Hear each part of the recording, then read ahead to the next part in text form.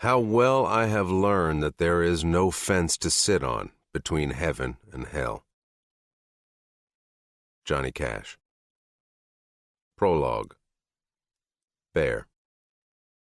I was mad at the world, at the whiskey for not being strong enough, at the drugs for not lasting long enough, at the fucking whores I banged for not getting me off when it was my fault my dick was fucking useless after a bucket of fucking blow. I went so far as to be pissed at random people on the street for laughing or smiling when I felt like I'd never be able to smile or laugh again. How dare they? How fucking dare they move on with their lives like my friend hadn't just died? I was on the verge of losing what little sanity I had left when I rode out of Logan's Beach and set off to find a place or places where I could numb myself against the feelings that followed me from town to town, cheap motel to cheap motel, girl to girl, high to fucking high. Then this pink-haired girl from the past came barreling into my life, and it was like for the first time I'd found a purpose.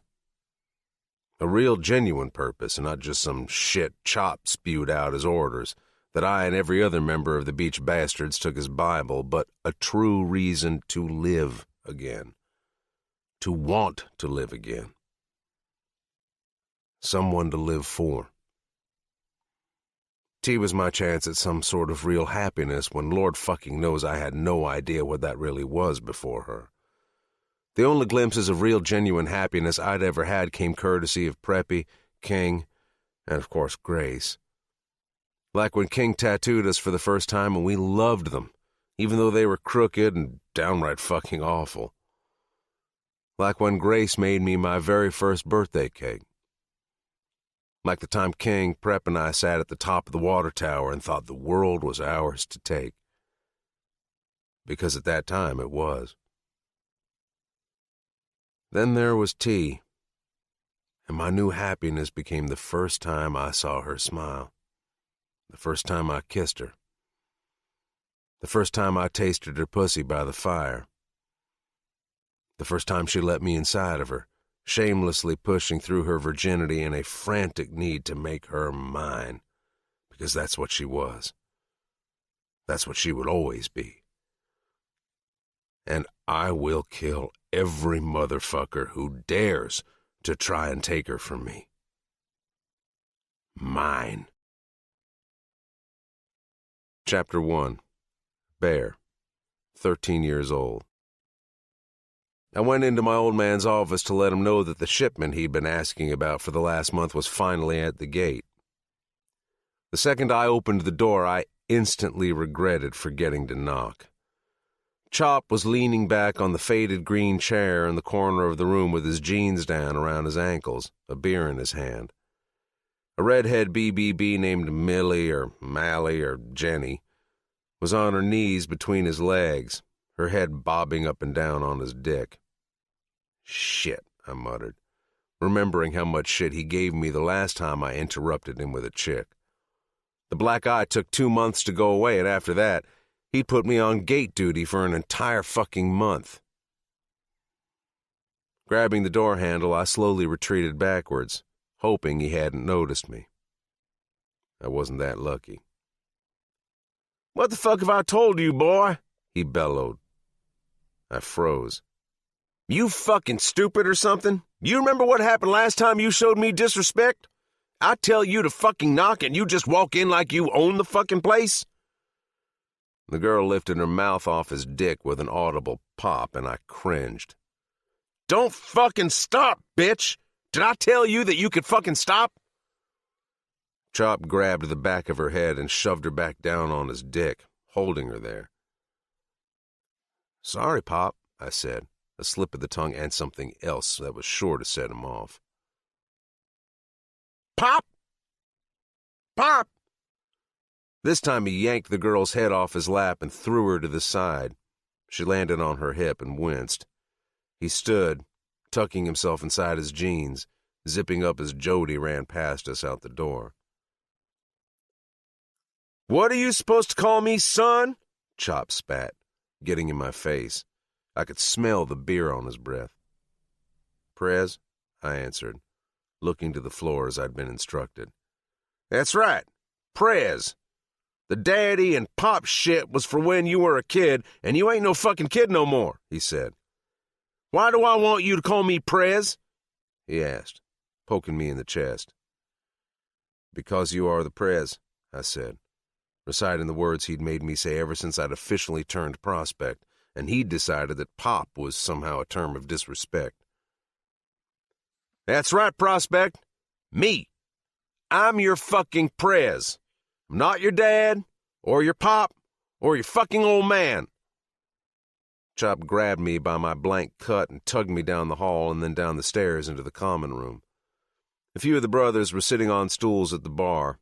Most of the others were playing pool, their bets stacked up in high piles on the rim of the table, indicating the high stakes of the game. Although it didn't really matter how high the stakes were, because the second Chop entered the room, they put down their cues and turned their attention to us. He stood behind me and pushed me forward. I braced myself on one of the tables to keep from falling, sending a stack of bills scattering to the floor. Tell them. Tell your future brothers who I am, prospect, Chop ordered, taunting me like he was waiting for me to snap. I was pissed, but I wasn't fucking stupid. All I had to do was bide my time as a prospect, because once I was a patched member, he'd have to show me some respect. I hoped. I started, but faltered under the gaze of the brothers. I'm what, boy? Chop leaned down and shouted in my ear. And stand up fucking straight. I know whores who spend all day on their knees and on their backs who stand straighter than you. He grabbed a fistful of my hair and tugged me upright. The Prez, I said a little louder this time, wincing as he continued to pull on my hair like I was a fucking puppet and he was holding the strings. Who? He barked like a drill sergeant. You are the Prez, I screamed, hoping it would be good enough for him to let me go and for all of this to be over, which was all I wanted when Chop went off the deep end, which was more and more often. And who are you? I'm nobody. I am a prospect. What about the rest? Chop prompted, and my hands shook, my fear slowly turning to anger. I took a couple of deep breaths to try and suppress it. No good would come of me lashing out. Just remember last time, stay calm. A few more minutes, I told myself. Tell them what I have you tell me, you little twat. Tell them what you should already know but seem to keep forgetting over and fucking over again when you show me disrespect. I glanced up at the men who all seemed to be amused, smiling and elbowing each other as if they were watching some sort of comedy show. All that is, except for one. A silver-haired man in the back of the group stood straight-faced, showing emotion that I could have easily have mistaken as sympathy if I thought a brother could have sympathy for a prospect. I cleared my throat. I am a prospect and the greatest MC in the state of Florida, I said through my teeth. The beach bastards. I am not a son. I do not have a father. I am a soldier in the army of the lawless, and I am nothing more. Chop grunted his approval. Hopefully this will teach you a lesson you seem to have a hard fucking time learning.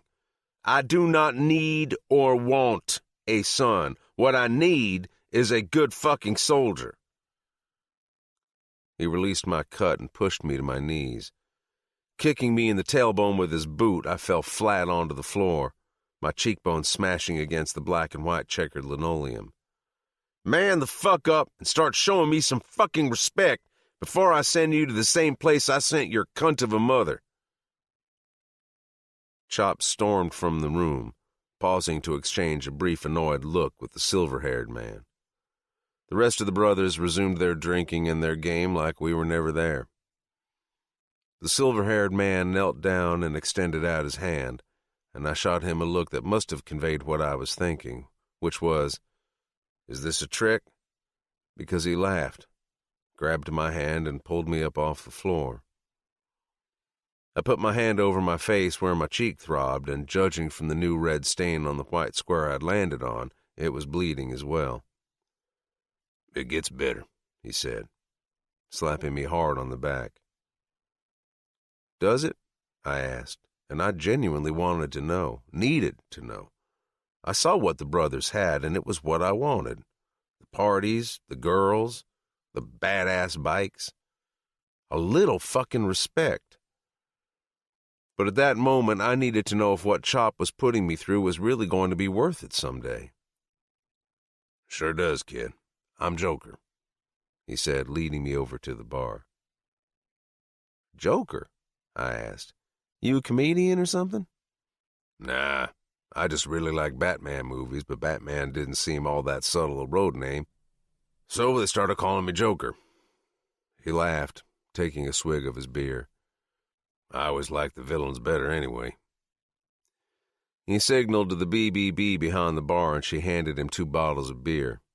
He slid one over to me. "I ain't seen you around here before," I said, taking a swig. It was in no way my first beer. "I'm used to knowing most everyone who hangs around here."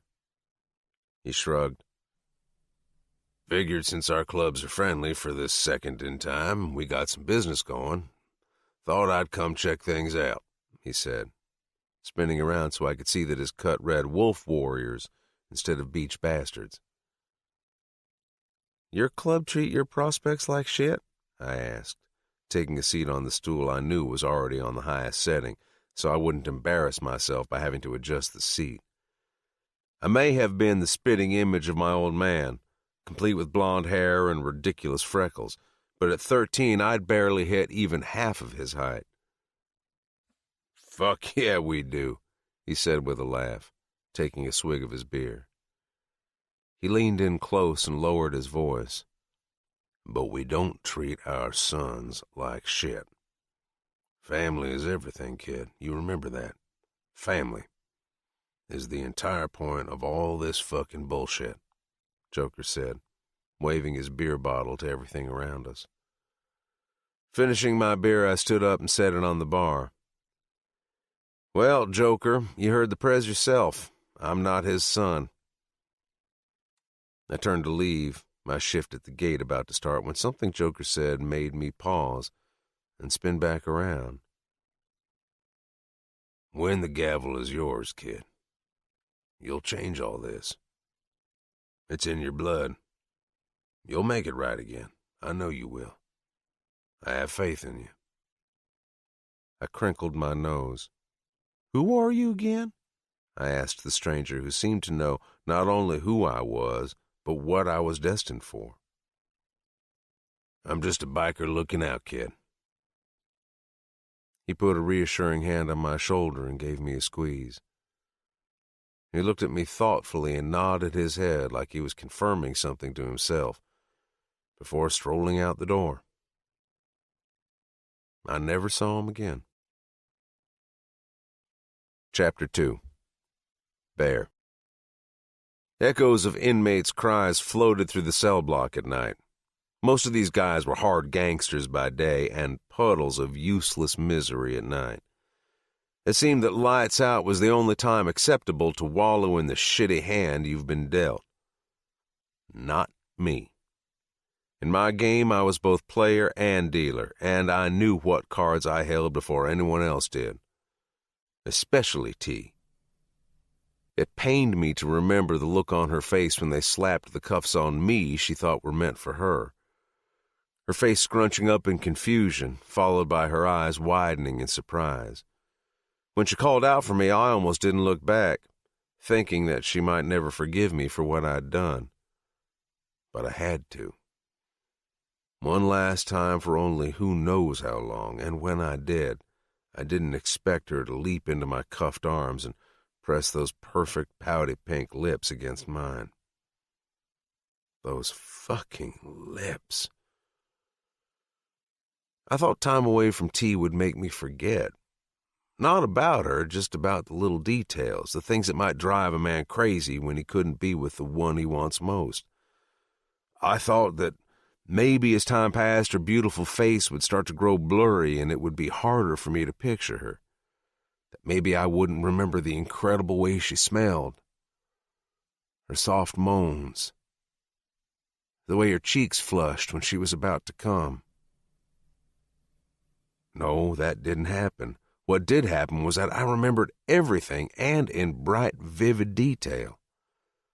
The more I thought about her, the more I remembered. With so much time on my hands, it was possible I remembered her in even more detail than I had when she was standing right in front of me. Like the way she shifted on her feet when she was uncomfortable. The way she bit the side of her thumb when she was nervous. I'd never had the need to claim a bitch my entire life. But then I tasted her by the fire and I knew there was no turning back. Not for me. Not ever. That first time with her in the truck, I swear I was chanting "mine" in my head as I pushed in and pulled out of her incredible pussy. If I thought long and hard enough, I could still smell her on me. I often had to remind my cock of where we were and of the immediate threat at hand because it was easy to get lost in the memories. Naked, writhing, panting. Fuck. As easy as it was to get lost in the thoughts of her, it wasn't easy to forget about the immediate threat that could be looming beyond every turn. No cell was safe, no hallway, no bathroom, not even the yard. When Bethany told me they had enough evidence to arrest T, there was no way I was going to let them take her, and spared no fucking second thought about taking her place. Which is all the more reason to make sure my guard is up and that each and every bastard who thought they could come at me in county would end up mangled or dead. Didn't really matter because either way it wouldn't be T. Unable to sleep, I stood at the cell door and leaned against the bars. Across cell block, through the high window, the only window, was the full moon, obscured by thin passing clouds, offering the only glimpse of freedom I was sure to have for a long while. If ever. The DA announced shortly after I'd been arrested that they were pushing for the death penalty. The clouds parted and the light of the moon lit up my cell like a spotlight. Oddly enough, illuminating the graffiti on the cell block wall above the toilet. "Beach Bastards, Logan's Beach," was tagged in thick marker. I sighed. Even in my fucking cell, I couldn't escape their reach, even if it was only in ink form. For now. The Beach Bastards used to be more than just a motorcycle club, more than my home even. They were a brotherhood, bound by loyalty. At the time, nothing compared to the feeling of belonging to something bigger and more important than myself. Something I believed in with everything I had and was. When I left the MC, I never thought I'd have that again, but I was wrong. Although the packaging was a little different. Instead of leather and tattoos, it was a smart mouth and a body I wanted riding my face every fucking second of the day. When I was a bastard, I'd lived and breathed by a code, the very foundation the MC was built around. Code dictated that although the bastards might rip your eyeballs from the sockets in retaliation, they wouldn't kill your wife and kids in the process. Innocents were left untouched. That was until Chop laid his hands on my girl. My Thea. The bastards were now more like a terrorist organization, bound not by loyalty, but by the orders spewed from the mouth of a power-hungry, soulless tyrant. My brothers used to be soldiers, but somewhere along the line they turned into nothing more than obedient dogs, tethered by Chop's very short leashes. The kind of thugs who do the dirty work, tag cells while they're inside, and contribute little more to the overall good of the club. There was no more good of the club. The brotherhood part of it was long gone, and in its place was a dictatorship dripping in motor oil, leather, and lies. When I took off my cut, I didn't know who I was anymore. The man in me was lost throughout years of thinking that my old man was somehow more than a mere mortal because he was the one who held the gavel and passed down the orders. Until T. She made me realize that I didn't need the club to be a biker. I can live and I can ride. I can love and I can kill. It was both the man and the biker in me who was going to put a bullet in Chop's skull and end this shit, because I knew he'd never stop until I was in the ground. You first, old man, I muttered to myself. Code dictated that a brother couldn't kill another brother. It was a good fucking thing I wasn't a bastard anymore, because if and when I got free of those cell bars, the hurt I planned to inflict upon my old man would make what Eli and his pussy-ass men did to me look fucking tame by comparison. Then there was the little matter of my mother suddenly coming back from the dead. Sadie. My mother's name was Sadie Trame. For some reason, I hadn't remembered that until I found myself sitting across from her in the visiting room, wondering how the fuck she was even alive. The bitch could at least have given me the courtesy of staying dead. I didn't trust it. I didn't trust her. I had enough shit going on without having to think about the woman who gave birth to me escaping the fucking Reaper, only to crawl her way back to the land of the living. Throughout the years, I rarely allowed my thoughts to wander to the woman who gave birth to me. Chop said she was a traitor, so I believed she was a traitor. Rats didn't have a place in the club or a place among the living. We don't give rats a second thought after they've been put down. Rats are pests, and the only good rat is a dead rat. He'd said that the very night he'd caught Sadie trying to escape Logan's Beach with me in the passenger seat. Hours later, he dragged her into the woods and put her down like a fucking rabid dog. What's weird is that I don't remember crying then. The son should cry for his mom when she dies, shouldn't he? I racked my brain to try and remember any sort of tear shed, but the memories never came. What did come back were other memories, like the way her long brown hair had almost touched her waist back then. The way her hazel eyes had lit up when my old man paid her any sort of attention. The way she never wore any makeup around her eyes, but her lips were always painted bright red. The way she never sung me lullabies, but was always humming tunes by Tanya Tucker and Waylon Jennings everywhere she'd go. Those memories couldn't have been of the same Sadie who sat in front of me in that visitation center. No, the woman who twisted her fingers and kept peering down at her lap was just a shell of the free spirit I remember dancing to the Willie Nelson song she kept playing on repeat on the club jukebox. She was alive and breathing, but there was something about her. Maybe it was her sunken cheeks, or sallow complexion, or maybe it was the defeated vibe she was giving off that made me wonder if maybe my old man had succeeded in killing her after all. Sadie and Chop had gotten together when Sadie was only 16 years old. She was a runaway turned club whore. 5 short years after I was born, she was gone, and that was that. Then there she was, almost 25 years later, sitting across from me, looking me over with her mouth agape as if I were the fucking ghost at the table. "Why are you here?" I'd asked, not sure of where else to start the conversation or even if I wanted to have one. Honestly, I thought I knew, and now, actually being here, I'm not really sure why I came, she'd said meekly, biting her lip and looking everywhere else but me. "I thought you were dead," I countered, stating the obvious. She nodded. "I thought I was too. Turns out I was wrong." What does that mean? I was already over the vague answers, especially when all it caused were more fucking questions.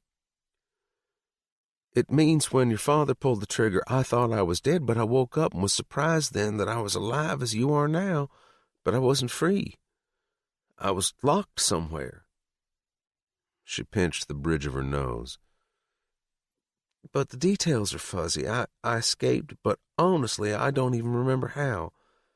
As soon as my mind started to clear, I sought you out. You think Chop kept you somewhere all this time? Sadie nodded. Yes, but I don't know where. How the fuck didn't you know where you were for 20 fucking years? You don't think that sounds a little fucking crazy? Sadie lifted an arm onto the table, palm up, and pushed up her long sleeve. Her forearm was littered with pockmarks and varying stages of scarring from pink to white. I do know it sounds crazy, she said, her eyes finally meeting mine. But that's the truth. Say it is the truth. There is still the little matter of why the fuck he would do that, I pointed out. Chop has a reason for everything. Even the fucked up shit had a fucked up reason. This, I said, using my hand to gesture to her arm. She pulled her sleeve back down. I can't think of any reason for this. Sadie continued to tug her sleeve over her hand. The why doesn't matter now, Abel. It's not important anymore. The why doesn't let me move forward.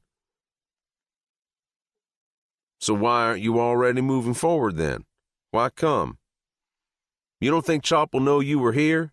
He's got eyes everywhere. Or did 25 years of being drugged and locked up make you forget all that? I said sarcastically, throwing her ridiculous story back in her face. Bitch could have been a junkie who'd recently found sobriety and just wanted to make excuses for her absence in my life for the last 3 fucking decades. Ding dong, motherfucker! Chop shot her, came back out, told everyone she was dead. Bitch looks alive to me, so even if her story isn't the truth, your old man is balls deep in whatever did happen. Ghost Preppy chimed in. I'd been hearing him a lot less since I met T and was glad the little fucker was still around. I placed my elbows on the table and covered my mouth with my hands to cover my smile. Preppy was right, but there was no way I would ever know if she was telling the truth. I wouldn't put long and prolonged torture past Chop. But why would he lie to everyone about it? There was more to the story, and I didn't know if Sadie was lying or if she truly didn't remember. She cleared her throat, and my eyes fell to her long hair, which she was twisting in her hand. It was a lot longer than it was in my memory, touching her waist, and the almost black was now streaked with white.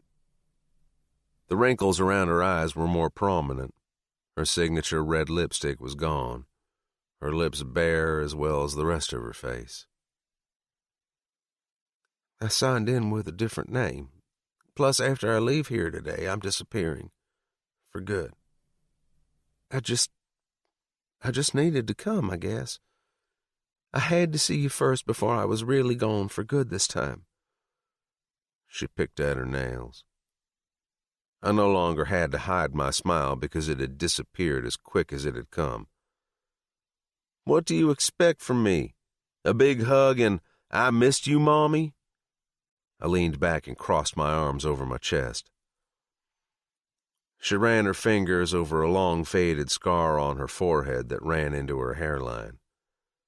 She shook her head.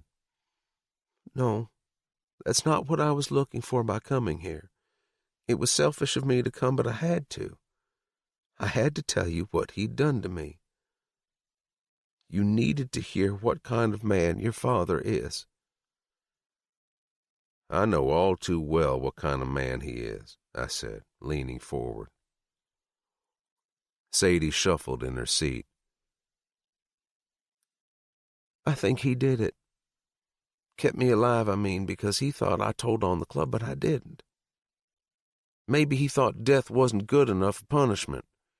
It wasn't good enough to end my life. He wanted to take it and make me suffer more instead of putting me out of my misery. Sadie sniffled, and that's when I noticed her glassy eyes. You know, I hope to Christ I never do remember what really happened. I pray that it always stays a mystery. She pushed her chair back from the table, scraping it along the linoleum, but remained seated. Because something tells me there is nothing he did to me I'd want to remember. She wiped her cheek with the back of her hand, and suddenly the void look from earlier was back. The sniffling stopped. Why the get-up? I asked, gesturing to the light blue scrubs she was wearing. She glanced down and pinched the hem of the top. If anyone questions who your visitor was or if Chop gets wind, hopefully they will be looking for a nurse. Why even risk it at all? Sadie ignored my question. She sighed and looked up at my face like she was observing me. You have his eyes, she said, staring right into my eyes. I shifted uncomfortably on the hard plastic chair. You look so much like him. When you first came out, I thought you were him. I'm nothing like him, I barked. You're in here, she argued. I'm here because I chose to be here. Don't get it twisted in that doped-up mind of yours. You don't know me. You don't know the shit I've done that's bad, and it's worse than you could ever imagine. You don't know the shit I've done that's good either, and it's better than you could ever know. It's for a girl, she said. It wasn't a question. The corner of her lip turned up in a half smile. So what if it is? It means you might just be human after all, she pointed out. She seemed to relax, satisfied with her new discovery. You got that from my side of the family, no doubt. Family? I asked, scoffing at her casual use of a word she knew nothing about. I am your family, she argued. I just wanted to be... I've got family, I interrupted. You don't gotta be nothing. Andrea? Is that who you're talking about? She asked. I hated the way she said my half-sister's name, like it disgusted her. Andrea was family, even though I hadn't seen her in many years. She was the product of a brief affair Chop had with a waitress in Georgia. Andrea should thank her lucky fucking stars she wasn't born a boy, because I had a feeling that if she would have been born with a dick, she would have been wearing a cut just like me. Yeah, but she's not who I was talking about. She again looked down at her lap. My Abel. My boy. I think that you and I should... McAdams! A deep voice bellowed. Time's up. Stand. The guard ordered. By pulling on the back of my chair, he forced me to obey. You should know I'm not a bastard anymore, I said to the ghost of my mother. I took off my cut and laid it at that motherfucker's feet. I might not be a monster, but I am a dead man. So I guess it's good you came to see me, even if you don't know why you came. I stood up, sliding the plastic chair against the concrete, startling Sadie, who looked up at me with big hazel eyes filled with sadness and naivety, as if she was still the teenager who gave birth to me almost 30 years before. Get a good look at me now while you can, Mom, I said, emphasizing Mom, and holding my arms as wide open as the cuffs attached to my wrists would allow. 'Cause it might just be the last chance you're ever going to get. The officer yanked on the chains connecting my cuffs, dragging me away from Sadie. From my mother. Even thinking of her as my mother didn't feel right. Because I realized I already had a mother.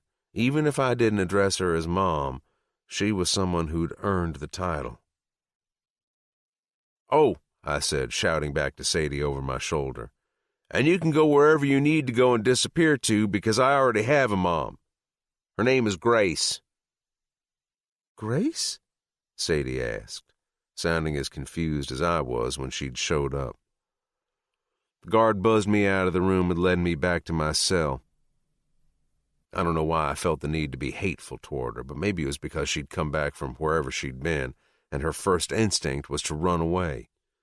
Maybe it was because no matter what had happened to her, the fact was that she'd let Chop break her. One thing was for fucking sure. It didn't matter what that motherfucker ever did to me. I would never fucking break. Chapter 3. Bear.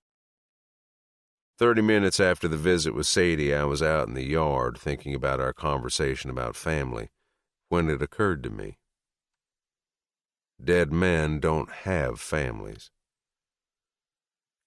Suddenly, the thought of never having one with T, never seeing her grow around with my kid, hit me in the chest like I'd caught a fucking bullet, a feeling I'd been familiar with a time or two. Dizzy with the unwanted thought, I slipped up and hadn't been scanning the yard for potential threats like I should have been. The only bastard I'd seen since I'd been locked up was Core, and considering the condition I left him in, I knew at least he wouldn't be a threat again anytime soon, or eating without the aid of a straw.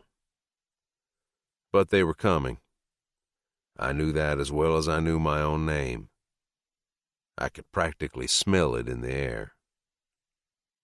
"You look like you could use one of these," a voice said. I snapped out of my tea-induced thoughts to find a black guy around my height, but double my body weight. His jumpsuit ripped at the collar and arms to make room for his protruding muscles. "Thanks," I said tentatively, reaching for the smoke he extended out to me from the open pack. I figured if this guy was sent to kill me, he'd already done it, probably by flexing my head between his forearm and bicep. The stranger lit a match and cupped his hand around the flame, lighting my smoke and then his own before waving out the match and tossing it into the grass. He set the pack on the table. "Keep him," he said. "Thanks," I said, and although I was pretty sure he didn't want to kill me, I was still skeptical of anyone who was willing to do you favors in jail. Favors never came without a price. "I'm Miller," the stranger said. "A mutual friend asked me to look out for you." "Friend? Well, that narrows it down then, because it seems like I don't got much of those these days," I admitted. Miller straddled the bench of the plastic table and it bowed under his weight. "It's important to have friends in a place like this. Word is a bunch of bikers caught a bullshit misdemeanor case and are on their way in. Our friend figures that reason is you." His voice was so deep it almost echoed when he spoke. He took a long drag of his cigarette. "Our mutual friend helped me out when I was in Georgia State, and I owe him one. Shit, I owe that motherfucker 20 at the very least. Figured that preventing a bunch of white boy beach bunnies, or whatever the fuck y'all call yourselves, from carving you up ain't shit compared to what he did for me." "I don't think I gotta guess who this friend of ours is anymore," I said, taking one last drag of my cigarette and putting it out on the tabletop. King had done his 3 years up at Georgia State. He stood up, and the bench kept the Miller-shaped indent. He stubbed his smoke out on the table. "He gave me a message for you." "What would that be?" Miller shielded his eyes from the sun. "He said not to get yourself killed, and that the girl is safe." Thank fuck. That meant King had her at the Grove and that the protection I'd set up was with her. T staying at King's was not an option. Even though I was the easier target in jail, T could still be at risk, and without me there to protect her, King's family was more at risk than ever. although I told King he was taking her back home because it didn't look good for my confession if the DA could link us in any way. If King recognized differently, I knew he'd insist that she stay, and I couldn't do that to him after he'd done so much for me. "Guess I'm just in time," Miller said, tipping his chin to the fence on the other side of the yard. I stood and turned around just in time to see the gate slide open and 3 men enter the yard. 3 of my former brothers. Chapter 4. Thea, 10 years old. It took me 2 whole hours to convince Bucky to bike with me the 12 miles to the pawn shop. After kicking rocks around with his shoe for 5 minutes, I told him I'd give him my best rod and reel, and he finally agreed. "How much will you give me for it?" I asked the tall, scraggly man with ears that stuck out sideways. I stood on my tippy toes so I could lean across the scratched glass display case that doubled as a counter and gave the man my best, serious business face. The man behind the cage on top of the counter wore a name tag that said Troy. Troy looked down at me with one eyebrow cocked, like he'd never seen a 10-year-old walk into a pawn shop and try to negotiate before. "What the heck are you doing, Thea?" Bucky asked, leaving the display of model cars he'd been ogling to join me at the counter. When I roped him into riding his bike to Logan's Beach with me, I forgot to mention the real reason why I wanted to go so badly. Bucky's eyes widened in horror as they darted to the object I'd plunked down on the counter. "That's your Donnie McCraw buckle, Thea. You can't sell that." "It's mine, so I can do what I want with it," I argued. I'd won the buckle when I'd gone to the rodeo in LaBelle with Bucky and his dad last year. Well, not so much won, seeing as I was the only 8-year-old even willing to try and ride the sheep.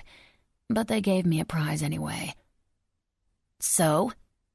I turned back to Troy, who held the buckle in his hands. He turned it over and banged it against the counter. "It's hollow," Troy pointed out. Grabbing a small glass tube, he closed one eye and held up the buckle, examining it through the tube.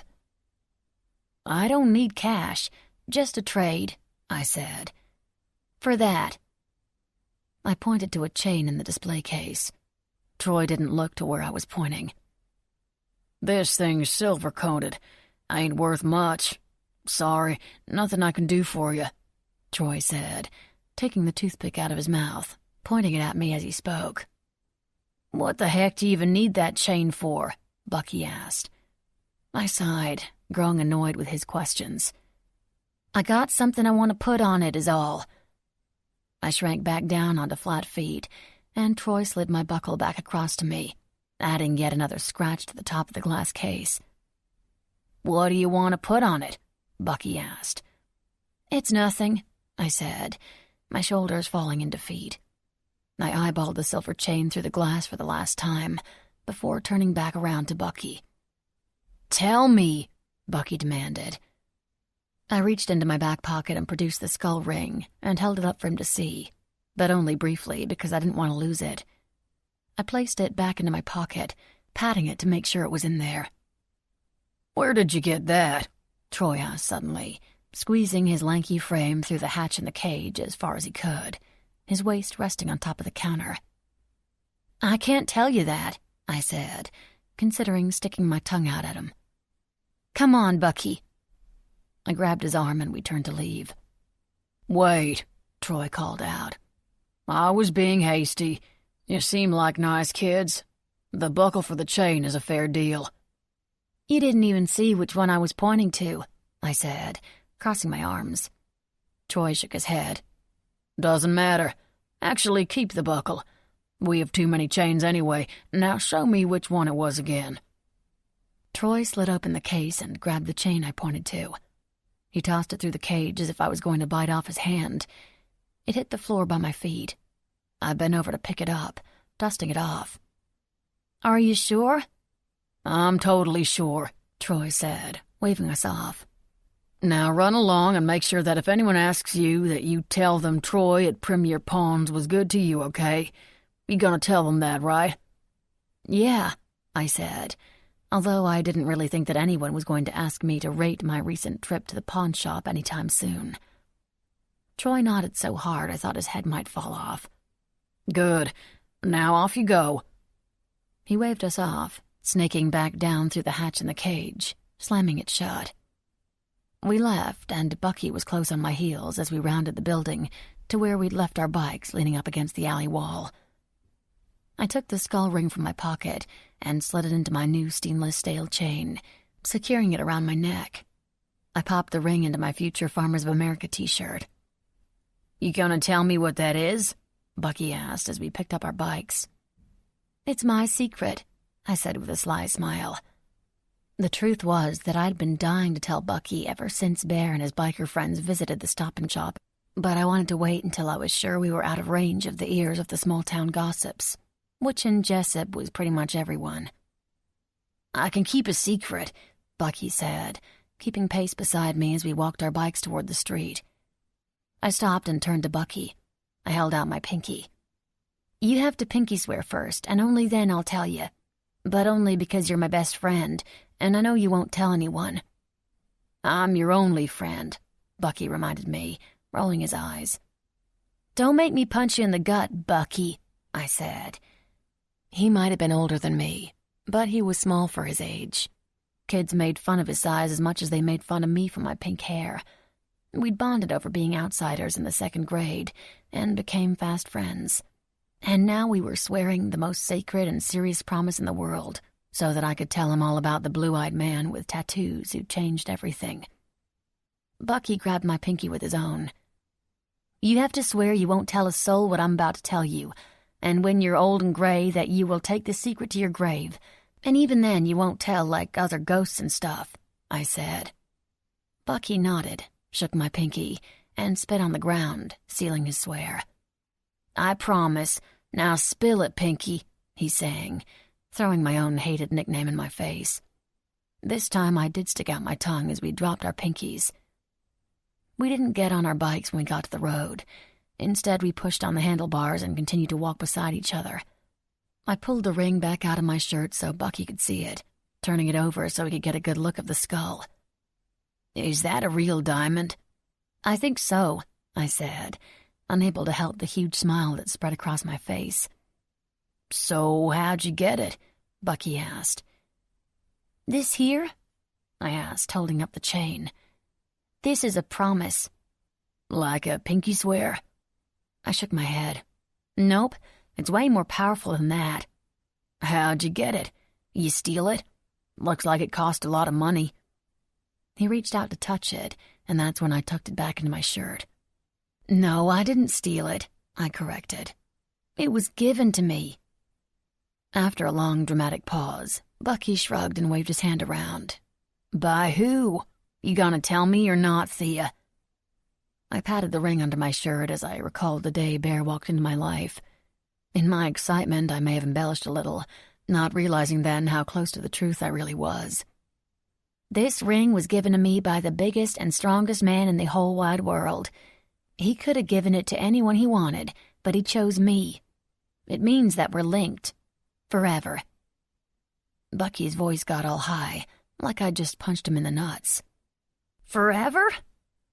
Just then, an older man riding a motorcycle, a big silver one with a tall windshield, flew by us on the road. A small woman with gray hair sat low next to him in a sidecar. We fanned the dust away from our faces, and while Bucky was busy coughing, I watched the bike drive off, completely fascinated and in awe of the sound it made, how fast it was going, and how the old lady looked so comfortable in her little seat she could have been knitting instead of barreling at breakneck speeds. I stared after it until long after it had disappeared around the bend. I turned back to Bucky and smiled my biggest smile. "Yep. Forever." Chapter 5. Thea. There isn't much out there in the world that scares me. Life is way too scary to waste time being afraid of the unknown when the known is frightening enough. I was never scared of the boogie monster or anything lurking under my bed or in my closet at night when I was a kid. The only thing I was scared of were things that could actually happen, like tornadoes. It's not like Jessup, Florida, my hometown, ever saw the kind of tornadoes that inflicted real catastrophic damage. The kind we got were small ones, the occasional shingle shifter or tree toppler. Yet somehow all of my nightmares since Bear went away have revolved around the descending spirals of doom, leveling buildings, farms, towns, lives. The afternoon storms had been rolling in with a vengeance over the past several days, darker, more menacing, like they were trying to send me a message of darker days ahead.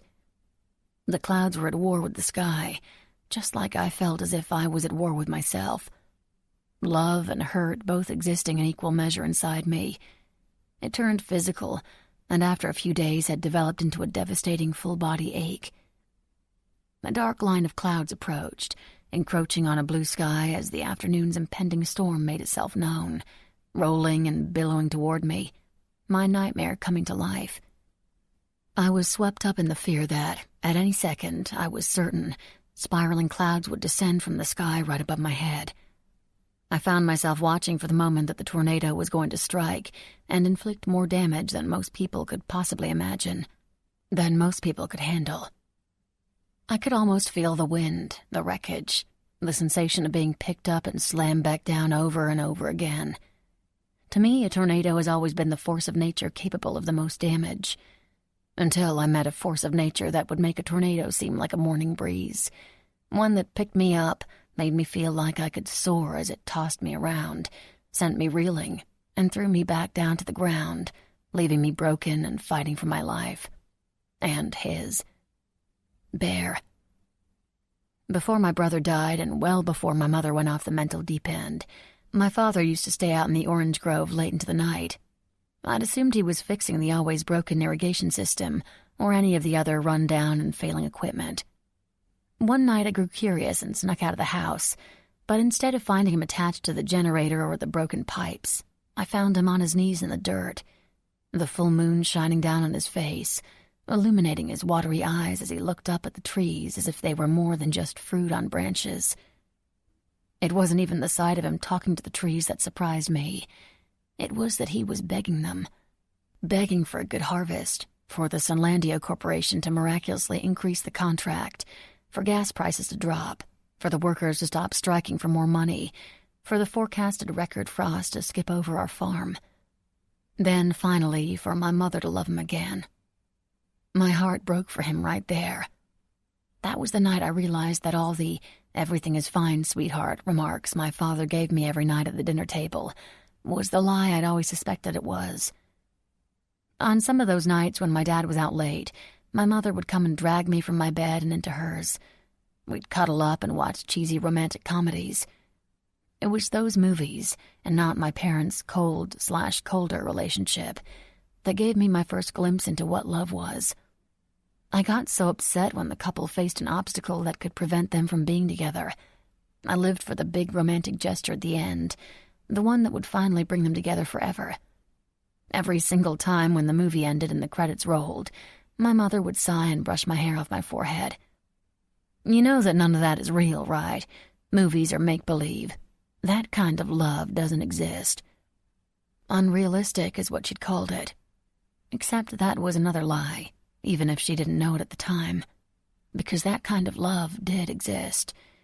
What I felt for Bear had simmered under the surface since I was 10 years old, and when we met again, albeit under shitty circumstances, it had exploded into something more powerful than any cheesy romance could ever depict, with one major difference. Our story didn't have a happy ending. There was no chasing after me on horseback or confessing our feelings to one another in front of a crowd of teary-eyed people. No, our story ended with Bear in jail, hell-bent on taking the rap for the murders of my parents, which my mother was ultimately responsible for.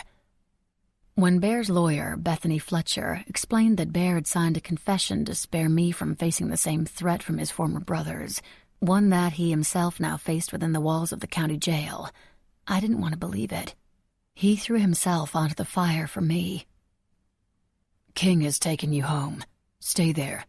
Wait. Trust me." Bethany passed me a note in Bear's handwriting minutes after he'd been arrested, while I was still looking down the road as if he'd be back at any moment. I held on to it with shaky hands and turned it over and over, wondering where the rest of it was. "I don't understand," I said to Bethany through my teary eyes. "Do what he says," she said. "You don't need to understand. You just need to listen." "Why did he do this?" I asked. Bethany cocked an eyebrow at me like I should already know the answer. "The reason why any man does anything foolish and ridiculous. For love, of course." "It's not safe for him there. We need to get him out." "Thea," Ray said, coming to stand beside me. "Don't you see? They were going to arrest you. Bear's at least got a fighting chance where you wouldn't. He grew up in the club. He knows how to handle himself. He knows what he's doing. Bethany's right. As hard as it is, you have to trust him.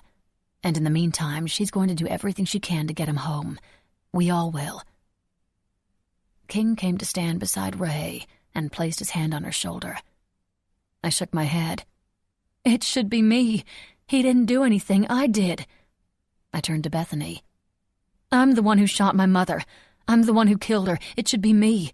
Please, we can't let him." Bethany clucked her tongue and waved her index finger back and forth. "That's not what happened, my dear. Bear crashed his bike into their grove. He went up to the house to use their phone since his had no service. When he got up to the house, your mother was standing outside, ranting about killing your father, waving a shotgun around. Bear grabbed a pistol from the porch and shot her with it in self-defense before fleeing." "That is not what happened," I said flatly. "According to his confession, that's exactly what happened," King said. "You need to trust him." Trust? Trust is a funny thing, especially when both my patience and my sanity had already reached their limit, and the man I love had been arrested for something I did, leaving me with an empty heart and an infuriating note, ordering me to go back to the place I hated most in the world. I trusted him, and I knew in my heart he was doing what was best for me. What I didn't trust was that he wasn't going to get himself killed in the process. "Get some rest. I'm taking you back in the morning," King said, and that was that. I didn't even try to sleep right away, knowing full well it would be impossible when I would probably still be able to smell Bear on the sheets. Instead, I sat in the same little rowboat where Bear confessed his feelings for me, except this time I left it tied to the seawall, not having the strength to fight the current. I took a swig of the half-empty bottle of Jack I'd found in the garage apartment and looked out over the water of the bay. The amber liquid burned my mouth and throat, bypassing my newly broken heart and igniting a fire in my stomach. With each swig, I swore I could still taste Bear's lips on the bottle. It was late. The air was stagnant. The humidity was so high that little drops of water beaded up on my arms and dripped into the creases of my elbows. Everything happened so fast, yet it was like no time passed at all. How was that even possible? How long had I even known Bear before he decided to sacrifice himself for me? Days, weeks, months. Time blended together until it slowed to a stop, and I watched in horror as Bear was dragged away. It hurt that he didn't tell me what his plan was, although I understand why he didn't tell me. He knew there was no way in hell I would have let him do it. If I would have known, I would have driven to the sheriff's station and beat him to the confession. It's not like I loved him from the moment I first laid eyes on him. No, I was just a kid, but I was infatuated. Something inside me changed that day. It may not have been love, but more like an extension of myself walked through that door. From that day on, with Bear's skull ring tucked under my shirt, it was like I could breathe, like I was complete. I reached for Bear's ring every time Aaron Fleming bullied me in the 5th grade, and I drew strength from it on the day I'd finally had enough and socked her square in the stomach. I was sent home from school, and I didn't even flinch when my mother grounded me for a month. It had been totally worth it. I'd rubbed it for good luck before my shooting matches. I still held the record for most blue ribbons in 3 counties, and late at night I laid in my little twin bed and held it against my lips, wishing it would somehow make my parents stop fighting. Even after I learned that the promise I'd been wearing around my neck for 8 years was an empty one, I was no less elated when Bear had given it back to me. I pulled the ring out of my shirt and looked down at the one-eyed skull. The light of the moon reflected off the diamond, making it look as if it were winking up at me. The longer Bear was in jail, the more likely it was that he was never coming back out, yet no one would tell me exactly what it was I was supposed to be waiting for. My heart twisted and bile rose up in my throat. The whiskey burned its way back up just as it had burned on the way down. I couldn't linger on that thought. I couldn't let my mind go there. But I couldn't just wait either. Promise me that no matter what, you won't give up on me. Promise me, T. Fuck waiting. I launched the bottle into the air with a guttural roar. It spun around and around until landing in the bay with a splash, causing a ripple in the glass-like surface of the water. By the time the ripple reached the boat, I decided that although I trusted Bear, there was no way in hell I was just going to sit back and let his fate rest in the hands of others. I was going to do something at the very first opportunity. I just had to figure out exactly what that something was. Chapter 6. Thea. I'm in Bear's apartment. It's late. Too late for the burner phone on the nightstand to be ringing. I roll over and answer it. "Hello," I say, my voice scratchy and rough from sleep. I clear my throat and the voice on the other end chuckles. Chills break out down my spine and I sit straight up in bed. "Baby, it's me. Don't say a fucking thing, just let me talk. There is so much I need to say to you, but I don't know where to fucking start. I'll just start with this. I think about you. Even though it's only been hours, I miss you more than I've ever missed anything. I never knew what missing anything even meant until now. I don't know when we're going to be able to talk again, so I wanted to tell you all of this now, while I still can. Are you still there, T?" "Yes," I say breathlessly. "Yes, I'm here." "I love the way you moan when I make you come. I love the way you get wet just from hearing my voice. But I'm also going to miss the way you chew the ends of your hair when you don't know what to say. I'll miss the way you look at me like you're trying to figure me out, when really I'm a simple guy. I'm usually just thinking about how fucking gorgeous you are and how to get you naked. I'll miss the way you always say you're never hungry when I ask, but then eat half of whatever it is I'm eating. I'll just miss you. I do miss you. I miss the way you make me feel like a person of the world instead of a problem in it.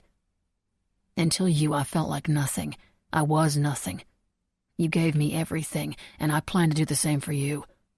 You're too good for me, but I plan to make that up to you with how good I'm going to be for you.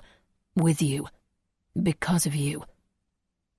I remain silent as I was told, but I can't silence the tears forming in my eyes. The world was dark, and you turned on the fucking light switch, and now it's so bright. I'm walking around blind. I'm in fucking jail, and I've never been happier. How fucking ridiculous is that? I sound like such a pussy, but in case something happens to me, I just thought you should know all this. You need to know all of this. Bear cuts me off. No talking. I'm crouched in a corner of the most disgusting bathroom I've ever been in the middle of the night, talking on a burner phone I fished out of an air conditioning vent, so please, T, just listen. I nod as if he can hear it. I have a confession. Every time we've fucked, I've come inside of you. I've been in here for months, longer than you and I have been, well, whatever we've been. I'll be really fucking disappointed if you're not pregnant. If and when I get out of here, I plan on fixing that. I plan on filling you with so much of me that you have no fucking choice but to carry my kid. I may not ever be a good man, baby, but unlike my piece of shit old man, I think I'd be a good dad. I want a girl, pink hair just like you. I cover my mouth so Bear won't hear my sob, and hold the phone away for a second so I can sniffle. Don't worry about me, he continues, his voice cracking ever so slightly. And for fuck's sake, do what you're fucking told. There is a plan in place. Bethany is working on getting me out, but it's gonna take time. Trust me. Trust us. Can you do that for me, baby? Can you trust me? Yes, I can. Now we can talk. Tell me something about you. Something I don't know. Something that's not jump off a bridge depressing. 'Cause there ain't a lot of shit in here worth smiling at. I smile into the phone and say the first thing that comes to mind. I've always wanted a dog. A big one. We had one when I was younger, a Great Dane. My parents never let me get another one after he died, but I've always wanted one. I'll get you one, baby. The biggest one they've got, the second I get out. Do you really think you're coming home? The question is twofold. Is he really going to get out? And will he really be able to survive this? I don't really know that, but I know this. A lot of people in my life have tried to take me out when I had nothing to live for, and they've never succeeded. And I see that as a good thing. I don't understand, I say. It means now that I have something to live for, they are going to have to come after me with a fucking nuke strapped to their chest in order to take me out, 'cause I'm not going anywhere, T. I'm not leaving you. Not now. Not ever. I promise. I believe you, I say, because I do. Now tell me where you are, Bear says, his voice dropping an octave. Are you in our bed? He asks, and there is something about his voice mixed with the our bed that already has me laying back on the bed and snaking my hand down the front of my stomach. I'm in our bed, I say, practically purring. Panties and tank top, he asks, citing my preferred sleeping attire. Yes, I say. Good. Now listen to me, baby. You remember that first time I took you in the truck? Remember how I pushed my cock inside of you? You were so tied, I think it hurt me more than it hurt you when you gave me your sweet virgin pussy. I snake my hand down lower. I remember, I say, and it almost comes out as a moan as I dip my fingers into my panties. Are you touching yourself? Bear asks. Yes, I am. Good girl, he says, his voice straining. Push your panties down and spread your legs for me. I tear off my panties and spread my legs wide as if he were between them, viewing what's his. Okay, I say. Do you remember the first time I tasted you? The first time my tongue touched your clit, your pussy? Do you remember what it felt like when I fucked you with my tongue until you couldn't take any more? Closing my eyes, I circle my clit with 2 fingers, remembering in vivid detail every single thing that Bear is mentioning. His warm, wet tongue, the tightening in my lower stomach when he relentlessly fucked me with it. Faster and faster I circle, until I'm already close to the edge. Yes, I say. Bear chuckles. Keep those legs spread wide.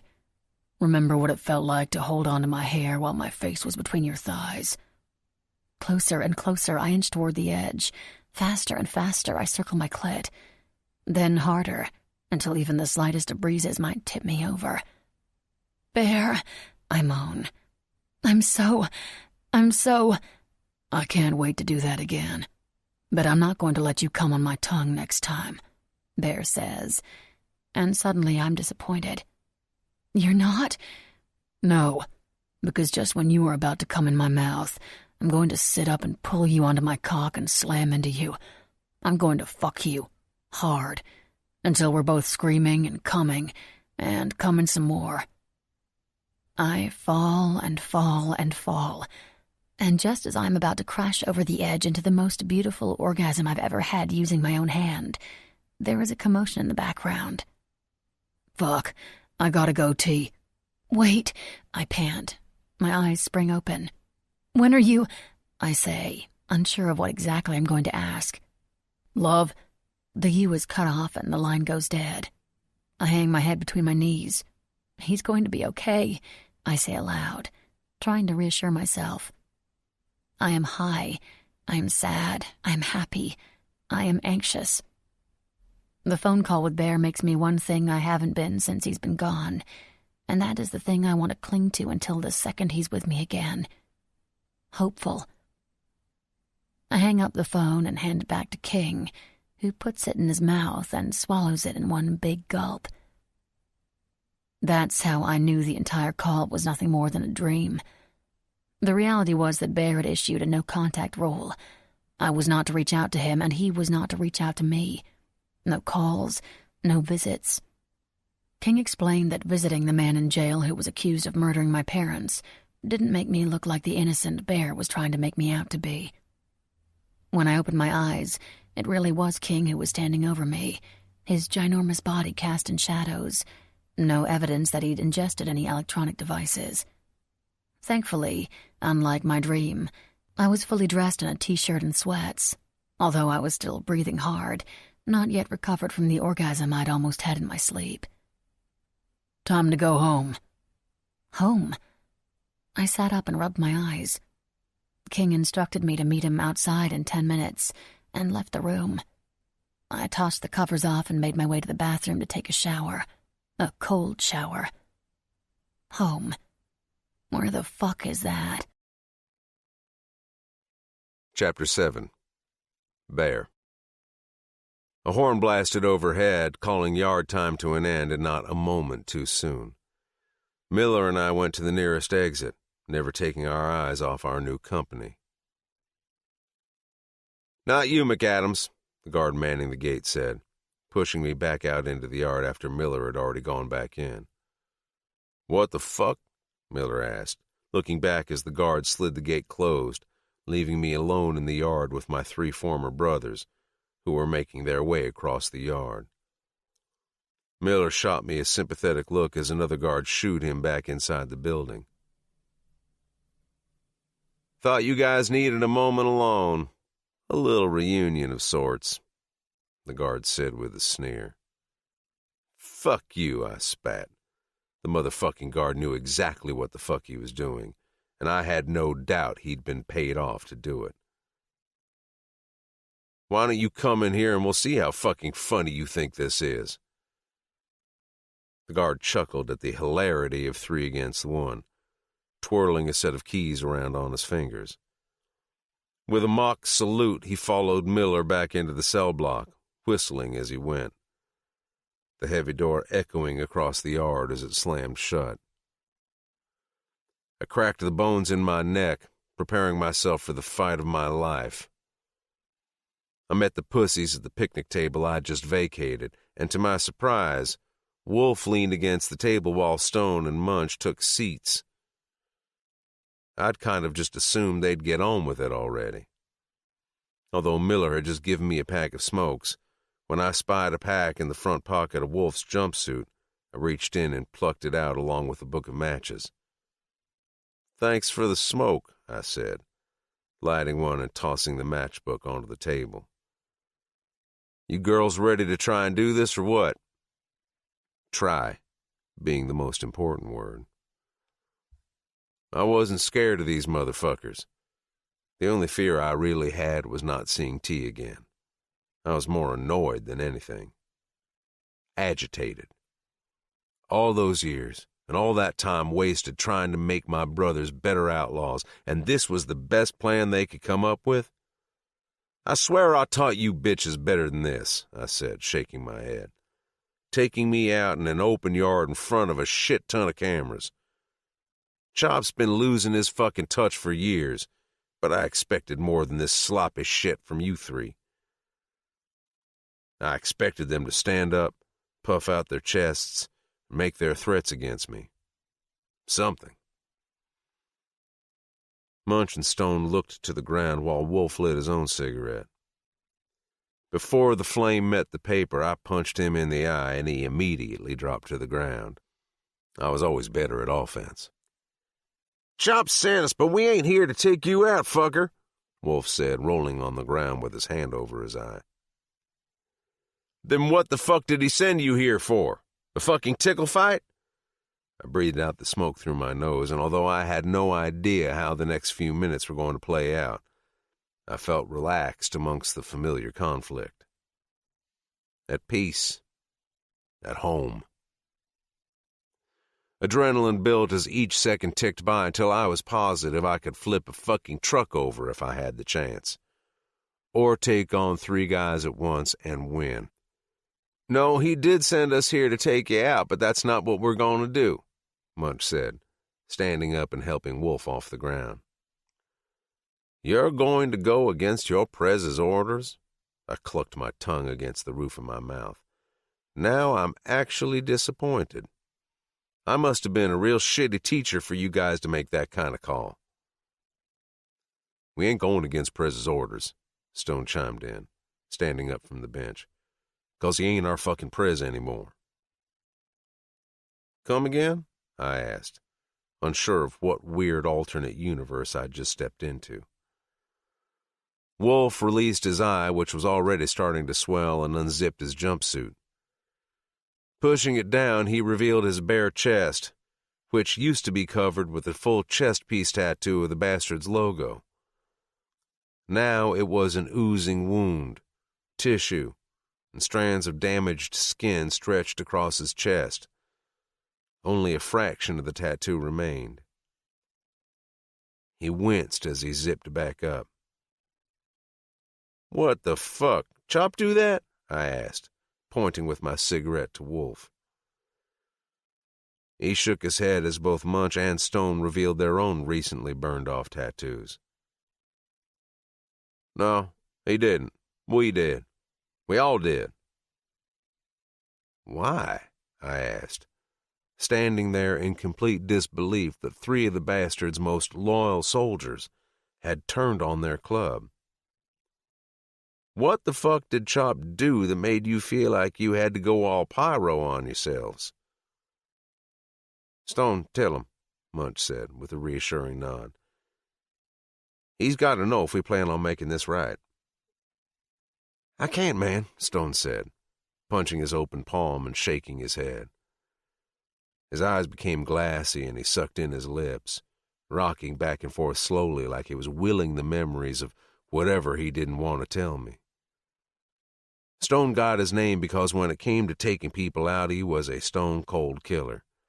The type of guy who barely had his gloves off, the body still warm, when he'd pipe up and say, "I'm hungry.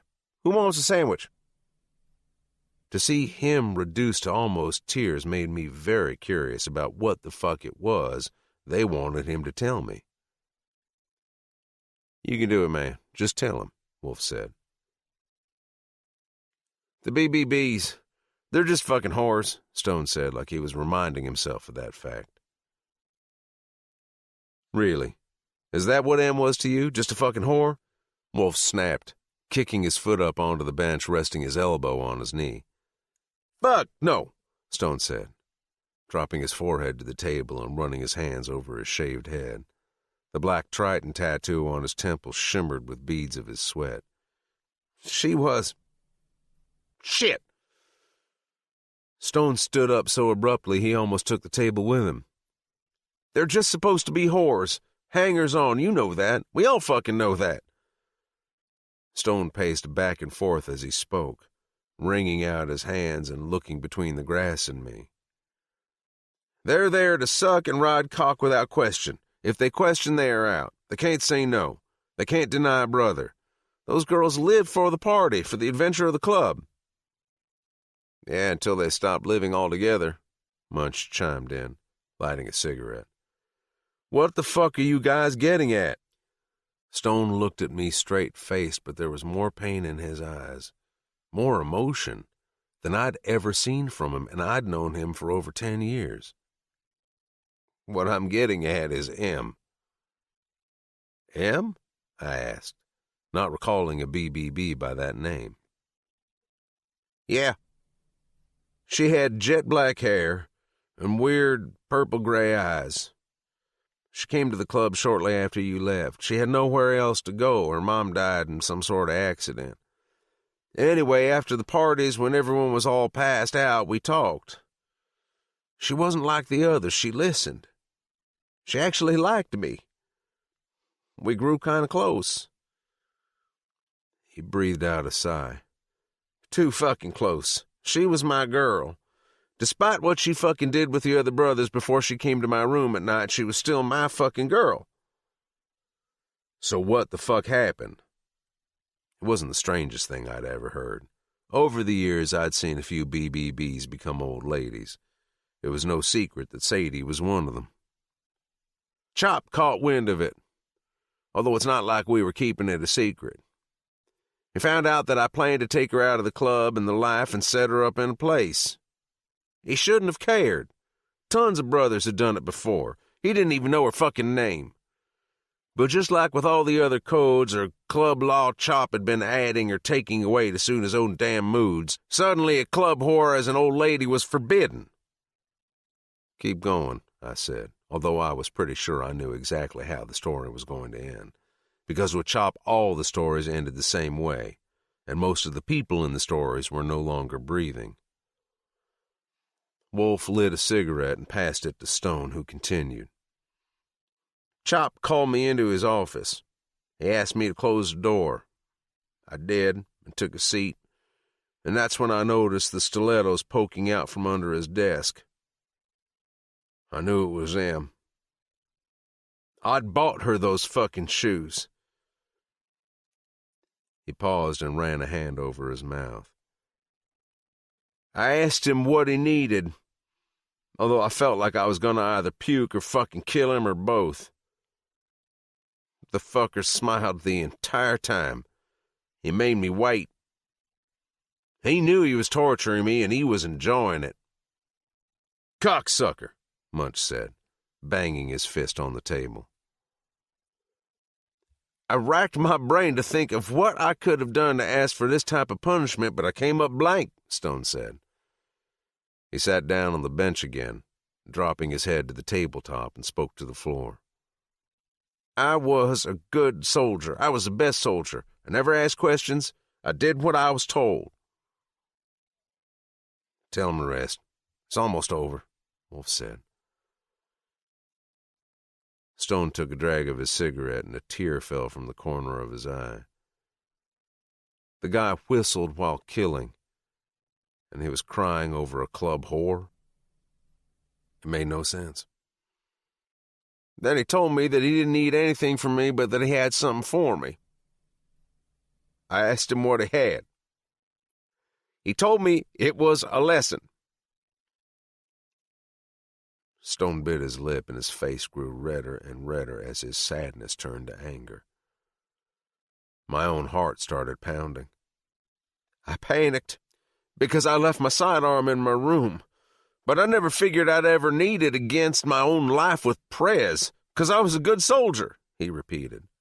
Real fucking good. I know you were, brother, I said.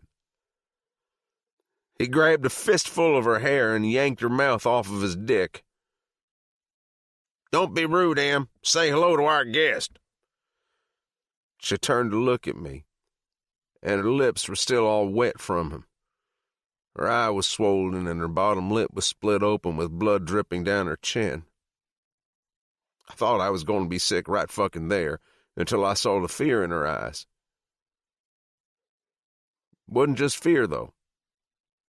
It was like she was blank, like she'd already given up.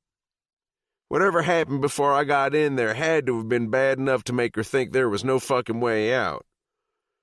I think that might have been the most brutal thing of all, because she was right. Stone was now sobbing. Munch put his arm around his shoulder. We'll get that motherfucker, I promise. Stone continued through the tears. He told me that what he wanted was for his soldiers to be soldiers, not fall in love with the cum dumpsters every single brother in this place had sprayed his shit on 100 times. I asked him why he was doing this. I didn't understand. He was my Prez, the fucking king to me. The bastards took me in off the street and gave me something to believe in. I wouldn't have ever crossed him, no matter what. Even when you left and I thought he was wrong, I stayed by his side, not because I thought he was right, but because you taught me not to question my Prez, so I didn't. Skip to the end, I said. I hated that I had to wait for what I already knew was coming. Because whores aren't your family, Chop said. Your brothers are your only family. Whores are fucking disposable. I didn't even realize he had a gun in his lap until he held it to her head. See?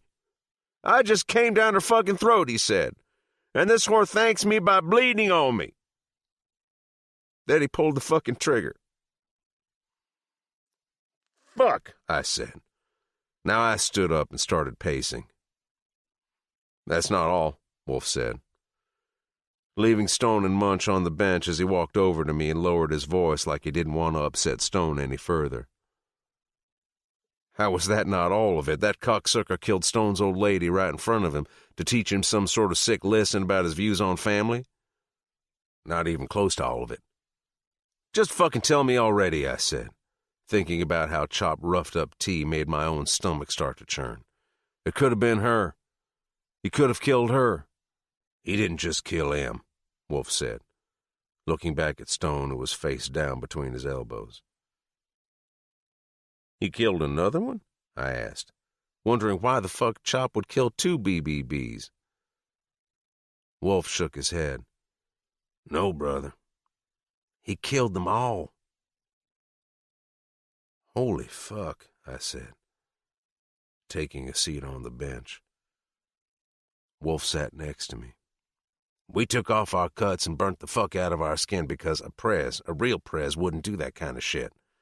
He wouldn't kill people you love, Wolf said, looking me square in the eye so I could see he was telling the truth. And I get it now, why you left. 'Cause he asked you to choose between the club and the people you think of as family. And that shit ain't right. He shook his head. It ain't fucking right. Executed, Munch piped in. In the courtyard, 1 by fucking 1. We tried to stop him. He shot a prospect in the leg and told us to mind our own fucking business while he took care of his. Why the fuck would he kill BBBs? I asked, thinking of the innocent fucking girls whose only crime was wanting to be part of a world they shouldn't have wanted to be a part of. We got no clue. All we know is that he called them all out into the courtyard and put a gun to their heads. He kept yelling at them, asking them where she was. And when they would ask who he was talking about or tell them that they didn't know, he'd lay them out and kick their bleeding bodies into the pool. I held my face in my hands. He didn't stop until they were all gone, Wolf said, lighting another cigarette with the one in his hand. It happened so fucking quick. 1 minute he was fine, and the next minute he was murdering all the club whores. When he was done, he walked around muttering and then locked himself in his office. When he came back out, he acted like nothing had happened. He told the prospects to clean up the mess, and he played a game of pool. It was real fucking bizarre, Munch said. He killed my old lady, Stone wailed. I pulled on my beard and glanced over to Stone. Chop's been trying to go after my old lady since before she was even mine, I admitted. I can't tell you I know how you feel, brother, but I can tell you how it feels to be afraid of that happening every fucking second of the day. Remembering the bloodied mess Gus had dropped off at King's doorstep that was tea made me grit my teeth until I thought they'd crack. First of all, I'm shocked as shit that you, of all fucking people, have an old lady. But we'll talk about that shit when we have less pressing matters beating on our fucking doorstep, Wolf said, with a small smile that reminded me of how close we used to be. The familiarity of us sitting at a table, no matter how shitty the subject was we were discussing, was a welcome feeling. There are 9 of us, 9 who burnt off our tats the night after the BBB thing. 3 of us, Gus, Chomp, and a few of the others. When Chop gave the orders to come here and take you out, it was a perfect opportunity, Munch said, looking around to make sure no one was listening. There was only one guard, and he was by the gate on the other side of the yard where they had come in, well out of earshot. Opportunity for what? I asked, still unsure of why they would follow Chop's orders to come to county if they were no longer bastards. Chop wants to go to war with you, Munch stated. He held out his open hands and stretched his arms out to his sides. You're going to need an army. Stone looked up from his arm for the first time. We're your army. I appreciate that, but if that war ever happens, it might be in here because I got something in the works for me to get out. But if it doesn't come through, I'm looking at hard fucking time, I said, wiping the beading sweat off my forehead. You in here because of the girl, aren't you? Munch asked. 'Cause killing 2 civilians ain't really your style. Yeah, I inhaled deeply, needing the nicotine more than ever. Better me than her. Would fucking do it again in a heartbeat. I signed a confession so it don't look like I'm going nowhere anytime soon. You leave that to us, brother, Munch said with a slick smile. The kid could always figure his way around shit, so I wouldn't put it past him to really be able to get me out somehow. We already have something in the works. What Munch means is that a chick he used to bang got herself a job sorting evidence for the county, Wolf said. That right? Yep. And it seems that the guns used in the murders have just up and disappeared, Munch said, making a poof with his hands. It's not like those guns had my prints on them, but it was still enough to cause a big ripple in the prosecution's case. They still have my signed confession. Wolf laughed. They don't anymore. Funny thing about that, too. The prosecutor assigned to the case seems to have lost all traces of it. And the judge, being old and senile and not to mention deeply in debt to us for running his daughter's fiancé out of town, swears he never even saw it. He winked. Wolf shook his head and smiled. We also think that hot-shot, shady-as-fuck lawyer of yours had the coroner's report altered to say a whole bunch of conflicting things about the murder. She filed for a case dismissal, so now we just wait. Munch cracked his knuckles and slid an unlit cigarette behind his right ear.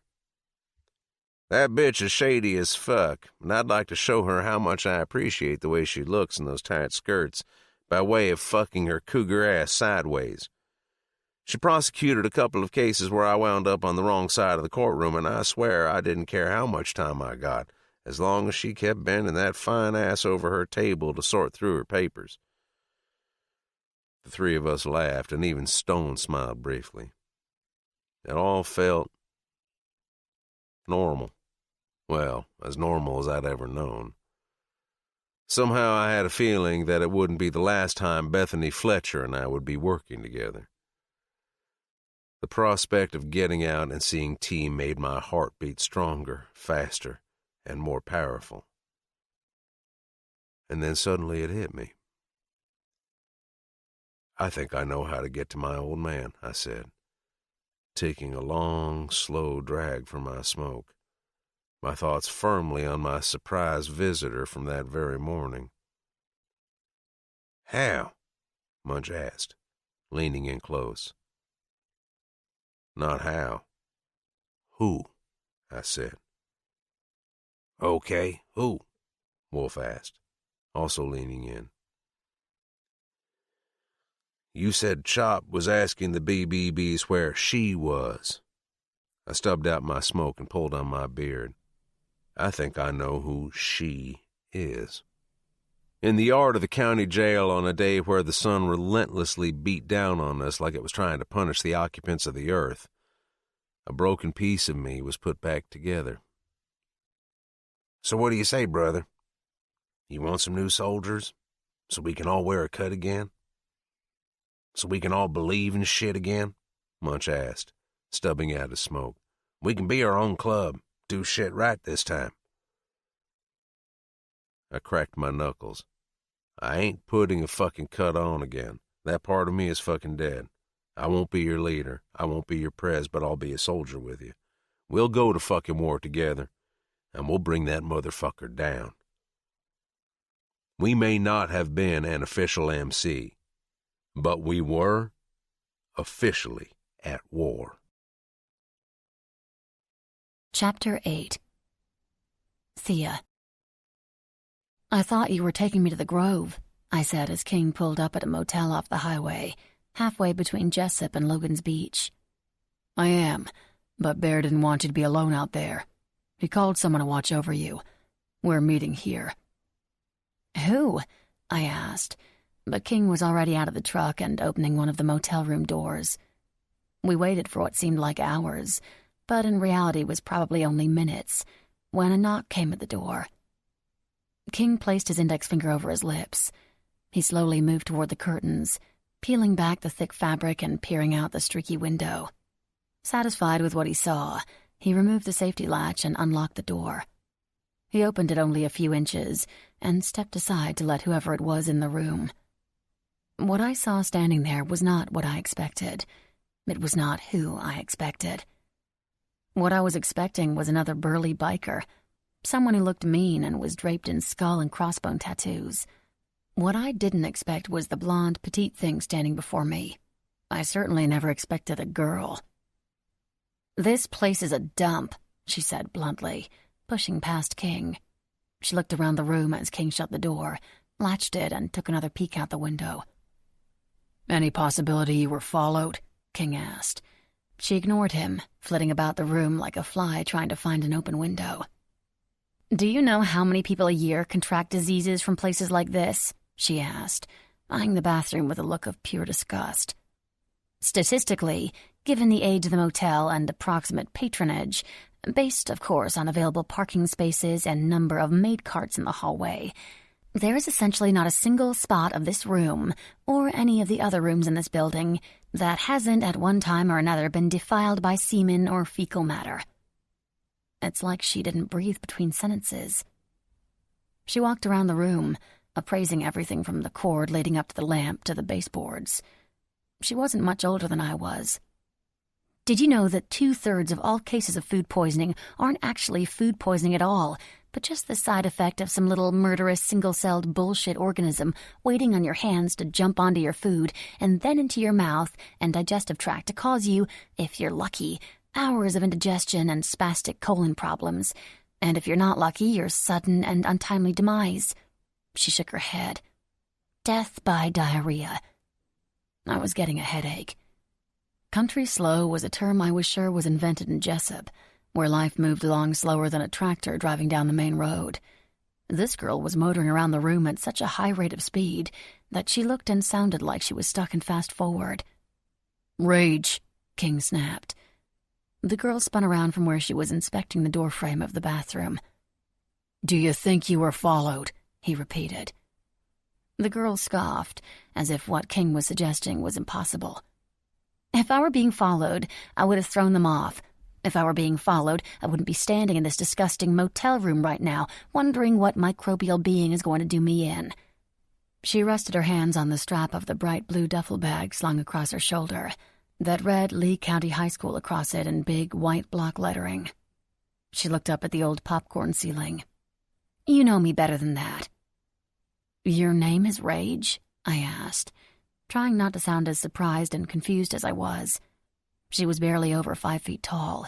She wore a pink-fitted t-shirt that said something about wearing pink on Wednesdays, cut-off white shorts and white keds. "Are you a friend of Bear's?" I asked, trying to put together what the fuck was going on. The girl turned her attentions from King to me, like she was just realizing I was in the room. She looked me over and smiled sweetly. It wasn't the kind of smile that screamed friendly or outgoing, as her casual attire and perky personality would suggest. This was a pageant smile, a rehearsed smile, badly rehearsed. She looked as if she were in pain. Rage moved back to the door and opened it. I thought at first that she was leaving, but she unhooked the plastic "Do Not Disturb" sign hanging from the inside of the door and moved it to the outside, before closing it again and turning back towards us. "Yes, my name is Rage, and no, I'm not a friend of Bear's. I'm a friend of whoever pays me the most, which right now is King and Bear." She pointed her thumb to King. "And by the way, Rage is short for Regina." "No, it's not," King said, calling her out. "Okay, it's not," she said, dropping the fake smile. "The truth is that my name might or might not have something to do with a possible minor to major extreme anger management issue I may or may not have had at one point, or possibly still have now." I looked at her but didn't say a thing. I couldn't. I was stunned into silence. "We aren't staying here, are we? I'm not a fucking gross biker. I can't just snuggle up and sleep in a bed that I know is breeding living and breathing organisms and is full of crusted leftovers of failed impregnations." She shuddered. "Don't even get me started on the fucking towels." "You sleep now?" King asked.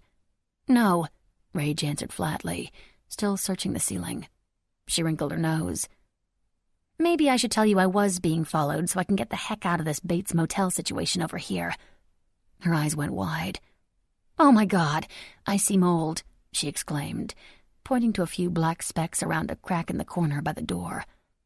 She bent over at the waist and put her hands around her throat like she was suddenly suffocating. Each intake of air sounded like a very loud, very phlegmy struggle to breathe. "I can't breathe. The mold triggered my asthma. I'm having an attack. I need my inhaler." "What can I do?" I asked, springing up and over to her in hopes of saving her life. "The warehouse explosion in Ocala. That you?" King asked, unfazed by Rage's predicament.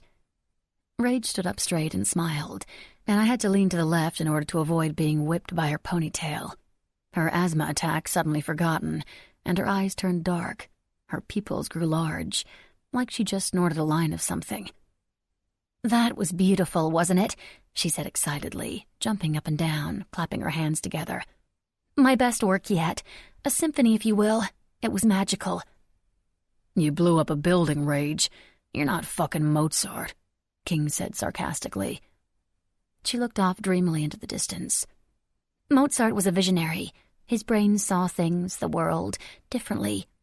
She raised and lowered her arms, holding an imaginary baton as if she were a conductor, instructing her orchestra. "And so do I." It was King's turn to roll his eyes. Rage dropped her arms and tapped her foot. She held her bag tightly to her chest. "I don't know you, but unfortunately if we stay here any longer, I'm going to blow up this fucking motel, and you might be collateral damage if that happens. And I super love your hair, so that would be a real shame, since I've been put in charge of keeping you safe and all." "Her?" I asked King, not caring if she could hear me. King's knuckles were white, and it looked as if it pained him not to set the girl in her place after she'd insulted him. "Oh my shit," Rage exclaimed. "I think some of the mold in the corner just moved. Let's motor before I decide that babysitting Jem over here is a really fucking bad idea." King opened the door and we filed out. "This is going to be fun," she announced sarcastically as she got into the truck and tossed her bag to King, who set it in the truck bed. She shifted to the middle as I got in beside her, and we headed off to Jessup. Bear was in jail for me, because of me. If he wanted me to go home and he wanted Barbarian Barbie to accompany me, then I would do it. Rage popped her gum in my ear, and I bit my lip to the point of almost drawing blood. "It smells like sweat in here," she complained, turning all the air conditioning vents toward herself. "Trust," I reminded myself. After all, it wasn't like it was going to be that long. I mean, it couldn't be that long because Bear was going to get out soon, and everything would be okay. I started saying it over and over again. By the time we breezed into Jessup, it almost sounded believable. Almost. Chapter 9. Thea. It was another lifetime ago when I was last in Jessup. At least that's how it seemed, although in reality it hadn't been very long at all. Yet the stench of rotting oranges was more pungent than I remembered, so strong that Rage covered her mouth too, just as we passed the Welcome to Jessup sign. If possible, the dirt roads had gotten even harder to navigate, as evidenced by the truck bouncing from side to side as I tried, and failed, to dodge crater-like potholes and large rocks. Home. Is that still what this place was? I didn't feel that way. We passed the small cross on the side of the road, marking where Kevin Little rolled his John Deere, trapping himself under the shallow water of a retention ditch. I never knew Kevin, but I knew his family. The cross had been there for as long as I could remember. Wilted wildflowers were piled up on the ground around it, limp balloons tangled with each other. The strings were probably the only thing holding the warped wood upright. That cross used to be the first sign that I was coming home. It was the first thing to give me that warm and fuzzy feeling of familiarity whenever I turned off the main road and onto the first dirt road that led into Jessup. Coming into town this time was different. It seemed familiar, but it no longer felt like home. I don't know when that happened. Was it when my parents died and I skipped town? Was it before that and I just hadn't noticed? In Jessup, the children of farmers either became farmers themselves or married farmers. I'd known from very early on that it would fall on me to take over Andrews Grove. It was all I knew. It wasn't that I liked the idea. I never even really thought about it as a like or dislike. It wasn't a choice. It was just what was going to happen. There were no plans for my college education. The closest thing to college I would ever hope to get was a few nighttime business classes and certification courses held every few months in the cafeteria of the combined elementary/middle school. But then my parents checked out, and I was running the Grove before I could even sign up for the courses. I tried my best with the knowledge I knew from growing up in the Grove to save it, but it all went to shit so fast it was like I blinked and it was all over. I'd failed. "I don't want to go in there," I said, staring at the front porch. "I had the power turned back on," King said, misunderstanding my reasonings for not wanting to go into the little house of horrors of my past. Rage, on the other hand, skipped up the steps and kicked open the front door, disappearing inside. "It smells in here," she shouted, making a long and loud gagging noise. "Is she really the one you guys wanted to watch out for me?" I asked King. "I mean, I know you said she blew up a building, but are you sure she wasn't just trying to deodorize the place or something? She seems to have a thing about smells."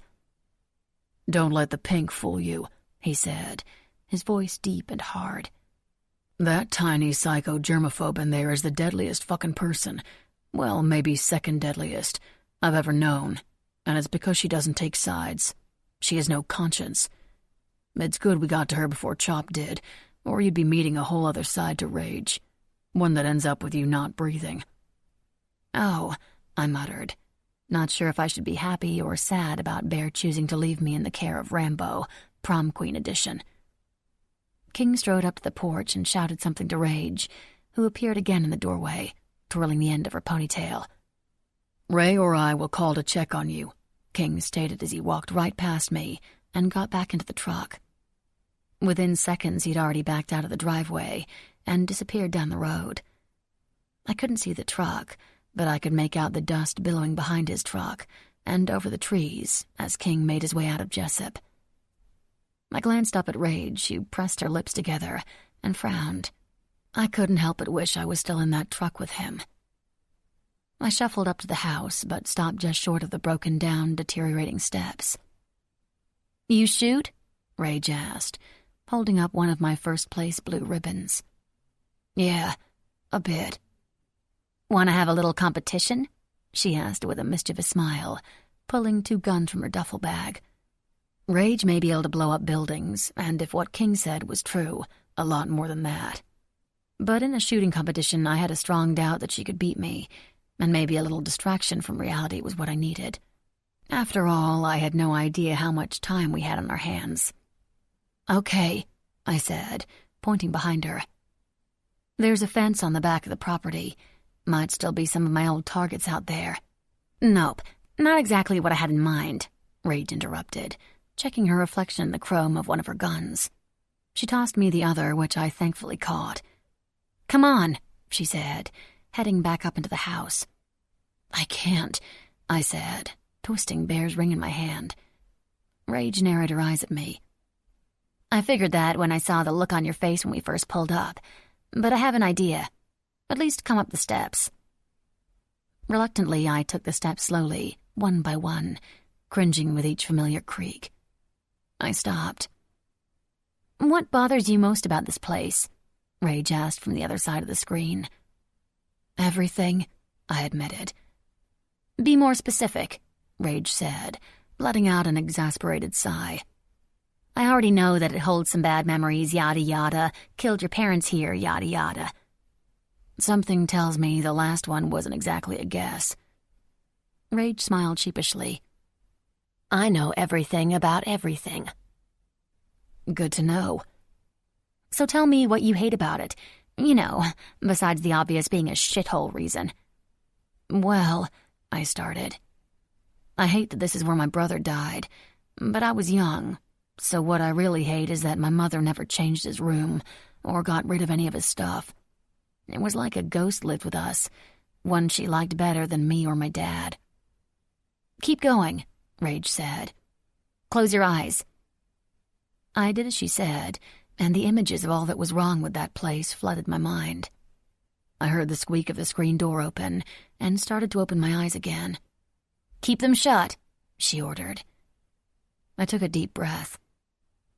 I hate the family portrait in the living room because my mom had it painted by one of her friends years after my brother died. And instead of it being of the three of us, my mom had my brother painted in. I loved my brother, and we had lots of pictures of him all around the house, and I loved them all.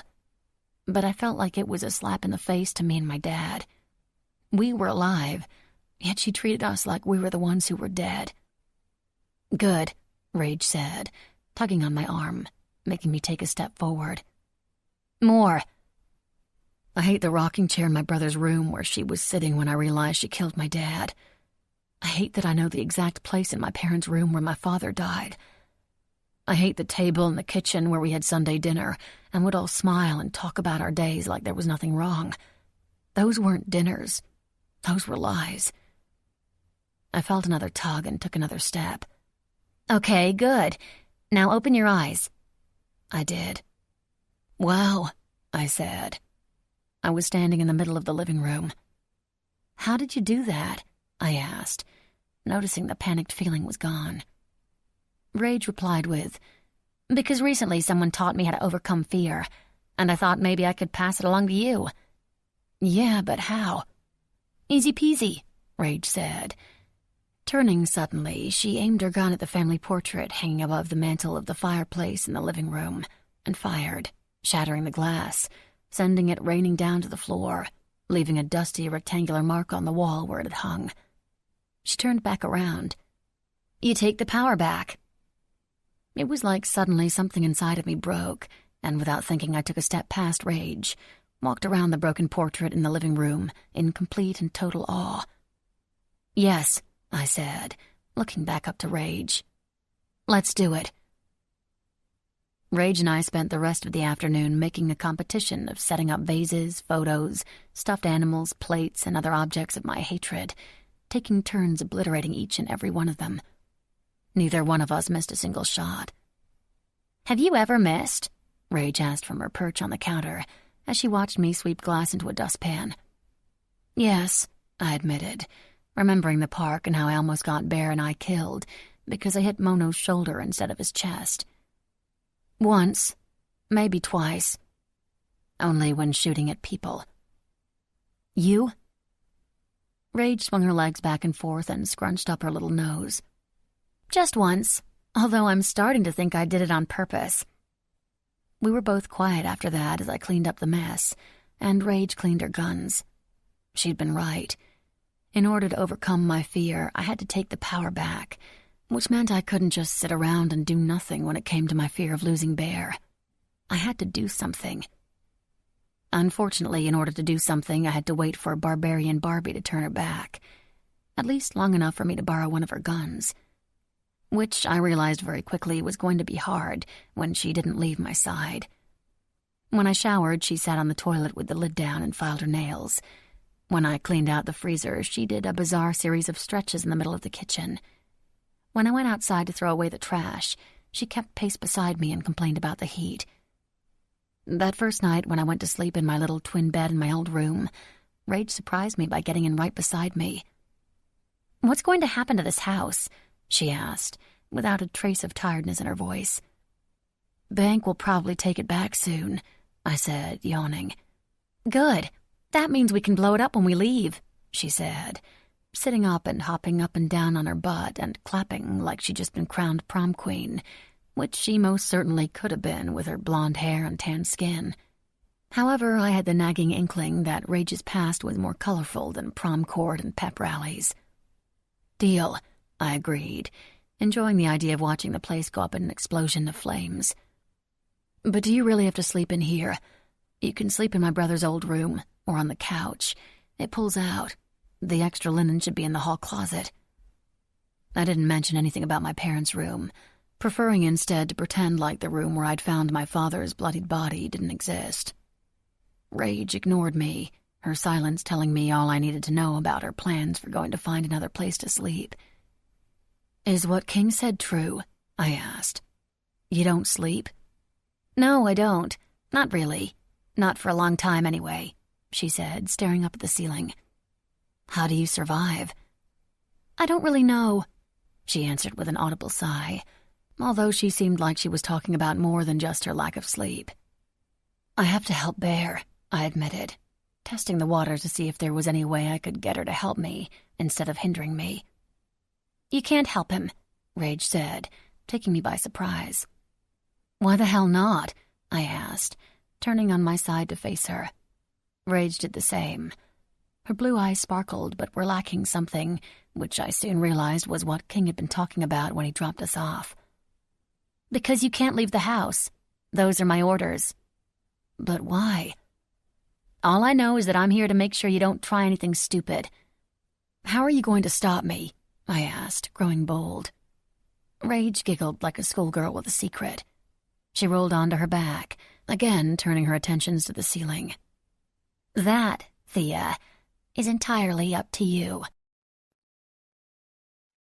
Chapter 10. Thea.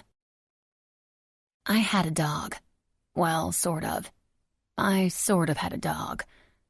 I first spotted it one night when I was sitting out on the porch in my grandmother's old rocking chair. Rage, who I was supposed to believe was a killer Unabomber babysitter of sorts, spent the afternoon baking muffins. Really good muffins as far as I could tell from the one bite I'd had. But before I could grab it off the plate again, which I'd set on top of the old wooden toolbox, it ran away in a flash of teeth and brown fur.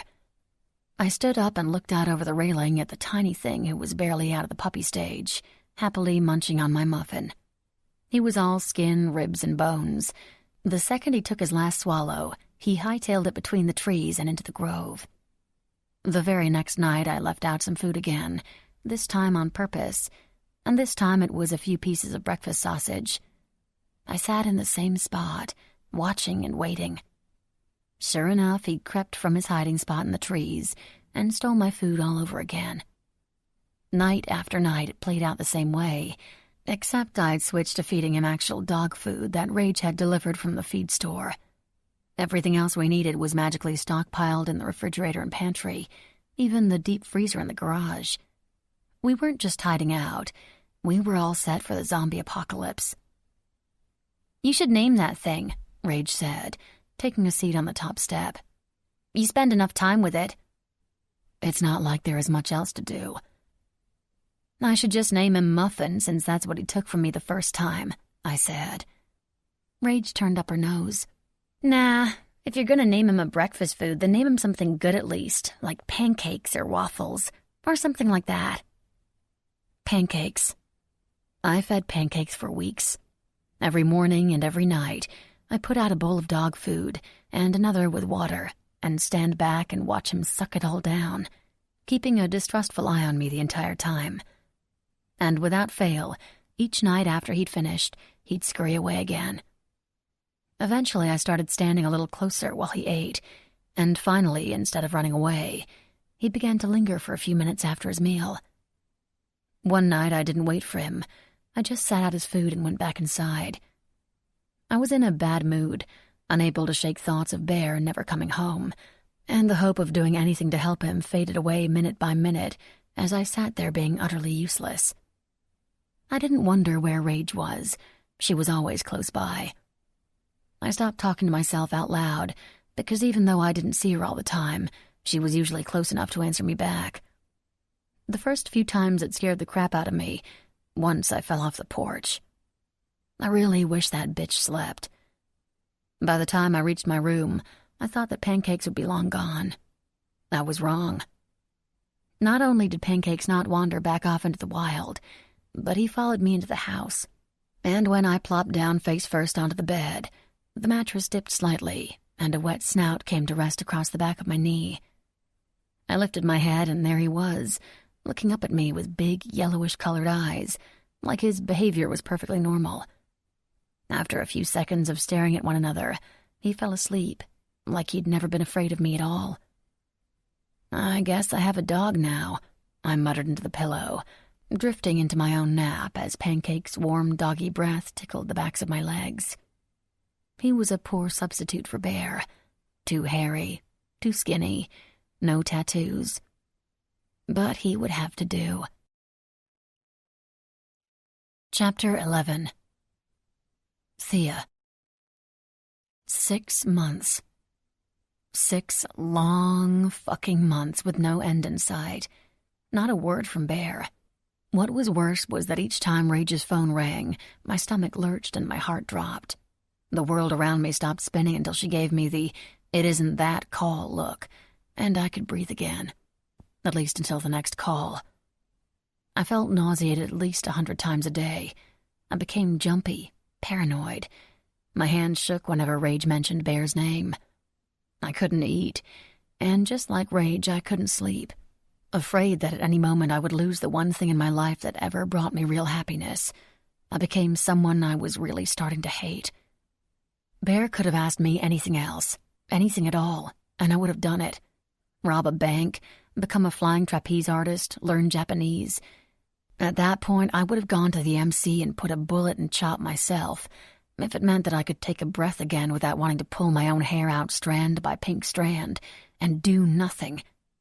But no. He asked me the worst thing he could possibly ask me. He asked me to wait. He might as well have asked me to sit while someone removed my fingernails one by one with tweezers, because waiting was a torture in and of itself. "How many of them went in there?" I heard Rage ask in a whisper. I stopped in the hallway and pressed my ear to the door of my room. 4? Shit. Do you know anyone on the inside who can protect him? I know that one guy, but anyone else? Yes, it is my fucking business, because I'm here babysitting his old lady in a little house on the motherfucking prairie out here. So if you want me to protect her, you will tell me what the fuck is going on.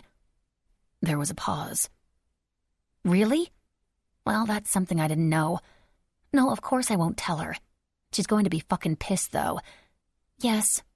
Okay, fine, I got it. She ended the call, and I leaped into the kitchen.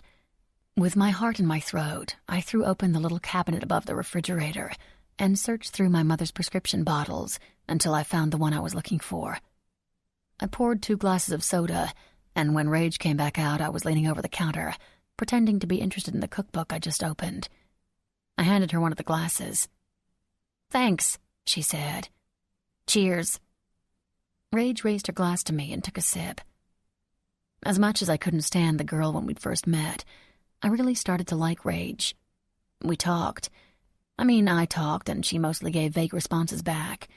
But it was companionship nonetheless, and Lord knows that being in that house alone would have driven me up the biggest cliff in Crazy Town until I was sailing off the edge. Which is why I almost felt bad when I crushed 3 Ambien into her Dr. Pepper. Almost.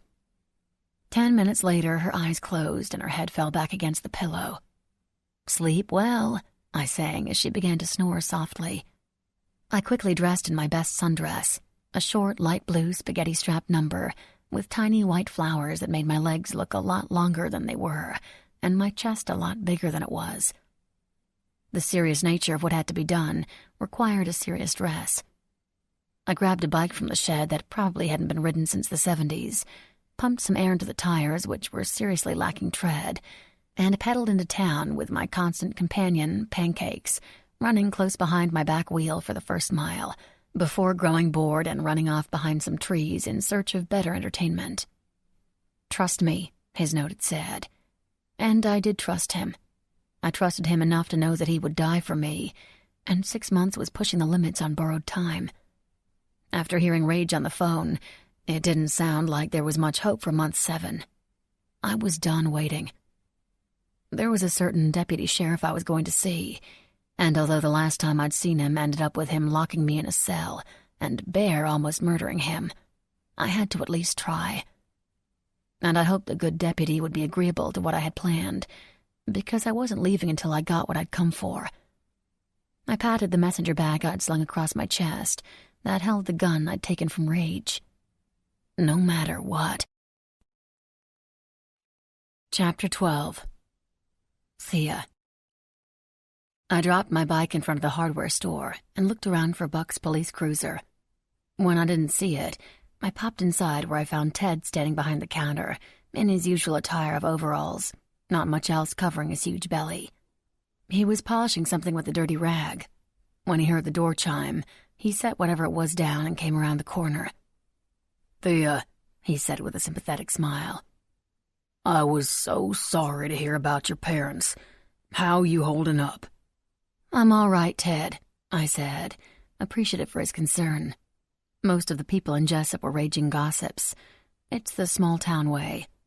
Ted's always been the first one to ask me about me, without joining in on the rumor mill.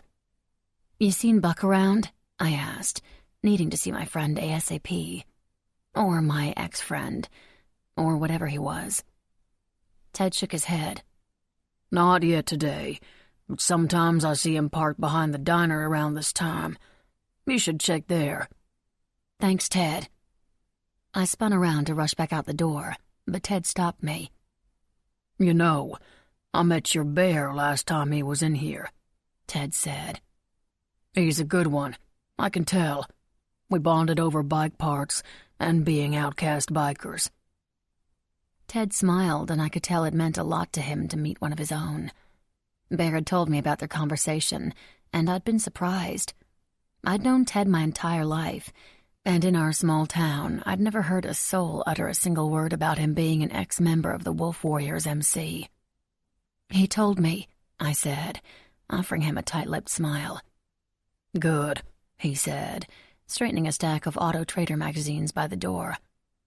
"He's a good kid, and I know he didn't have nothing to do with the way your parents went out. But from the look in your eyes, I can see you already know that." It sounded so weird to hear someone call Bear a kid, because to me he was the furthest thing from it. "I do know that," I admitted with one hand still on the door handle. "I'll tell you the same thing I told him when he came in here.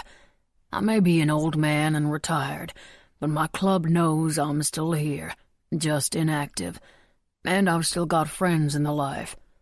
If Buck can't give you the kind of help I think you're looking for, then you come see me." Ted walked toward the register and reached behind the counter. He pulled out a shotgun, resting it high on his shoulder like he was a soldier going to battle. "I can still be pretty persuasive when I need be," he said. The evil glint in his eye made me instantly believe him. It was like I was seeing Ted for the first time, and it made me realize something, if I were being honest. I liked this Ted. "Thanks, Ted," I said. With that, he tipped his hat and put the shotgun away. He went back to polishing as if Biker Ted had never been there, slipping easily back into the role of hardware store Ted. "You tell him I said hello," he added, as if I just came in to buy a quart of oil. I was touched by Ted's offer, but what I really needed right then was someone who had a connection, a way in. There was only one person I knew who could help me.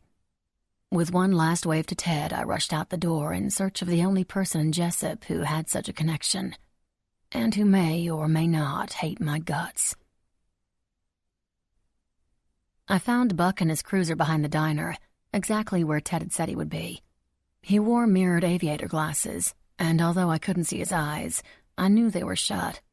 His head was tilted back against the reclined seat, his mouth wide open as he snored away. The sun reflected off his badge as he breathed in and out, making it look as if it were a light bulb being turned on and off. "Bucky!"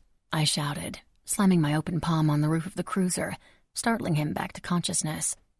His head connected with the headliner as he jumped up in surprise. "It's Deputy Douglas," he mumbled a familiar correction as he came out of his haze, catching his sunglasses as they fell off his face and rubbing the top of his head. "Thea?" he asked, squinting against the sun. "The one and only," I said, leaning up against the cruiser. Buck reached for the handle and I stepped back to let him out, but before he did so, he put on his ridiculous wide-brimmed sheriff's hat that made him look like Deputy Dog from the cartoon we used to watch as kids.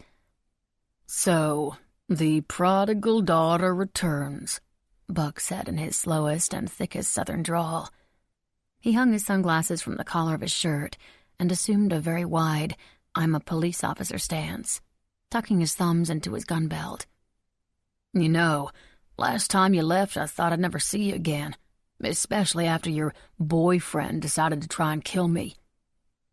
He said the word boyfriend like he was waiting for me to correct him, and although I didn't think that word was accurate enough to describe what we were, I didn't have time to go over the specifics of our relationship. "In all fairness, Buck, you were being an ass by locking me in that cell," But never mind. There isn't time for that. I need your help. That's why I'm here. Oh, now you need my help. We used to be friends, but 6 months ago I get a call that your parents are dead and that you're on the run, but I didn't hear it from you. I had to hear it from the sheriff himself. Then I find out that the guy you ran off with last time is now in jail for murder, and you still never came to me. So tell me, Thea, why should I help you now, when my oldest friend couldn't be bothered to come to me in the first place? This time he didn't seem pissed. The sarcasm that he put up when I first banged on the roof had faded away. His shoulders fell. The front he tried so hard to put in place was shattering. Buck wasn't angry. He was hurt. Suddenly I felt bad, although what he was saying wasn't entirely true. We'd grown apart, Buck. It wasn't like you were the best of friends to me either. Once my family started falling apart, and the entire town started calling me Crazy Thea Andrews, it was like I didn't exist to you anymore. I might be the law, but you could have come to me. Buck dropped the official stance, mirroring me and leaning up against the cruiser. You have to have known you could have come to me, Thea. Buck and I used to share everything, and me not going to him when my parents died was because of one very simple reason. I never thought to. I thought of Bear, getting to him and nothing else. I'm here now, I said, and I promise I'll tell you everything you want to know. Might be too late for that now, Buck said, scratching his head and looking down at his feet. Just listen, and if you don't want anything to do with me ever again, I'll disappear and you won't ever see me again. I put my hand on his shoulder, a gesture I hoped would be reassuring. He looked up at me. His dark brown eyes searched mine. I'll disappear for good this time. Get in, Buck said, opening the driver's side door. I rounded the cruiser, barely able to contain my excitement. I got into the passenger seat while he took off his hat and settled into the driver's seat. I opened my mouth to start to tell him the truth, in hopes that he'd return the favor, when he held up his hand to stop me.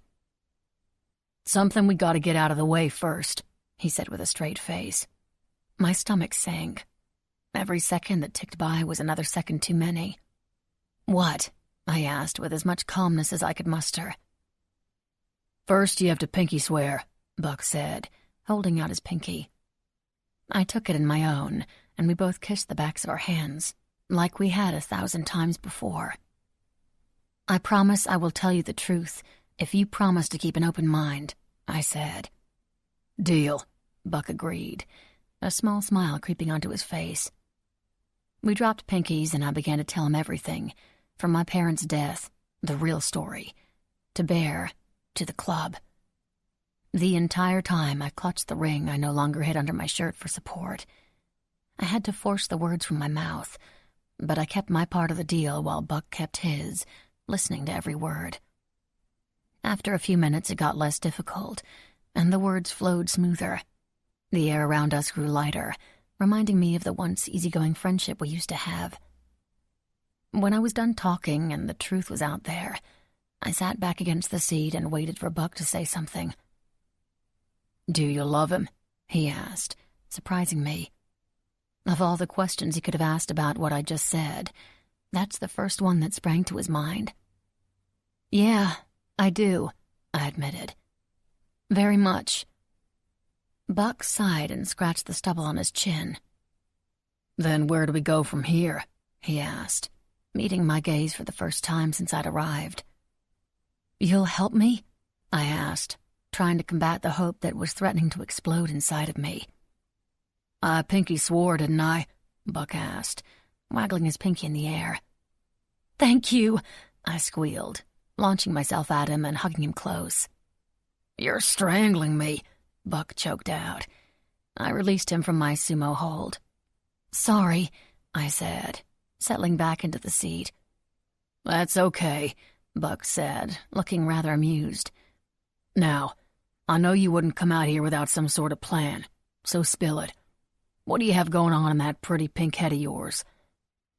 He had the same mischievous look on his face that he'd had when we were kids, right before we did something that resulted in neither of us being allowed to see one another again, until whatever grounding period that had been bestowed upon us was over.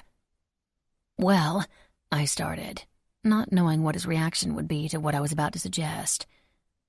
Are you still friends with Dr. Hurley? Dr. Hurley? The coroner? Buck asked, scrunching his face. I nodded. Sure. I still play poker with him every Tuesday. But where exactly are you going with this, Thea? Where I'm going is anywhere and everywhere that can lead to Bear getting out of that jail cell as soon as possible. Stealing evidence, botching the coroner's reports. Maybe we can get Dr. Hurley to say that even though Bear confessed, that there is no possible way he could have done it. I don't know. I hadn't thought through the specifics, but I just need to do something. Anything. I twisted my hands in my lap. Before it's too late. Buck looked at me with an eyebrow raised and his jaw resting thoughtfully on his hand. I get it. I do, but... He paused and looked out the front windshield, as if there was something out there to see besides the dumpster in the back wall of the diner.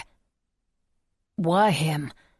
Why do you think that this guy's your hero or something? I hate to say it, Thea, but in a way, don't you feel like you're betraying your parents by being with this guy? Like maybe you're only with him because you're pissed that they're dead and this is your way to get back at them. Buck, I started, as calmly as I possibly could, trying to ignore what he just said about Bear being some sort of post-mortem rebellion. You can ask me all this, and I can answer you. But can we do that while we drive to Dr. Hurley's office? Please, I'm begging you.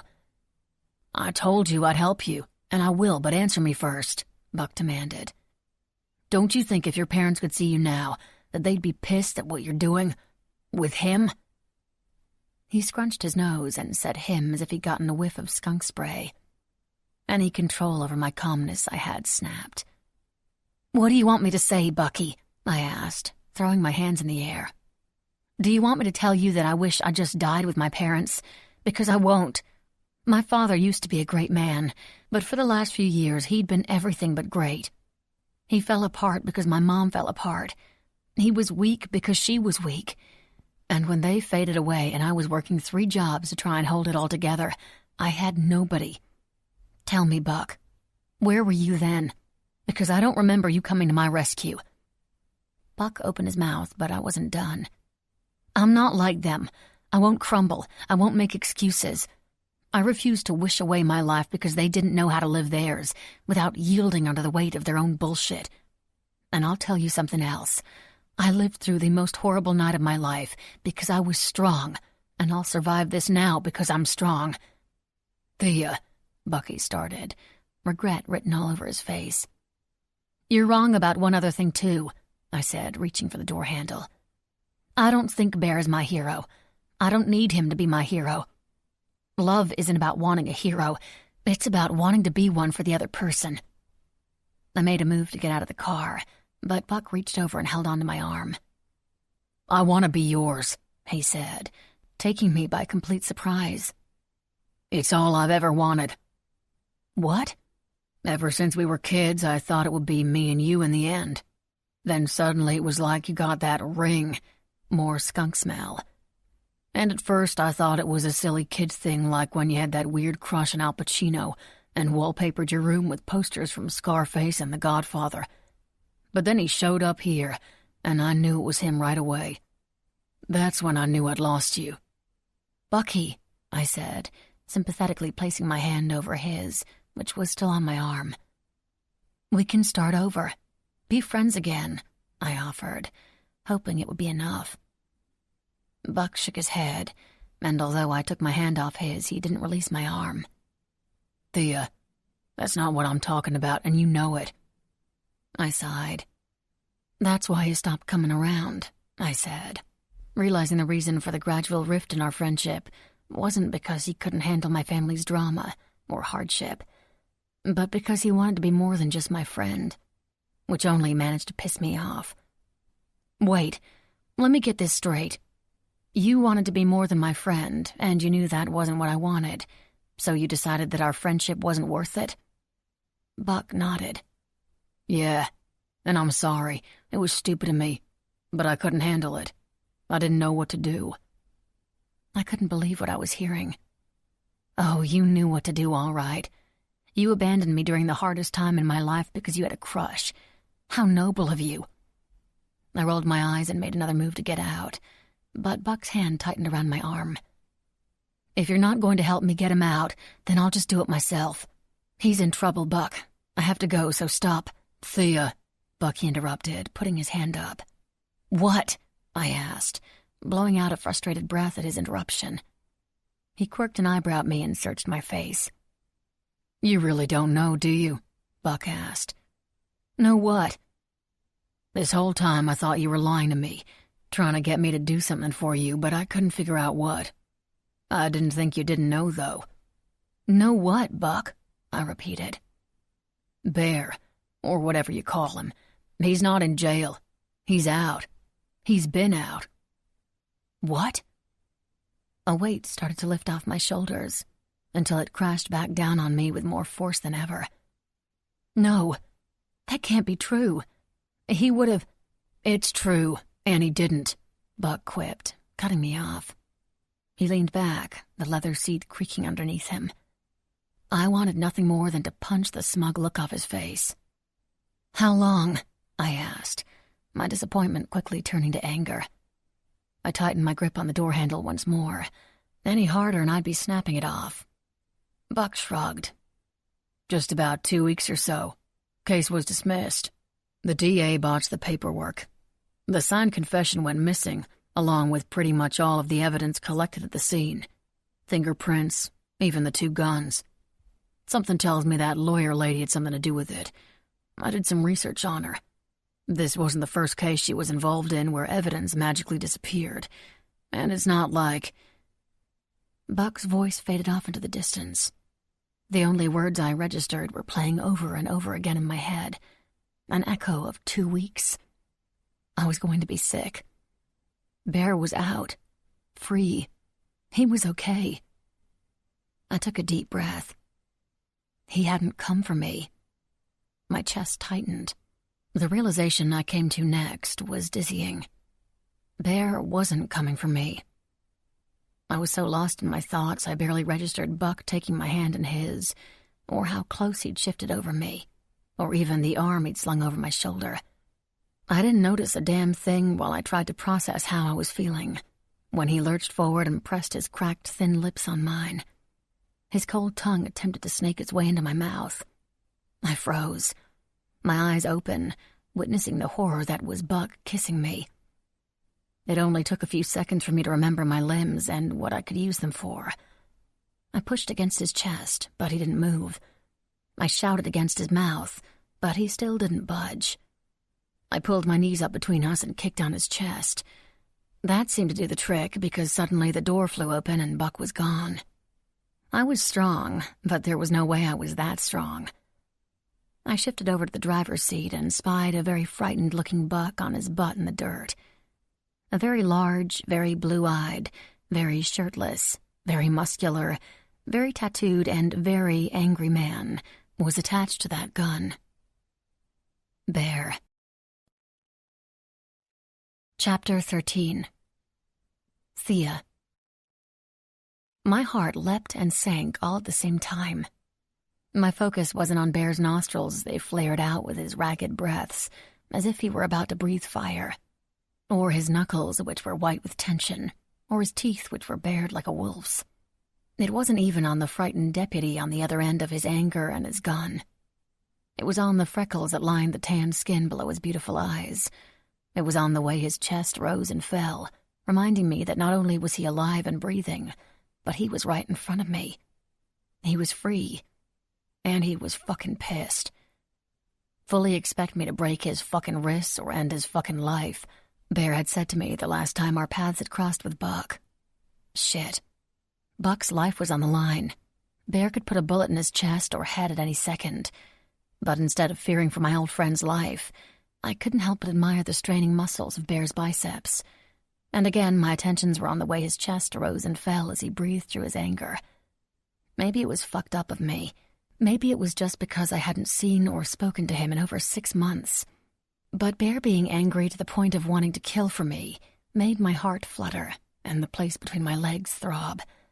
And when a memory flashed through my mind of the last time we'd been alone together, naked, I had to bite my bottom lip to keep myself from writhing on my seat. My Bear. My entire body recognized him, and from what I was feeling, I knew it had missed him as much as the rest of me had. Bear squatted down, looking at Buck with pure hatred in his eyes. I told you not to lay hands on my fucking girl again, or I'd end you, Bear seethed, fire dancing in his eyes. He cocked his gun and aimed it straight at Buck's chest, who was visibly trembling, his mouth wide open, scrambling backwards in the dirt road. A wet spot formed on the front of his pants. I'm the law, Buck stammered, reaching for his gun. Bear stood up, lifted his foot, and stomped his boot over Bucky's holster. I'm not, Bear countered. If I didn't do something, I knew Bear would be seconds away from making good on his threat. I slid out of the cruiser. I came here for his help, I said. Looked like you were doing a real good job of convincing him to give it to you, Bear spat. That dress for him, too? What? I asked, the reunion I'd envisioned for us looking nothing like what was unfolding. Get in the fucking truck, Bear snapped, jerking his chin to King's truck, which was parked right behind the cruiser. No, I said, crossing my arms over my chest. And you know what? I don't have to defend myself to you or anyone else. I didn't do anything wrong. Only guilty people need to defend themselves, and I wasn't guilty of anything but trying to help you. I stomped over and shooed away Bear's boot, which he reluctantly removed from Buck's holster with a deep growl. I unsnapped the gun and handed it up to Bear. I held out my hand to help Buck up, but he waved me away. I can't believe I was actually going to help you, Buck muttered, standing up and brushing the dirt from his pants and palms. Bear took a half step forward, making Buck jump back. The only thing you shouldn't be able to believe right now is that you're still fucking breathing. I'm having a pretty hard time with that one myself. So go before I change my fucking mind, Bear said, his jaw clenching and unclenching, the cords in his neck straining as he tried to maintain control. Buck shuffled to the cruiser, but I wasn't done yet.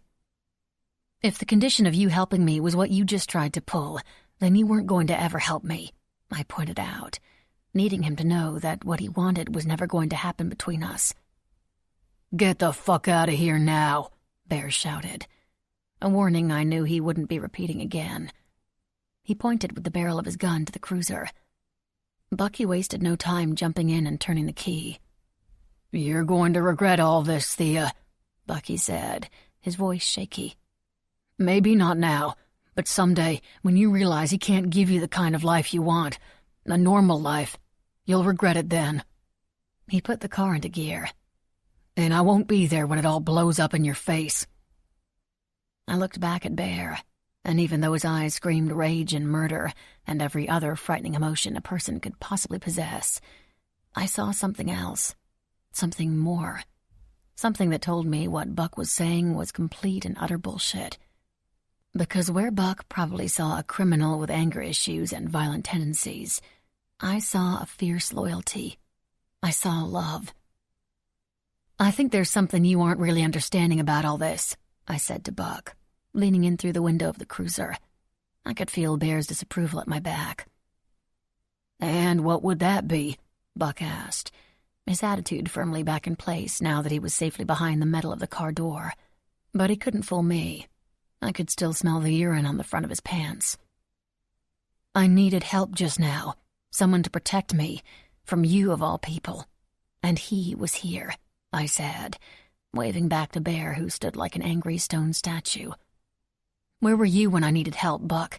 Not today, but when the Grove and my family were falling apart, and I needed a friend more than anything. Where were you when I needed you? I looked back at Bear. Because I know where he will be when I need him, which is a lot more than I can say for you. I pushed off the car and took a step back. Buck opened his mouth, but there was nothing he could say that I wanted to hear. Bye, Bucky, I said, effectively cutting him off. I almost forgot, Bear said, stepping in front of me. He reached into the cab of the cruiser, grabbed Buck's wrist off the steering wheel, and pulled his arm out the window. In a quick flash of movement, Bear dropped his elbow down onto the center of Buck's forearm. Crack! A scream tore from Buck's throat, his arm dangling at an unnatural angle. His broken arm remained hanging out the window as he drove off. His screams echoed over the small buildings as he raced away, fishtailing across the dirt and disappearing in a cloud of dust. "You didn't have to do that," I said, turning around to meet Bear's glare, and his sweaty chest, and his eyes that, although were dark and angry, seemed as if they could see right through me. Suddenly I became very conscious of what I was wearing, pulling down on the short hem of my dress, as if Bear were staring at me naked. "I told you I'd either break his wrist or end his life if he laid his fucking hands on you. I was being nice. Now why don't you tell me why I get out of jail and go to see my girl, only to find that instead of waiting for me like she was told, I find her in a cop car with the fucking law's motherfucking tongue down her fucking throat?" It started out as an angry question and ended as an angry roar. I swallowed hard. Bear took a step forward. I was scared. I was turned on. I was pissed the fuck off. I fought against the need to throw myself in his arms. "You should have done what you were fucking told. I'm going to snap that little girl's neck who should have been fucking watching you," Bear seethed, running a hand through his hair. "I'm not a fucking lapdog," I snapped. "And Rage is sleeping." It wasn't exactly a lie. "Rage doesn't sleep," he argued. I folded my hands behind my back and rocked on my feet. "She does after a cocktail of Dr. Pepper and Ambien." "You drugged her?" Bear asked with disbelief. "A little," I admitted, although it came out as a question. "Why the fuck do you care? You've been out of jail for 2 weeks while I've been sitting there waiting and worrying like some love-struck idiot. There are a lot of things you can do to me, Bear, but I won't have you make a fucking idiot out of me. I won't." As strong as I was trying to be, my voice cracked. "I'll deal with you when we get back to the house," Bear snapped. His words loaded with so many different meanings I trembled with both fear and anticipation. "You're going to deal with me?" I asked. "How are you going to deal with me?" My attitude and confidence faded with each word, until the last was merely a whisper. "Yes, deal with you," Bear warned, suddenly pausing to take in my appearance. Slowly from top to bottom, like he'd only just realized I was standing there. His eyelids hung heavy over his sapphire blues as they licked over my body, drinking me in like he was thirsty. No, not thirsty. Hungry. When he licked his lips, I could have sworn he was about to eat me alive. I tingled all over. The awareness of him in such close proximity after so long washed over me. Angry or not, my body didn't care. I didn't care. I wanted to reach out and touch his face, reassure him that he had no reason to be angry, but part of me liked that I could draw that kind of reaction from him.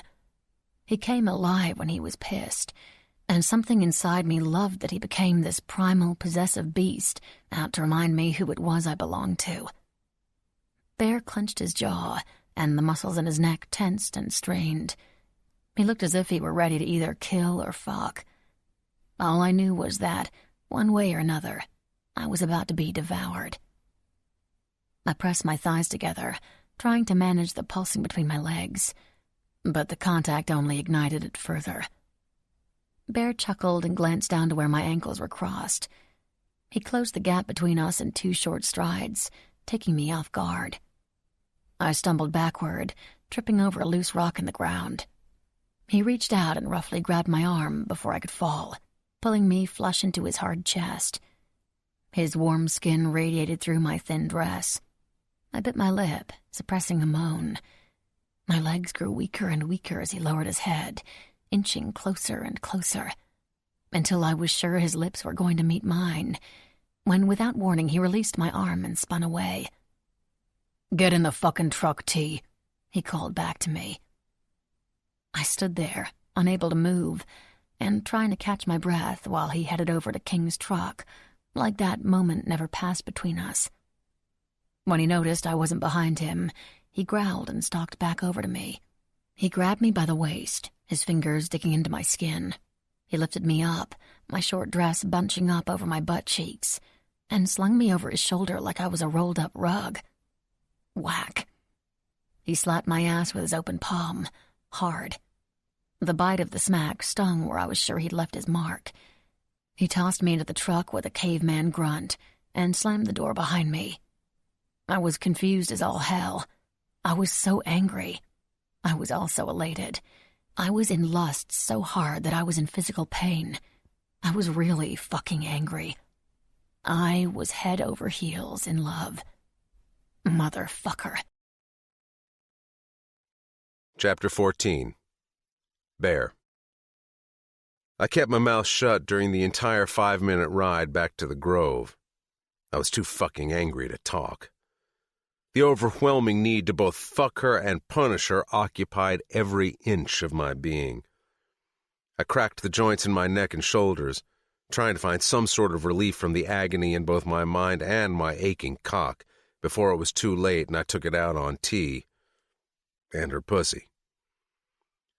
When we got to the Grove, I told T to wait in the truck while I went inside. Rage was rubbing her temples, I assumed just waking up from the drug-induced sleep T had put her in. If I wasn't so fucking pissed off that T defied me and sought help from that cocksucking cop, I'd actually be kind of impressed. "Bear, don't you fucking start with me. This wasn't my fault," Rage said with a groan. "I didn't know your fucking girlfriend was psycho enough to drug me." She stood and shook her head from side to side like she was trying to clear the fog. "On a brighter note," she stretched her arms over her head, "so that's what sleep feels like." "I need some time with T. Be back tomorrow morning," I barked. "Tomorrow?" T asked from the doorway, again not doing what she was told. "Bear, yo bitch be feisty. Me likey," Ghost Preppy chimed in. I scratched the back of my neck. "Yes, tomorrow. I have shit to do and I need you here for one more night. Do you think you can listen to me for once and do that one thing for me, T, and just stay fucking put?" I turned back around, but Rage was gone. The back door flapped against the frame. I guess I didn't need to tell her twice. "Don't bother, Bear," T said. I turned around in time to see her lips form a straight line as she made her way back down the steps. Fuck. My blood started to boil. This was not how I saw this going. I caught up to T in a few strides, spinning her around and holding her by the elbows. "I'm on the fucking edge of my control right now. If you stop acting like a spoiled brat for 2 fucking seconds, I could explain to you why you've been out for 2 fucking weeks but haven't bothered to contact me? To come for me?" T interrupted. Her brows narrowed, the lines of her forehead marring her perfect pale skin. I paused, not realizing she'd known about my release being secluded out in the sticks. "Deputy douchebag tell you that?" I asked. It wasn't as if I wasn't going to tell her about it. I'd come to her as soon as I could. And now that I was finally with her, I wanted to choke her. Well, my cock was inside of her. "It's okay, Bear. You aren't under any obligation to me. You don't have to protect me anymore. I'm fine on my own. If you don't want me, then—" She struggled against me, but there was no fucking way I was letting her go as her anger turned to sadness. Her voice cracked. Tears sprang from her eyes. "You think I don't fucking want you?" I asked. For a smart chick, she could be dumb as shit. She nodded. "Why else would you—" I cut her off, and although I knew she was upset, for some reason that only enraged me more. "I don't know, T. Maybe because I'm about to go to war with my old man and I had to meet with some of my old brothers who want to fight on my fucking side. Maybe because I think the key to winning the war might be my dead fucking mother, who, by the way, showed up to visit me in county. Maybe because it wouldn't look good if the first thing I did when I got released was go and see my girl, whose parents I confessed to murdering, so I thought a week or two to let that shit blow over was the best course of action. Maybe I felt like keeping you out from behind bars and in my sight where I could protect you was a little more fucking important than my raging, undying, and motherfucking overwhelming need to be with you, I yelled. I seriously considered shaking some sense into my girl. T bit the side of her thumb. You don't think it was fucking painful for me in there? Not to hear from you? Not to see you? I almost caved. Called you 1,000,000 times when I thought about what harm that could cause you. I couldn't. I finished, searching her face, waiting for some sort of reaction. She twisted her mouth the way she does when she's thinking. The redness in her cheeks faded to pink. Her tensed muscles relaxed under my grip. Well, when you put it that way, she mumbled, looking off into the grove and then up at me. Your mother really visited you in jail? I nodded. Shot by my old man and tossed into the bushes on the side of the road, and she shows up 25 years later to say goodbye to me. I laughed, because the entire thing was fucking absurd. Where's she been all this time? And why find you now? T asked. They were the very same questions I'd asked when she'd showed up. I shrugged and told T how my mom thought that Chop somehow kept her captive. The idea that she'd been drugged all this time and how Sadie said she wasn't clear on any of the details. She's why you have to leave again? T asked, leaning into me instead of away from me like she had been. My cock jumped. Yeah, if she was important enough to my old man to keep locked up all that time, having her in my pocket wouldn't be a bad thing. We might be able to use her to get to Chop and end all this. We? T asked. We, I confirmed. And then I filled her in on the conversation I'd had with the brothers in the yard. T smiled. You have a club again, she said, beaming up at me. Her reaction took me off guard. She seemed happy that I might find my way back into club life when I thought it would be the last fucking thing she'd ever want. I shook my head. I wouldn't go that far. I can't. I don't trust them anymore, I admitted. I'm not trying to run a mutiny. I'm still not a bastard. I paused, searching my brain for the right way to explain what I was trying to do. This is more like banding together for the sake of revenge. I told T the story of what happened to the BBBs, and she gasped, covering her mouth with her hand. Holy shit, she said, wrapping her arms around me. The moment was interrupted when something with fur flew past us in a blur into the grove. What the fuck was that? I asked. My dog? T asked, squinting against the sun. You have a dog? His name is Pancakes. Rage named him, although I wanted to call him Muffin or maybe Donut, she said, watching the spot where he'd just disappeared. At the mention of Donut, my thoughts immediately went back to Deputy Dangly Arm. We'll talk about the dog later. Right now, you just need to listen. My anger started to boil again. I told you to trust me, didn't I? I asked, squeezing her arms a little too tightly. Her eyes snapped to mine. Yes, and I did trust you. I'm here, aren't I? She asked. Her defensiveness only egged me on more. You weren't here when I found you in town with that lawman's tongue down your fucking throat, I spat. And as I remembered looking through the windshield and seeing him practically on top of her, the anger I felt washed over me all over again. I pulled her closer. Bear, let me go. No, I growled. No broken arms next. Next time I break his fucking neck. T pulled back again, and this time I let her go. I went there to help you. Bucky kissed me, but I didn't kiss him back. Deal with it.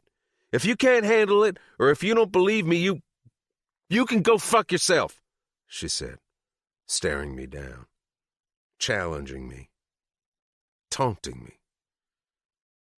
I fucking love this girl. It was with those words that my anger and lust finally broke free. Any sort of control I thought I had shattered in an instant. I'd rather fuck you, I said, my own voice rumbling in my chest.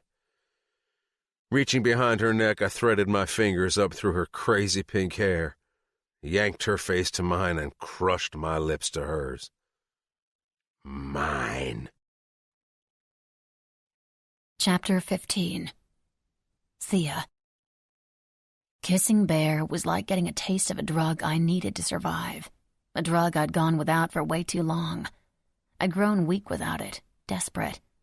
With one press of his lips to mine, I went from being a junkie on the streets to a rock star, high on a drug I'd never planned on quitting in the first place.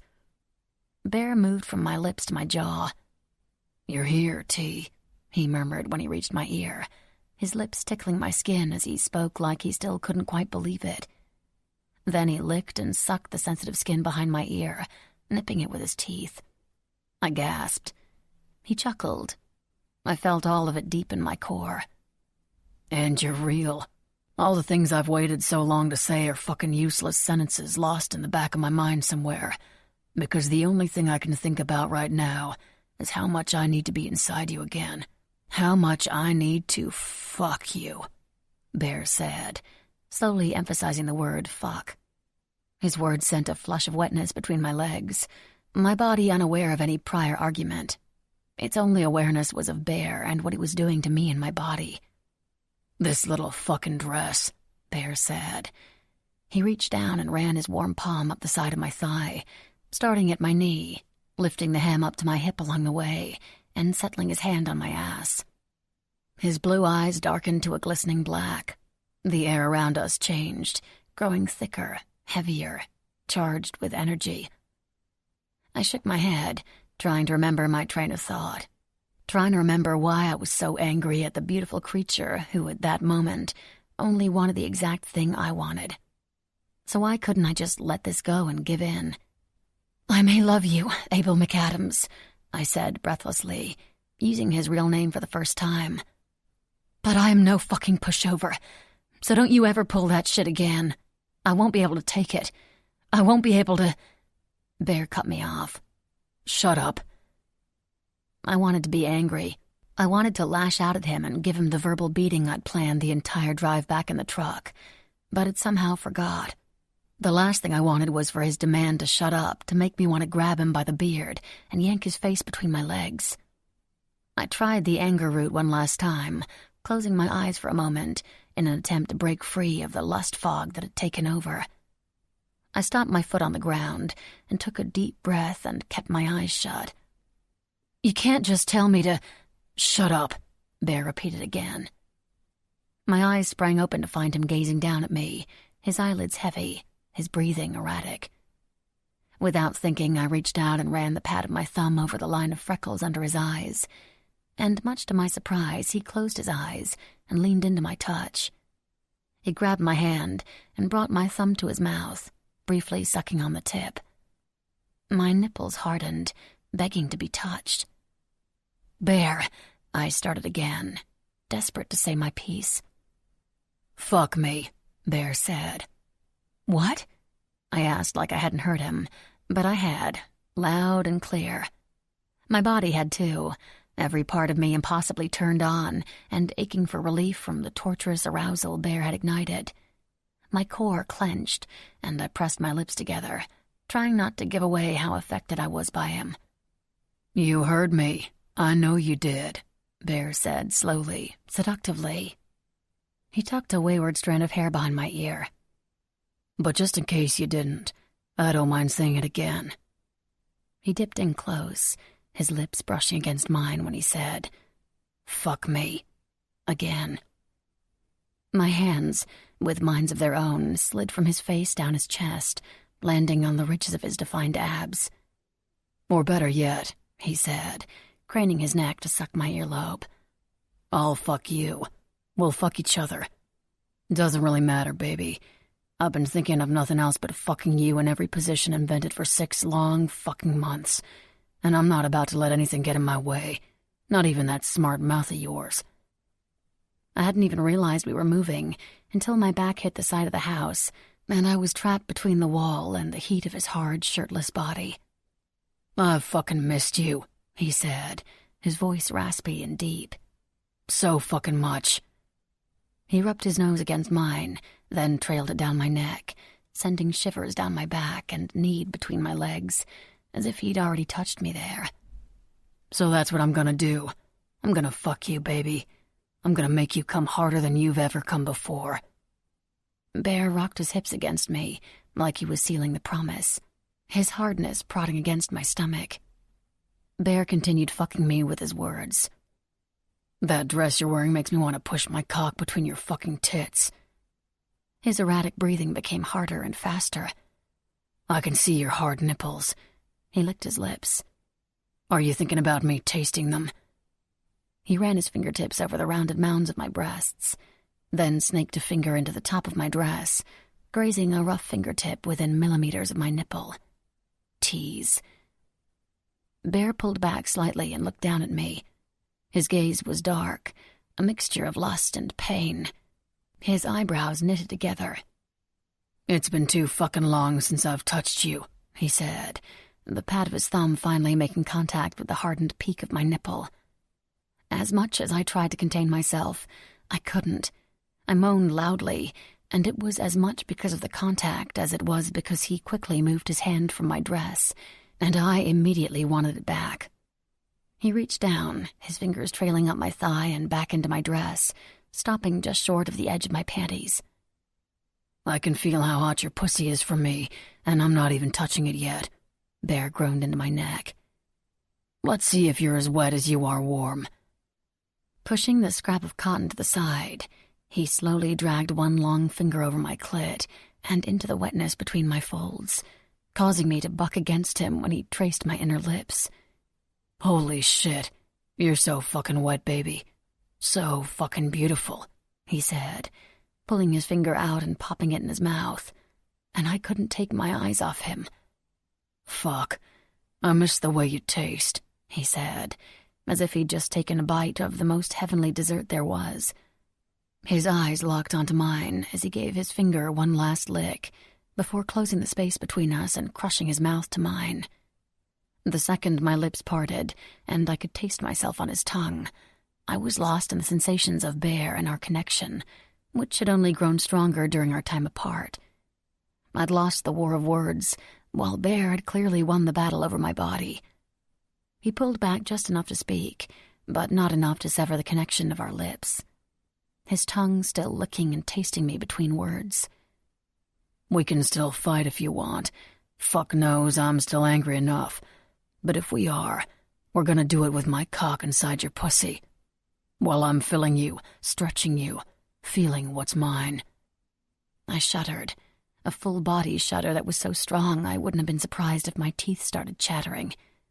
Let's go inside, I suggested on a whisper. He smelled like soap, sweat, cigarettes, and need.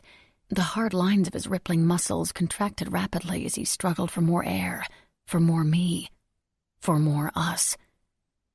My breathing matched his as he grabbed the back of my neck and sucked my bottom lip into his mouth, groaning when he released it, pressing his forehead to mine. There has never been anyone like you, Bear said softly. You're it for me, T. Don't you ever doubt that. But you've been a bad, bad girl. The corners of his mouth turned upward in a crooked smile, his cock throbbing through his jeans against my belly. My insides ached and throbbed and pulsed, and whatever else they were capable of doing at the anticipation of Bear being inside me again. I wondered what was taking him so long to strip me bare and take me against the fucking wall. Bear was as beautiful as he was hard. He was as complex as he was simple. He was both the storm and the calm, the fear and the solace, the rage and the peace. My life and my love. He was also the biggest fucking tease who was 2 seconds away from making me explode. "What are you waiting for?" I asked, my chest heaving like I was about to have a heart attack, my nipples so hard they felt as if they were about to fall off. My knee dripped embarrassingly down the inside of my thigh. Bear lowered his voice. "I was thinking that bad girls who don't listen should be punished, and that maybe I should make you wait for what you want." Oh, hell no. I was about to take him up on his original suggestion to keep the fight going while we fucked, when he dropped to his knees and dug his fingers painfully into my hips. He lifted my dress, pressed his face between my legs, and inhaled deeply. He licked over my panties, his tongue warm and wet through the fabric. "Your pussy smells like fucking heaven. Never smelled anything so good." "So fuck me," I said, closing my eyes and leaning further back against the wall. Bear's hold on my waist was the only thing keeping me upright. He stood back up, parted my thighs with his knee, and rocked forward, running his shaft over my clit. "Is this what you want, baby?" he asked playfully. "Maybe you should beg for it." I was painfully aroused, my pussy contracting and clenching around nothing, when it should have been massaging Bear's cock as he drove it in and out of me. I was seconds away from giving Bear what he wanted and begging him to fuck me, but I had a better idea on how to end this game he was playing. In a bold move, I reached out and palmed his erection through his jeans. Immediately, he threw his head back and hissed as he inhaled sharply through clenched teeth. "Fuck," he groaned, rocking forward into my palm. I removed my hand and pushed on his chest, catching him slightly off guard. His steps faltered, but he quickly recovered. "What are you doing, little girl?" he asked, his deep, vibrating voice massaging me from the inside out, a wicked gleam in his dark eyes. I didn't answer. Instead, I took a step forward and lifted my dress over my head, tossing it to the ground. His gaze darted to my naked chest, and maybe it was the way he was looking at me, or maybe it was the way he licked his plump lower lip and then sucked it into his mouth like he was preparing to swallow me whole. Or maybe it was just that I was ready to take what was mine, and I was tired of waiting. I rolled my nipples between my fingers, and Bear's mouth dropped open. "I missed your perfect tits," he said, nostrils flaring. Again, he dropped to his knees, this time to take a nipple into his mouth and suck. Gently at first, and then harder, making me gasp. He rolled his tongue over it slowly, and then faster and faster, the same way he would when he was licking my clit. I held on to the sides of his head for support, threading my hands through his long hair as he moved from one nipple to the other, leaving each sensitive peak for just enough time for them to turn cold in the warm night air. He stood abruptly and kissed me hard. Wrapping his arms around me, he held me tightly against him, almost too tight. It wasn't just a passionate kiss, it was a message. This was Bear telling me that I was still his, that he wasn't ever letting me go. I snaked my way between us, running my hand down Bear's stomach. He broke our kiss to look down to where my hand was resting on the waistband of my panties. I watched his expression as I pushed my hand inside and dipped my fingers into my wetness. "Fuck," he said. The control he was so adamant about having moments ago to teach me a lesson was cracking quickly as he watched me push my fingers in and out of the place I needed him most. I moaned, and although it felt good, it felt nowhere near as good as when it was Bear's fingers inside of me. I was forced to remove my hand from my panties when Bear pushed them down to my ankles. I was completely naked. "So beautiful," Bear muttered, undoing his belt. I pushed his jeans down over his perfect ass, and they fell to the ground. He reached around me and lifted me up into his arms with one hand, pinning me against the wall. Instead of impaling me with his cock, which is what I was sure he was going to do, with his free hand he circled my clit with his thumb and inserted 2 fingers inside my pussy, while trailing kisses on my breasts and stomach. With just that little contact, I was already so close to coming, and I knew from the pressure building that when I did come, it was going to be explosive. Do you want to come on my fingers or my cock, baby? My pussy clenched around his fingers, approving of the sound. Cock, I answered on a strangled cry. So close to release, my core felt heavy and tight. Good girl, Bear said, releasing his hold on me just enough so that I could slide down and he could align his cock with my entrance. There was nothing slow about him entering me. The tease he'd started earlier was over. There was nothing left but pure animalistic need. In one swift and very hard thrust, he buried himself inside me, the pleasure so great that it bordered on a welcome pain. This is mine. This has always been mine. I took your virgin pussy and claimed it. Now it belongs to me, he grunted as he fucked me hard and deep. Over and over again he thrust furiously, finding a fast rhythm. He'd barely begun when the pressure became so much, I began to crack until I was shattering, breaking, falling, convulsing around him in waves. The pulsing was endless as he drove into me harder and harder, while I bucked on his cock, riding out the long waves of the most powerful orgasm I'd ever had. I was still coming when Bear's thrusting became erratic and frantic.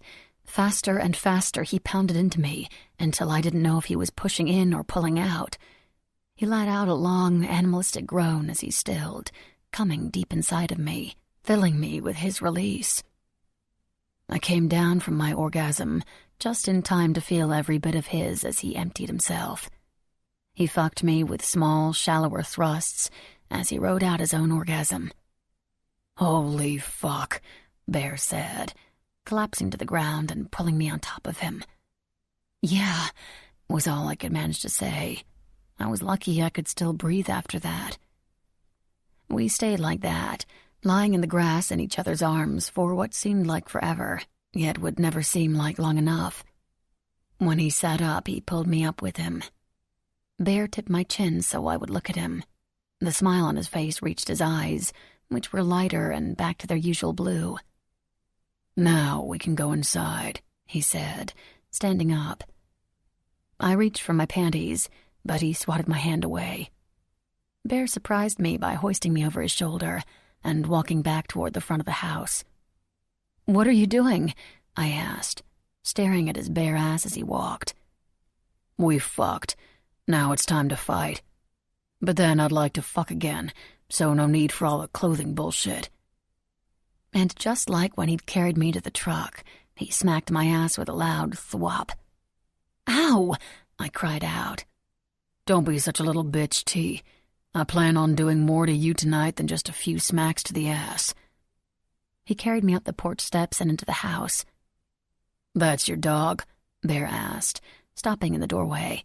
I couldn't see what he was looking at, being over his shoulder and all, but I assumed he was talking about Pancakes, who usually took up residence on the couch when he wasn't running around the grove. "Yep, that's Pancakes," I said. Bear set me down, and I turned to see Pancakes on the couch just as I suspected, wagging his tail. No, it's not," Bear argued. Yeah, it is. You're not afraid of dogs, are you?" I asked, taking a step into the house. Bear grabbed my arm. "I'm not afraid of dogs," he said, never taking his eyes off Pancakes, who continued to wag his tail and run from one side of the couch to the other. "Good, then let's—" "But that's not a dog," Bear said. "What are you talking about?" T, I hate to be the one to tell you this. "Tell me what?" Bear pointed to Pancakes. Your dog is a coyote. Chapter 16. Bear. After I fucked my girl a handful more times, we fell asleep in a tangle of limbs on the living room couch. I learned two things in those first few hours of our little reunion. Number one was that although fucking T had always been off the charts amazing, an angry fuck with T was an out-of-body experience. Number two was that Pancakes, the coyote, liked to watch. The other bit of good news was that I was positive there would be many more reasons on many more occasions for T to be pissed off at me in the future. My little Spitfire. Out the front window, the sky was lightening. The sun's first rays were just minutes from turning the dark sky blue. I kissed the top of T's head and she stirred. "No, I'm still sleeping," she argued, keeping her eyes shut tight. She swatted around blindly with her hand. I grabbed her wrist and set her hand back down on my chest to avoid being poked in the eye. "I gotta go, baby," I reminded her. She answered back with a groan followed by soft snores. I laughed into her hair. Stone has a lead on where Sadie might be. A tip from a woman's shelter a few hours north. Gus and Wolf are coming with me. Shouldn't take that long to track her down. "Maybe she just wants to be left alone," T groggily pointed out, lazily running her fingertips over my chest. That little touch was enough to send spasms to my cock, stirring it back to life as if it hadn't just shot off multiple rounds into the naked girl sprawled out on top of me only a few hours before. My naked girl. Maybe, but whatever she wants, something feels off. And not just the fact that she's actually alive. It just doesn't sit right with me. "None of it does," I said. T reluctantly sat up and yawned, rubbing the sleep from her eyes. Her long hair fell all around her face in tangles. A red bite mark sat in the space between her shoulder and neck where I'd gotten a little carried away, and I wanted more than anything to get carried away again. I reached up and ran my finger over the bite mark, and T smiled, knowing exactly what it was I was thinking. I tucked some of the crazier pieces of her hair behind her ears. "You're downright adorable when you wake up, you know that?" I said. "I am?" She bit her bottom lip and blushed like she was shy. Like I hadn't taught her how to ride my cock like a funky champion the night before. "Yeah, in a I'd like you to ride my cock again kind of way," I informed her, rubbing my palm over my already hard shaft to show her what she was doing to me, what she did to me. Her gaze dropped to my hand, her tongue darting out to wet her lips, and it was all I could take. I sat up and pulled T back down on top of me for a kiss. I had to go. But I had a few minutes. Maybe 10 minutes. Half-hour tops. A throat cleared, and we both looked up to find Rage, in all her pink T-shirted glory, staring down at us in our naked and tangled limbs with a mixed expression of confusion and disgust. T cuddled closer, pressing her tits up against me to shield herself from our visitor, yet Rage only seemed bored by our nakedness. She shooed pancakes off the lazy boy and took his seat. He whimpered, but only moved as far as her feet then dropped to the floor. He propped his snout on his paws, continuing his creepy coyote voyeurism. I turned my attentions from pancakes back to Rage.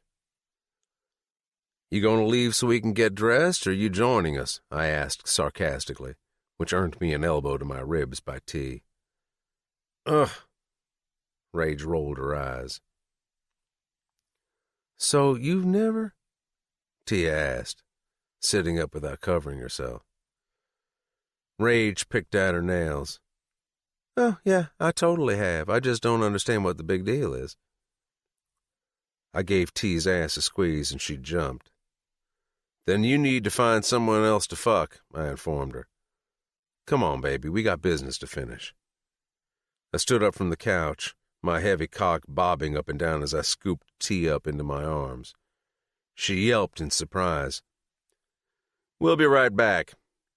I carried her down the hall into the nearest open door, which happened to be a small, yellow-tiled bathroom. I set her down on the counter and slammed the door shut.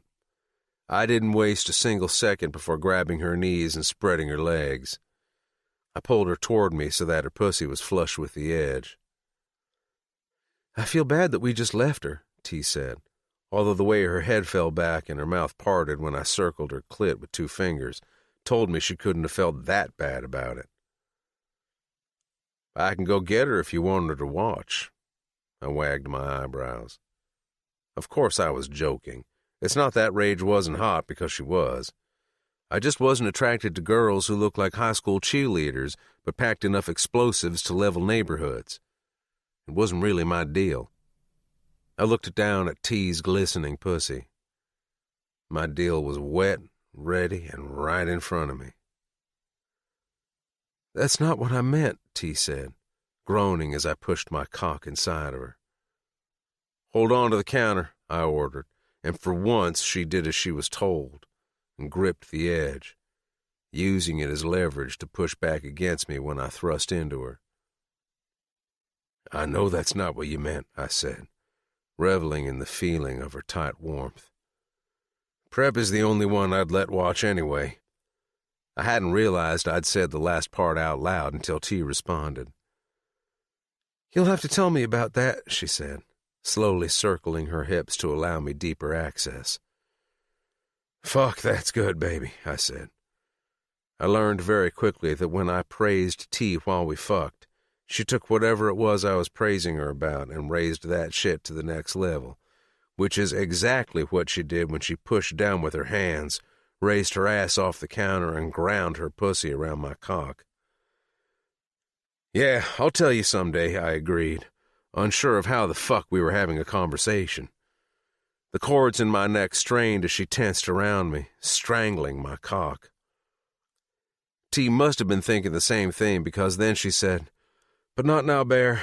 Now you just have to shut up and fuck me. So I did. Hard. I fucked her until her head slammed so hard against the mirror that it cracked, and pieces of it fell all around us, but we still kept fucking. She sunk her teeth into the flesh of my shoulder and drew fucking blood, probably to get back at me for the night before. Her red, blood-stained lips, when she smiled up at me, only made me hold on to her tighter, thrust deeper, harder, faster. She ground up against my cock until she was screaming my name, and her pussy was tightening around me like a fucking vice. I held back until I was sure she was recovering from coming, and then I exploded inside of her so hard, I went temporarily fucking blind. Fuck, I love this girl. After we recovered and showered, I took off in the truck, but not before promising T that I'd be back the very next day for her. In return, I made her promise she wouldn't drug Rage again. Rage, who, while my girl and I were saying our goodbyes outside, stared at us from inside the house through the screen, like we were animals in the zoo and everything we did and said to each other was something out of the pages of National Geographic.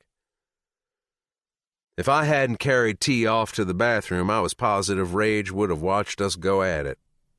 She hadn't hidden her curiosity from us, although I don't think her curiosity about sex was a sexual thing, if that makes any sense. I think the girl was more curious about why sex didn't appeal to her, or what it was everyone else seemed to get out of it, which to me was fucking crazy, considering I would seriously and gladly hand over a limb, any one of them, except the one between my legs, to be able to fuck T every day. Rage was the complete opposite of the one other person I knew who always wanted to watch. Besides pancakes. He had watched because he was curious too. At least it started out that way, but his curiosity was definitely sexual in every way. Well, sexual and violent. Preppy. He was a depraved little shit. You're no Disney princess yourself, shitbag. I liked porn as much as the next guy, but the shit Preppy was into didn't get my dick hard as much as it made my nuts want to retreat back into my body and hide out until the coast was clear. A depraved little shit, who I'd give either of those nuts to have back. I reached behind my neck and rubbed the prep tattoo King had done for me. It always seemed to burn when I was thinking about him. It burned especially hot when I thought back to the first night I'd realized that violence and sex went hand in hand for Preppy.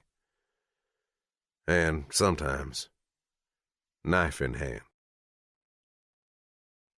Chapter 17. Bear. 18 years old.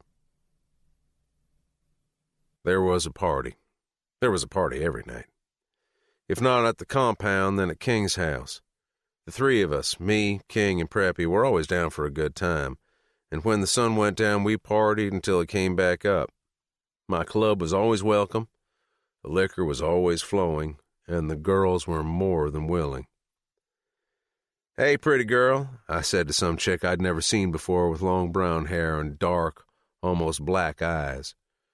She was dressed conservatively for one of our parties, and what I mean by conservative is that she wasn't topless or in the middle of playing a game of finger cuffs with the boys by the bonfire. She was probably a spring breaker. Her tanned skin the first giveaway. Most locals, even if they worked outside, weren't tan unless they were born with it. This girl had a glow about her that said she'd been lying in the sun all day, the tip of her nose slightly reddened. Yep, visitor.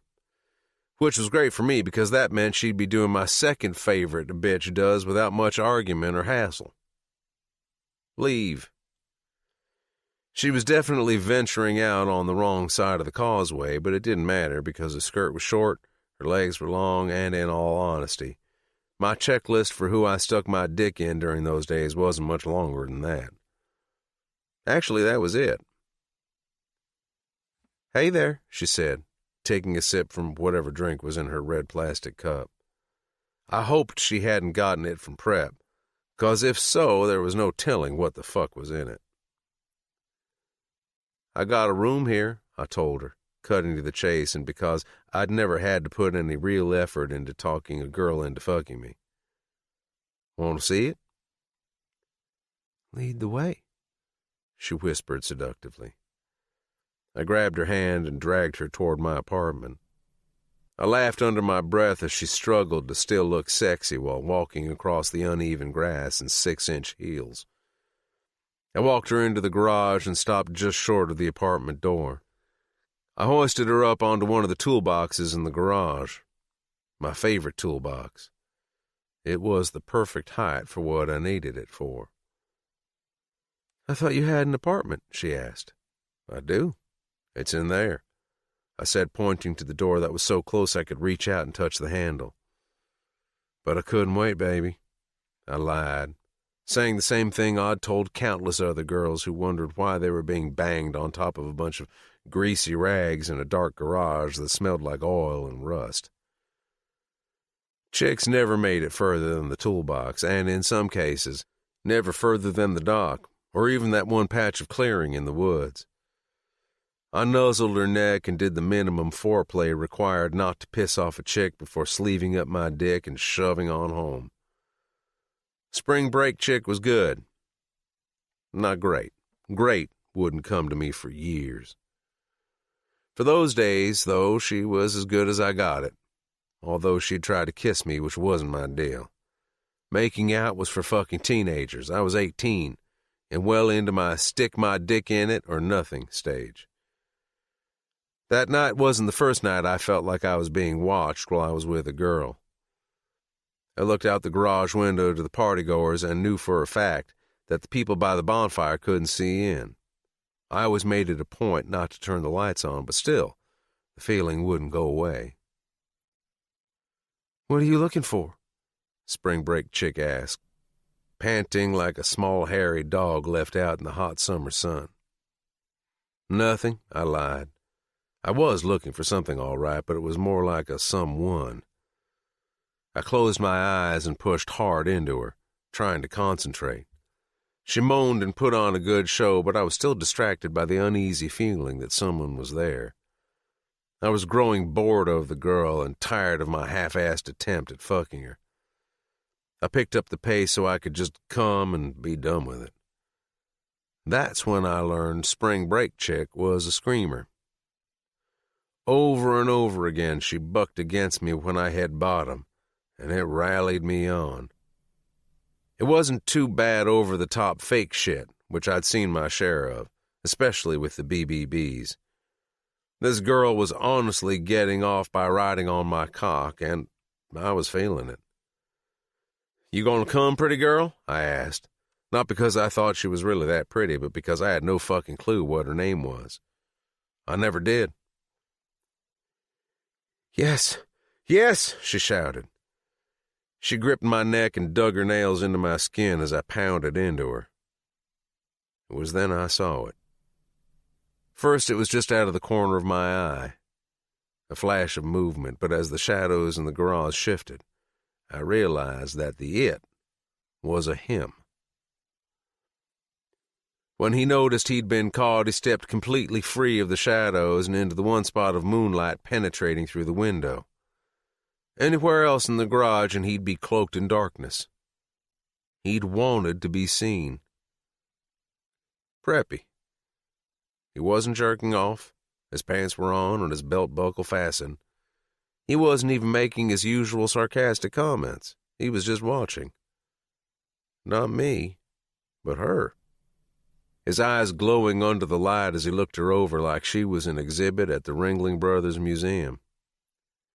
I paused briefly, Preppy's presence throwing off my rhythm. "Why did you stop?" the girl asked. I could have outed Preppy for being a creeper right then and there, shouted at him to go. But I didn't. There was something in the way he was watching that made me feel like it was okay for him to stay, okay for him to keep watching. I kept going. Again, spring break chick started to moan, writhing up against me, scraping her nails down my back. Preppy was one of my closest friends, and I wasn't a stranger to sharing bitches with my brothers in the club, although it was more of a BBB jumping from room to room without everyone in the same room at the same time. I got the oddest feeling while Preppy stood there, not making a sound.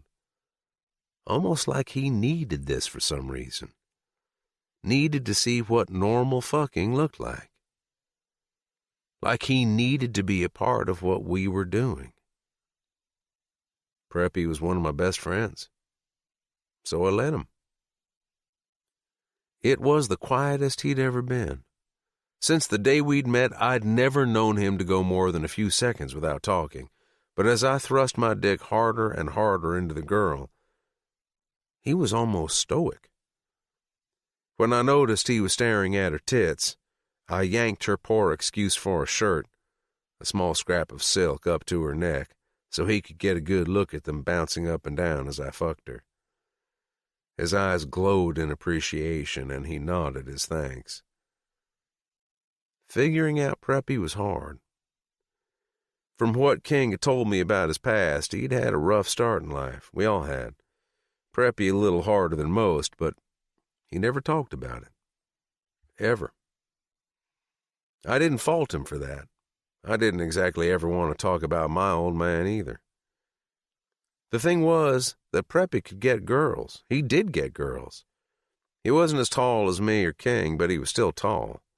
He was still ripped to shreds, which came easier to him than it did for me because he started out a skinny kid, but when he started working out, he went right to ripped and lean. Other than a few inches of height and a few pounds of muscle, he had something that both King and I were seriously lacking on some days. Humor, personality, wit, charm. When the girl's pussy started to clench around my dick, the squeezing sensation caused my balls to tighten. I looked over to Preppy, who was as still as I'd ever seen him. No twitching or shoving his hands in his pockets or running his hands through his hair. Just looking, watching, observing. I was getting close, so I shoved the girl down on the toolbox so that her back was flush against the diamond-shaped metal. I held on to her shoulders as I plowed into her, making sure to drag my cock along the front walls of her pussy as I pulled in and out. Her larger-than-average tits bounced up and down, and as soon as she came, I followed her over. Although it was more like a sneeze than a cum, because I was more preoccupied thinking about our company and what it meant that he was there than I was about actually getting off. That was... wow, the girl said, sitting up. I pulled out of her and tugged off the condom, throwing it in a nearby trash can. "Want to go again?" she asked, wrapping her long legs around my waist and digging her heels into my back, pulling me forward. "You want more?" I asked, holding her face in my hands. She reached out and licked one of my fingers. "Yes, please, give me more," she begged. Out of the corner of my eye, I saw Preppy making a quiet move to leave out of the side door. "Prep!" I called out. He stilled. I unwrapped the girl's legs from around me and took a step back, tucking myself back into my pants. "Why don't you come over here and take care of this beautiful girl? She says she needs more, and I'm not so sure I have much more to give her." At first, spring break chick was startled of Preppy's presence in the room and looked at me like she was in shock. But as soon as Preppy stepped into the light, she smiled as if I'd just given her a puppy. Her legs were still spread, her wetness glistening for him to see. Slowly, Preppy moved closer and closer, his gaze focused between her legs. In my mind, I wasn't just offering to share a girl with Preppy, I was offering him a chance at normalcy. A chance to just fuck and not be so caught up in the hows or whys of it all. "Have at it, bro," I said. Clapping him on the shoulder, I left him to it and made my way back over to the party. I wasn't 10 feet away from the garage when I heard the scream. It wasn't the kind of scream she'd made when I made her come, but the kind of scream that said, "Someone just stabbed me." I turned and ran back as fast as I could. And sure enough, the girl was no longer on the toolbox, but laid out on the floor on her side, crawling away from Preppy at snail speed. But where a snail left slime in his tracks, the girl left blood. "He fucking stabbed me," she shouted, grabbing her thigh, which still had a pair of silver scissors sticking out of the top, gushing blood with her every movement. Preppy stared wide-eyed at the trail of blood and at the blood on his fingers, but didn't make a move to help or even flee. He just stood there, with an unreadable expression on his face. I picked the girl up and carried her out of the garage. One of the BBBs stitched up her leg and called her a cab home. I gave her a few $100 to keep her mouth shut, and Preppy and I never talked about it again. But I still felt him watching. The next time I brought a girl into the garage and called him over, he looked worried. "I can't," he said, even after the girl said she was game. "You want me to stay?" I asked, in my most reassuring voice, wondering where it was in his fucked-up mind that he went when sex was involved, and what was causing the intensity that radiated off him like he was a different person when he was watching, an entirely different version of Preppy. What shocked me most was that in place of his usual sarcastic and obnoxious demeanor, he was tentative, shy. It creeped me the fuck out. Yet I wanted to fix it for him somehow. "Come here, baby," the girl said, parting her legs. I sat up on the toolbox next to her, and lifted off her shirt. I played with her nipples while Preppy suited up and pushed inside. After a few seconds, Preppy looked up at me, his eyes dark and menacing. He looked like a fucking demon. "I won't hurt her," he whispered. The girl, so involved in Preppy's dick, thank fuck she hadn't heard him. I shook my head. There would be no more scissor play if I had anything to do with it. "Watch. I'll do it for you," I said. I grabbed the girl's throat in my hands and squeezed just enough to make it uncomfortable for her, but not enough to actually cause pain. She moaned and gagged at the same time. "She likes that," Preppy said, looking completely dumbfounded. He rammed into her at a furious pace while I held onto her tight. When I grabbed a handful of the girl's red curls in my fist and pulled, ripping a scream from her throat, it sent him over the edge, and he came with a groan before collapsing onto the floor. I picked the girl off the toolbox and started to pull her away from the garage. "Is he going to be okay?" she asked, looking back, but I didn't let her stop. It was better to let him recover than to leave him there alone with the girl and have to deal with the very real possibility that it wouldn't just be a thigh he carved into the next time. "Thank you," Preppy called out, still hunched over, face first on the concrete floor, his pants around his ankles. It was the very first and the very last time I'd ever heard him utter those words. Unfortunately, I couldn't say the same about the stabbing. Chapter 18. Thea.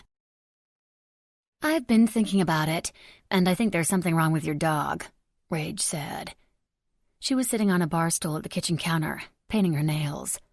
Pancakes immediately took back his spot on the couch the second Rage had gotten up, laying on his back with his legs spread and his tongue hanging out of the side of his mouth. "He's a coyote," I corrected. She turned up her nose. "Well, that would be what's wrong with your dog, then. Do you know what kind of diseases dogs can carry?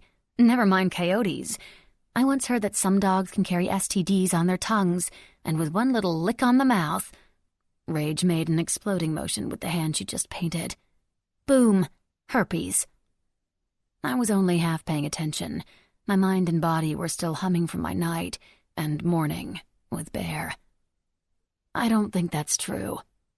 "I don't know. Maybe it was parakeets. Don't you think that thing could be violent? You know a coyote is not the same thing as a dog."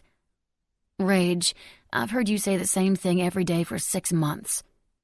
I pointed to Pancakes, who was fast asleep, still upside down, although now he was halfway off the couch, slinking further and further toward the floor with each little snore. "Does that look violent to you?" "Do I?" Rage asked, blowing on her nails and flashing me her pearly white celebrity-looking smile. "Point made." "Can I ask you something?" Rage asked, getting up and strolling around the living room as she examined the pictures on the wall, like she hadn't been seeing the same ones every day for months. "Well, you drugged me, so technically you owe me an answer." "I prefer to think of it as giving you some much-needed sleep." I struggled with the lid on a jar of peanut butter and was about to use my old bang-it-on-the-counter-until-it-submits trick when Rage walked over and grabbed it out of my hand. "Hey, I started, but stopped abruptly when Rage twisted it off in one try, without putting any effort into it, while I, on the other hand, was on the verge of popping a blood vessel in my eye when I had tried. She handed me the jar and continued her stroll. "You and Bear, was he..." She sighed, and I didn't know if she was embarrassed to ask me her question, or if she couldn't find the words to ask it. "Is this a sex question?" I asked, casually, trying to make it less awkward for her. "Yes," she asked, picking up a photo off the coffee table of me and my dad when I was still in diapers. He held me in his arms, and I was reaching for an orange off the tree. She set it back down. "What do you want to know?" I asked. Pancakes fell to the floor and startled himself awake. He looked around as if he were looking for whoever pushed him off the couch. Within a few seconds, he was back up and back asleep. "Was he your first?" Rage asked, clearing her throat. "Yes, he was," I said, licking the remaining peanut butter off the knife and tossing it into the sink. I handed Rage her PB&J and sat next to Pancakes, whose paws were rotating like he was chasing something in his dream. "And you like sex with him?" she asked, popping her lips and folding her hands behind her back. She had set her sandwich down on the table without taking a bite. "Are you sure you've had sex before?" I asked, wondering how anyone couldn't love what it was Bear and I did when we were alone, together, naked. And he was, "Yes, I have, and I think that's why I'm so confused," she admitted. "And in my line of work, I don't get to talk to too many girls my age." "Armed babysitting protection services?" I asked, raising my eyebrows. Rage laughed and tightened her ponytail. "Protection services," she repeated. "I like that. Actually, I don't protect much of anything these days." She pulled herself up onto the counter, dangling her feet. "You must have one hell of a good story," I said, taking a way too big bite. She scoffed. "I don't know how good it is." She looked out the front window and then at me. "But maybe I'll come back and tell it to you one day." A car door slammed, and immediately Rage was on her feet with her hand behind her back on her gun. I pushed off the couch, startling Pancakes who ran out the open sliding glass door in the kitchen.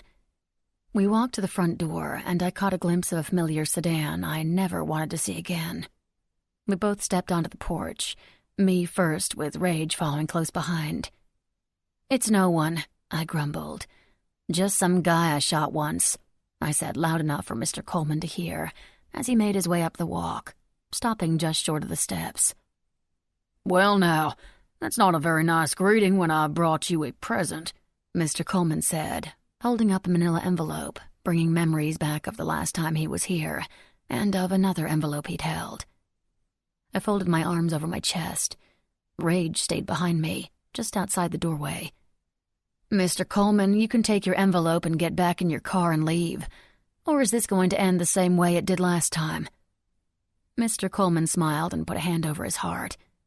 "Miss Andrews, I forgive you for what happened last time." "I'm not seeking your forgiveness, Mr. Coleman." He seemed amused by my admission. "Last time, I will admit I was a piranha, feeding at the bottom of the barrel. I realize my error now, and I have another offer for you." I scowled. "Make your offer to the bank. In about 6 months this place will be theirs. I'm sure you can work out a deal that best fits your black soul and their fat wallets." "You sound bitter, Miss Andrews. Let me make this better," Mr. Coleman said. "Sunlandio Corporation doesn't want to wait the 6 months. Time is money and everything like that. So we are making you a much better offer. We would like you to sign over the property now, and we will handle all debts and put a sizable amount of cash in your pocket. Trust me, it will be worth your while." He again held up the folder. "The numbers even surprised me." Out of pure frustration and an overwhelming desire for Mr. Coleman to leave, I made a move to go down the steps and grab the file. Rage stopped me by grabbing me by the arm. "I'll get it," she said. She went down the steps slowly, snatching the file from Mr. Coleman's hand. Rage's eyes lingered there, on his hand, for just a fraction of a second. "And who might you be?" Mr. Coleman asked, sounding a lot like he was talking to a toddler. "Management," Rage answered. She opened the file and quickly scanned whatever was in there. "It's legit, Thea. I think you guys should sit and talk about it," she said, but there was something off about her voice. I'd heard her cheery, I'd heard her bored, I'd heard her complain a lot, but this tone wasn't like anything I'd ever heard from her before. I searched her eyes for some sort of ulterior meaning, but found nothing. "Come inside, Mr. Coleman. We were just making iced tea," Rage said, leading Mr. Coleman up the steps, passing me on their way into the house. A huge victory smile plastered across his rat-like face. I should have aimed for his fucking head. "Have a seat. My name is Mandy. I'm Thea's cousin," Rage said. "Her name is what?" Mr. Coleman took a seat at the table, while Rage opened kitchen cupboards and started taking random things out, setting them on the counter. That's when I saw it. The very small, very subtle look she shot me. I would have missed it a nanosecond later, but luckily I hadn't. She looked between me and then the knives in the butcher block on the counter, and then finally Mr. Coleman. The smile never left her face, and her attention never left our guest. But the message couldn't have been more clear. "I'll cut some lemons," I said, grabbing a knife and walking over to the refrigerator. We had no lemons, but on my way back from the refrigerator I managed to slip the knife into Rage's waiting hand. "Here we go," Rage said, walking around the counter with an empty pitcher. Mr. Coleman looked at it and then looked at her, his forehead creasing in confusion. Rage dropped the plastic pitcher, and when Mr. Coleman's eyes followed it to the floor, Rage grabbed his wrist and set it on the table. In what seemed like no time at all, She raised the knife and ran it through the back of Mr. Coleman's hand, pinning him to the table. He screamed and reached inside his jacket, but Rage was faster. She pushed his jacket down his shoulders, locking his arms to his sides and preventing him from getting to whatever it was he was reaching for. She pointed to the knives, and I tossed her another one, and she did the same with his other hand. The screaming escalated. She reached into his jacket and removed his gun. Then, as if she hadn't just stabbed a man twice, she calmly pulled out her gun, set it on the table next to his, making sure to point both of them toward Mr. Coleman. She took a seat at the table while he continued to wail. "You bitch!" he cried out, throwing his head back. "You bastard!" Rage said. She reached over and yanked up the sleeve of his jacket, revealing the Beach Bastard's emblem emblazoned on his forearm. "What?" I asked, clamping a hand over my mouth, not believing what I was seeing. "Thea, why don't you be a doll and get us some rope?" Rage instructed. "Rope?" I asked. "What for?" Mr. Coleman tried to move his hands, but only succeeded in making his wounds larger and the blood pour out faster. All the other variations I'd seen of Rage's personality disappeared and were replaced by the sinister being staring hatred into her new captive. Rage smiled sweetly. "'Cause, Thea, darlin', this is the South, and I'm in the mood for a good old-fashioned hanging." Chapter 19. Thea. I didn't know if she was actually going to go through with hanging Mr. Coleman, and not because I didn't think her capable, but because the Grove, and Jessup in general, lacked any sort of trees with sturdy enough branches. Orange trees wouldn't exactly get the job done. Regardless, I'd gone out to the shed and found what Rage had asked for. I just stepped back into the house when something buzzed. Rage reached into the front of her shirt and pulled out an older-style smartphone.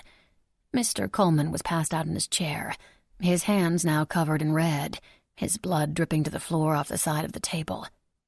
Rage's eyes went wide when she looked at the screen. Her face paled. She abruptly got up and grabbed the rope from my hands, but instead of lynching Mr. Coleman, or whatever his real name was, she stuffed a pink bandana in his mouth and tied him to the chair using a series of complicated-looking knots. "What's going on?" I asked, hoping whatever it was had nothing to do with Bear. "It's nothing," she said. "I just sent a text to Bear. He's on his way. Told me not to do anything until he gets here." I studied her face, her quick intake of breath.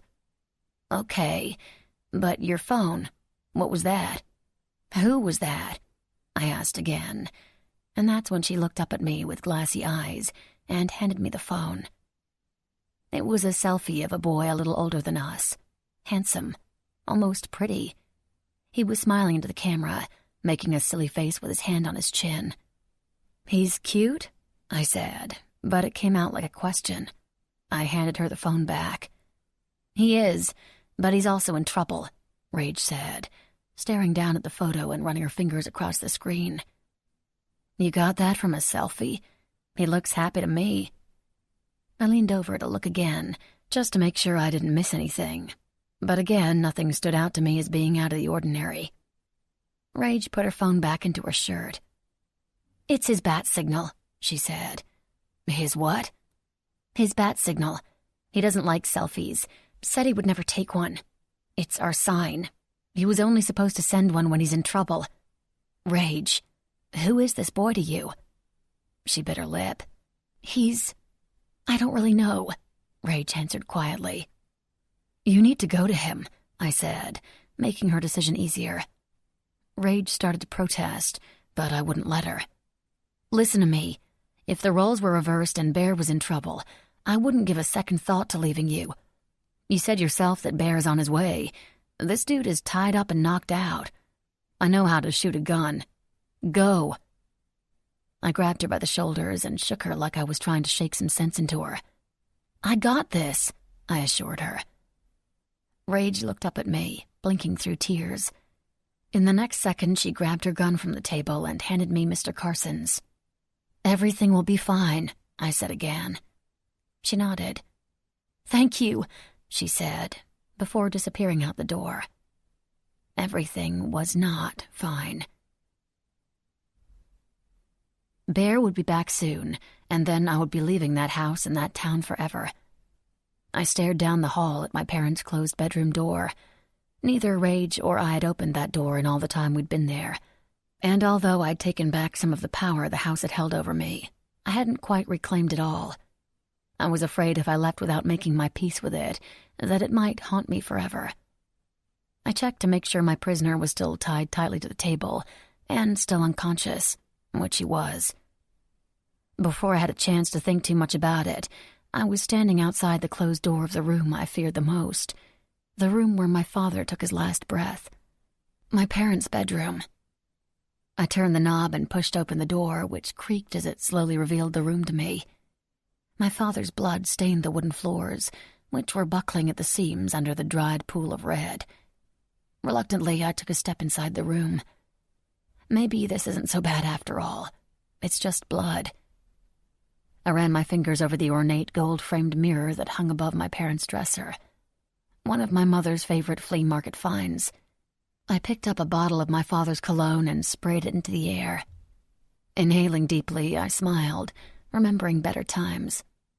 I combed out my hair with my mother's brush, and I stared at my reflection in the mirror until I was sure that my reflection had started talking back to me. "Get out of here," I saw myself say. "It's not safe." And then, finally, "Look behind you." I wasn't fast enough. Just as I turned around, large hands clasped around my throat, turning me back facing the mirror. He squeezed, crushing my neck, closing my airway. I struggled and kicked and bucked, but it was no use. I watched in the mirror in horror as the whites of Mr. Coleman's eyes bulged out of his head as I struggled for air. I tried prying his fingers apart with my own, but he didn't move. Night, you fucking cunt," he whispered in my ear. With my vision rimmed in static like snows that grew larger and larger, I felt my body go limp. I fell sideways onto the floor, and although he'd released me, my airway wouldn't open. I couldn't draw breath into my lungs. The last thing I saw was a laughing Mr. Coleman standing over me as he faded further and further away until he was gone, and the only thing I was left looking at was the broken blade on the ceiling fan. Some sort of commotion was taking place out of the corner of my eye. Someone screamed, but it was too late. It all went away. Everything. I was dead. Chapter 20. Thea. Lights, sounds, barking. I woke up with a start like I'd been launched into consciousness from one world to the next. I sat up so quickly it was like an involuntary knee-jerk reaction to be able to pass air into my lungs again. Opening and closing my mouth, I gulped for more air, which came much slower than I wanted. But at least it came. My breaths were short and staccato. I'd gone from the land of nothingness into a flurry of commotion. The room spun around me as each of my senses was shocked back to life, like they'd just been struck by lightning. My brief death had taken a toll on me. My neck was sore. My head throbbed. I reached for my throat. I swallowed, and it felt as if I'd gargled with sand or broken glass, or a cocktail of both. There was a sudden crash. Surprised by the sudden noise, I stupidly craned my damaged neck around the side of the bed to see where the noise had come from, and was immediately rewarded with a severe stabbing sensation in and around my throat. I pushed through the pain, dragging myself on the floor instead of causing further injury to my neck. When I'd moved far enough to see around the bed, my eyes landed on the scene playing out in front of me. The spinning room began to slow until it thankfully came to a stop. When I was finally able to take a deep breath, I coughed on the exhale, drawing the attention of Mr. Coleman, who was on his knees beside the bed. His white shirt was torn around his right arm, revealing an open and bloodied gash across his bicep. He pursed his lips, and although he was the one on his knees, he looked smug, like he'd somehow still won. The bear from that morning was not the same bear who was now in that room, standing behind Mr. Coleman with a gun to the back of his head. Bear looked possessed. A vein throbbed in his temple, his chest heaving up and down. Even the veins running down his defined abdomen, disappearing into his low-slung jeans, looked as though they were pulsing with anger. T, Bear said, calling me even further back to the land of the living. You okay? I'm fine, I said, my voice hoarse and scratchy. It hurt to speak, but it was nowhere near the pain I'd felt just minutes before. I grabbed onto the bedpost, hoisting myself into a standing position. "Do you know who he is?" I asked, looking at the man on his knees. Bear nodded, pushing the barrel of his gun against the back of the man's head. His name is Tretch. He's a nomad Chop uses on occasion to carry out his dirty work. He's less known than the crew at Logan's Beach, and when he's not wearing a cut, he looks like a fucking pussy, so he's believable as a civilian. "He's Mr. Coleman to me, the guy I shot, the Sunlandio guy." Bear laughed wickedly and smacked the butt of his gun against the back of Tretch's head, who winced and swayed, but didn't fall. "This motherfucker is going to wish you killed him," Bear seethed. "Bear," I started, leaning on the bed for support. "No, T. Don't try and talk me out of it," Bear said, fire dancing in his eyes. He paced the floor, 2 steps one way, and then 2 steps the other. His eyes didn't meet mine. "This fucker laid his hands on you, T. His life ends now. The last fucker got away with a broken arm." Bear leaned down next to Tretch and spoke directly into his ear. "Unfortunately for you, I'm all out of broken arms today." "Bear," I said again, trying to get his attention. "T, it's not an option. He's—" "Bear!" I shouted past the pain, possibly tearing something in my throat. Bear's eyes finally snapped to mine, as if I'd temporarily brought him out of his murderous trance. "I'm not trying to stop you," I coughed out. "I just don't want you to shoot him." I could see the light go off in Bear's eyes. He knew what I meant, just like he always seemed to know what I meant, without me having to explain it. Tretch wrapped his hands around my throat and tried to choke the life from me. "I think you need to repay the favor." I pulled myself onto the bed, crawling up to where I could be closer to Bear, and looked down at the piece of shit who almost killed me. Tretch may have never worked for the Sunlandio Corporation, but it didn't matter. The man on his knees in my parents' old bedroom might as well have worked for them, because to me represented the evil of that company, the evil of the MC who'd tried at every turn to bring death to our doorstep, to rip Bear from me and me from Bear. The idea is so absurd, I tossed my head back and started to laugh. I was manic. I was insane. Maybe I'd inherited some of my mother's crazy after all. I wasn't laughing because I was asking the man I loved to strangle someone to death, but because I honestly didn't think that even death could separate us. "You sure?" Bear asked me warily. I abruptly stopped laughing. Bear was a biker who didn't need a scared little girl. He may not have been in a club anymore, but he still needed an old lady. He needed me. I nodded, and not just because I thought that's what Bear wanted from me, but because I'd never been so sure of anything before. No, let's talk about this," Tretch shouted. He tried to stand, but Bear kicked out the back of his legs and sent him back down to the floor. "Like this, baby?" Bear asked. There was a quiet reverence in his voice. He handed me his gun, and I took over the job of keeping it aimed at Tretch. Bear wrapped his big, strong hands around Tretch's throat and started to squeeze, just as Tretch had done to me. Tretch struggled, his legs kicked out from underneath him. The muscles in Bear's forearms flexed and strained while he held tight to the man dying between his hands. My own hands automatically went to my neck, tracing the swollen fingertips Tretch had left behind. Bear's eyes found mine and didn't leave. The whites of his eyes turned to red. He gritted his teeth. Tretch looked to me with bulging eyes, one final plea for his life, knowing I was the only one who could grant it to him. I didn't want to. With one last angry roar, Bear squeezed the last of the life from Tretch, his eyes rolling back in his head. His chin fell to his chest. Bear released his hold on Tretch, shoving his lifeless body sideways onto the floor. Bear reached into his boot and pulled something out. He flipped it open. A serrated blade sprung out. I was sure Tretch was already dead, but for whatever reason Bear had, he crouched down and gashed Tretch's throat wide open. As a former member of Future Farmers' Daughters of America, we'd taken a trip to the slaughterhouse, and the way the blood poured from Tretch's neck reminded me of watching the pigs get slaughtered one by one. Only this animal happened to be human. Was human. I shifted off the bed and stood on unsteady legs, holding on to the end table for support. Bear's boots crunched over shards of ceramic from a broken vase in their struggle. He made his way over to the now empty vase stand and picked up a lace doily. He wiped the dark red from his knife before shoving it back into his pocket and threw the bloodied scrap of lace at Tretch's feet.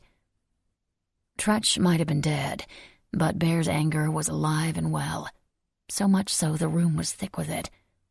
Bear stood there silently for what seemed like hours. Finally, he looked down to his hands and stepped toward me, bringing his hands up to my face. I covered his hands with mine. "He could have killed you," he said, his voice unsteady, his eyes unfocused. I left his hands on my face and reached up for his, rubbing my thumbs over the freckles underneath his deep blue eyes. "He didn't," I said, my voice sounding more like normal, the pain in my neck subsiding to a dull ache. He tried," he started again, but I wouldn't let him go there. I couldn't. "But he didn't," I repeated. "He didn't." I locked my hands around his neck. I stood on my tiptoes and planted a small kiss to the corner of his mouth. His beard tickled my lips. Bear's eyes locked onto mine and turned darker than I'd ever seen them. He was searching my face, searching my soul, but I had no clue what it was he was looking for. He craned his neck down and pressed a tender kiss against the swollen and injured flesh on my neck. Suddenly the air shifted, and it was no longer thick with anger, but something else entirely, something even more powerful. Lust. Need. Bear's chest was damp with sweat. He smelled like pure man and looked like pure muscle. Every bit of him invaded my senses. Bear forced me backwards onto the mattress. Our lips connected, but only for a brief second. He lifted me up by my waist and tossed me further back onto the bed. The thrumming of my erratically beating heart and the sounds of us coming together filled the silent space. The creak of the bed springs, the smack of our lips, his boots falling to the ground, his zipper. Bear grabbed onto the waistband of my shorts, yanking them down to my feet, tossing them over Tretch's body, which laid across the open doorway. He pulled off my panties with one hand and crawled on top of me, pushing his jeans down over his ass until I could feel him, large, hot, hard, pressed right up against my core. I closed my eyes and moaned, the contact too much and yet nowhere near enough. I needed more, so much more. I reached for the hem of my shirt, and Bear lifted up off me, just enough to allow me to pull it off and chuck it to the side. Then we were skin to skin, my softness against his hardness, tortured soul against tortured soul. The feeling of him between my legs, his weight on top of me, the need for him to be inside of me, had me shamelessly spreading my legs as wide as they could go, inviting him into the place I needed him most. Bear kissed the spot where my neck met my shoulder, over the bite mark he'd made the night before, and I saw stars. Maybe I was dying again, except this was a death I wouldn't fight. This was a death I'd go to gladly. Bear's tongue licking behind my ear, sucking at my skin, kissing, teasing. His hands kneading my breasts and pinching my nipples. I grabbed onto the globes of his glorious ass, pressing him in closer, needing him to close the torturous gap between us. "You were made for me," Bear said before his lips met mine, and I was lost in the sensation of his tongue dancing with mine, tangling with one another. He groaned, and I lifted my hips, again searching for more, begging. A few minutes earlier I'd thought I was dead, and now I'd never felt so alive. Bear rocked against me, running his hard length through my wetness, and I relentlessly ground against him like I couldn't get enough. Because I couldn't. I didn't want to. Not then. Not ever. I didn't care about the corpse in the corner or the blood on the floor, both old and new. All I cared about was Bear. He reached between us and ran his fingers over my clit. It wasn't gentle. He wasn't even that nice. He was downright rude to it, pushing hard and circling it like he was punishing it, punishing me. "You want me, baby?" he asked, pulling back and searching my eyes. "You want this?" I reached out and brushed away the hair that had fallen into his face. I knew he wasn't asking if I wanted his cock. He was asking if I wanted this life. "Fuck me," I said, answering his question in a language I knew Bear was fluent in. He didn't need anything more than those words, because he grabbed the base of his shaft and lined it up with my entrance, pushing inside of me like he was answering a question I'd never asked. He was hot and hard, and every inch of access he gained made me only want more of him. All of him. When Bear met resistance, it was like all of his resistance fell apart. He groaned. "I love how fucking tight you are. I love how I have to fight your fucking pussy to push my cock all the way inside you."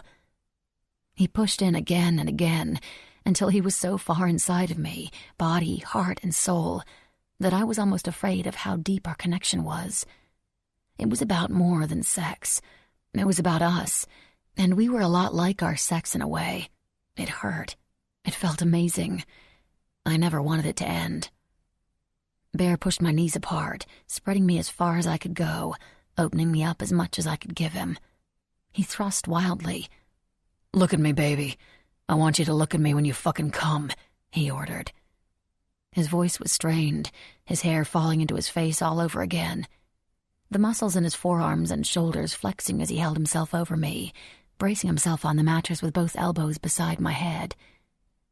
I glanced over his shoulder as the pressure started to build, catching our reflection in the mirror above the dresser. Bear's body blocked most of mine except my legs, which I lifted up and wrapped around his waist. The muscles in his back were taut and straining. His colorful tattoos looked as if they were dancing as he fucked and fucked me, and fucked me some more. I watched us in the mirror as the pressure in my lower stomach tightened.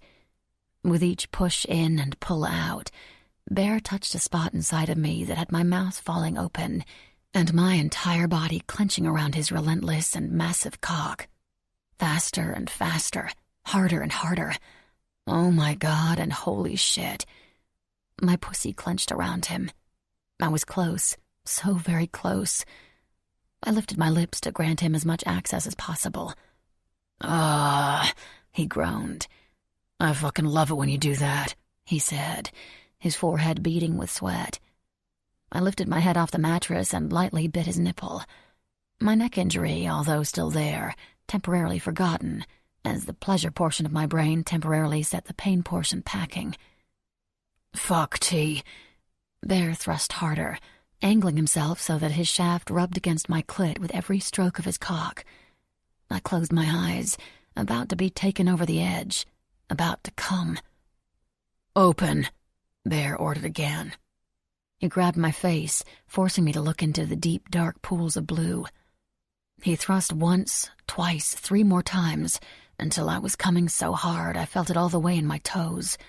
Over and over again I pulsed around him in waves of pure pleasure, which set him off because he gripped the backs of my thighs, and with our eyes open, his nose touching mine, staring into each other's souls, Bear came.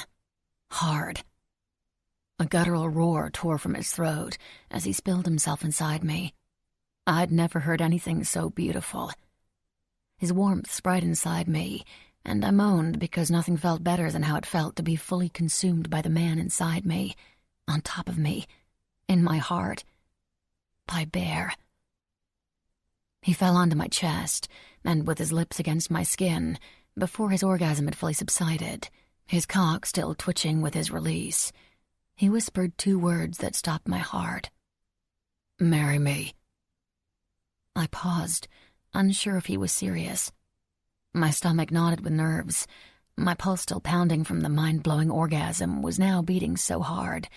I was a few seconds away from a stroke. "Is that the after-sex high talking?" I asked with a small laugh. Bear looked at me, holding my face in his hands. When I tried to turn away from the power of his unrelenting glare, he didn't let me.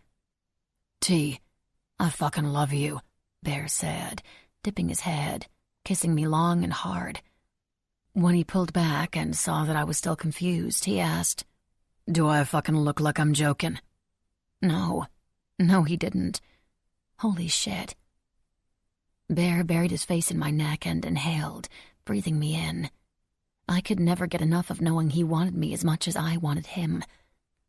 "Seriously, though," I started, needing to clarify something that had been nagging me over the last 24 hours.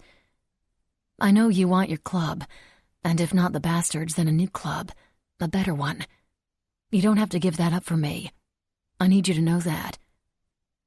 Bear lifted his head and narrowed his eyebrows, a worried expression crossing over his beautiful face. He ran his thumb over my lips, still swollen from our kisses. "So what does that mean?" he asked, and I knew he was wondering where I was going with all this. "I don't know," I said, taking a moment to pause for dramatic effect. "You really think I'm old lady material?" I joked, jabbing my fingers into his ribs.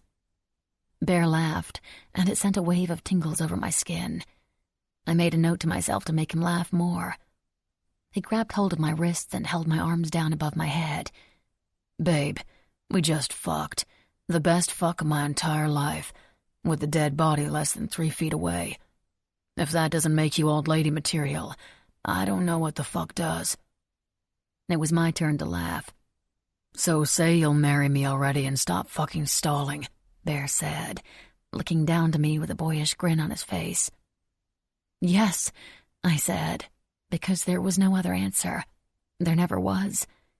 Just yes. Just Bear. Just me. Just forever.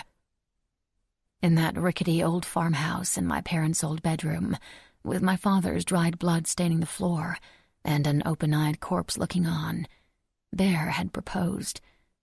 I wouldn't have had it any other way, 'cause life is just fucked up like that. I realized that all my past worrying had been pointless, because not only did I fit into Bear's world, he kissed my temple and dragged me against his chest. I was his world. Chapter 21. Bear. "How come I'm not dead?" Thea asked, lifting her sleepy head from my chest. "'Cause you're not fucking supposed to be," I said, with more bite than necessary. My girl was very much alive, in my arms and full of my cum, which was exactly where she was supposed to be. When I came into the room and saw T's lifeless body on the floor, it was like a switch turned on in my mind. A kill switch. I thought she was dead, but I wasn't going to tell her that. It wasn't until I saw her peek out from behind the bed when I felt as if I could breathe again. The second I knew she was alive, I knew that after I put Tretch down that I was going to fuck her. It was a messed up part of me that needed a reminder that we were both alive. I meant it when I told her it was the best fuck of my life. I'd came harder and longer than I ever had before, and from the way T was moving underneath me when she came, the way she tightened around me, I'm pretty sure she didn't have any complaints either. "You know what I mean," she said, elbowing me in the ribs. "Besides the body on the floor, you would have thought we were any other normal couple, laying in bed recovering from intense orgasms. But we weren't normal. I fucking loved that about us." "Pancakes," I told her, watching with amusement as her face scrunched up in confusion like I knew it would. "Huh?" "It seems that your non-dog decided to act like the coyote he is. He tore that massive hole in Tretch's arm before I even got here." "My pancakes?" she asked. I knew she was having a hard time imagining the coyote she thought was a dog, who licked toes and liked to watch us fuck, was capable of that kind of violence, but it was true. That coyote was the perfect dog for us. Yes, your Pancakes, unless you know of some other non-dog coyote named Pancakes hell-bent on defending you, I laughed. Also, I need to warn you not to freak out when you go into the other room, 'cause our non-dog has blood all over his face and fur.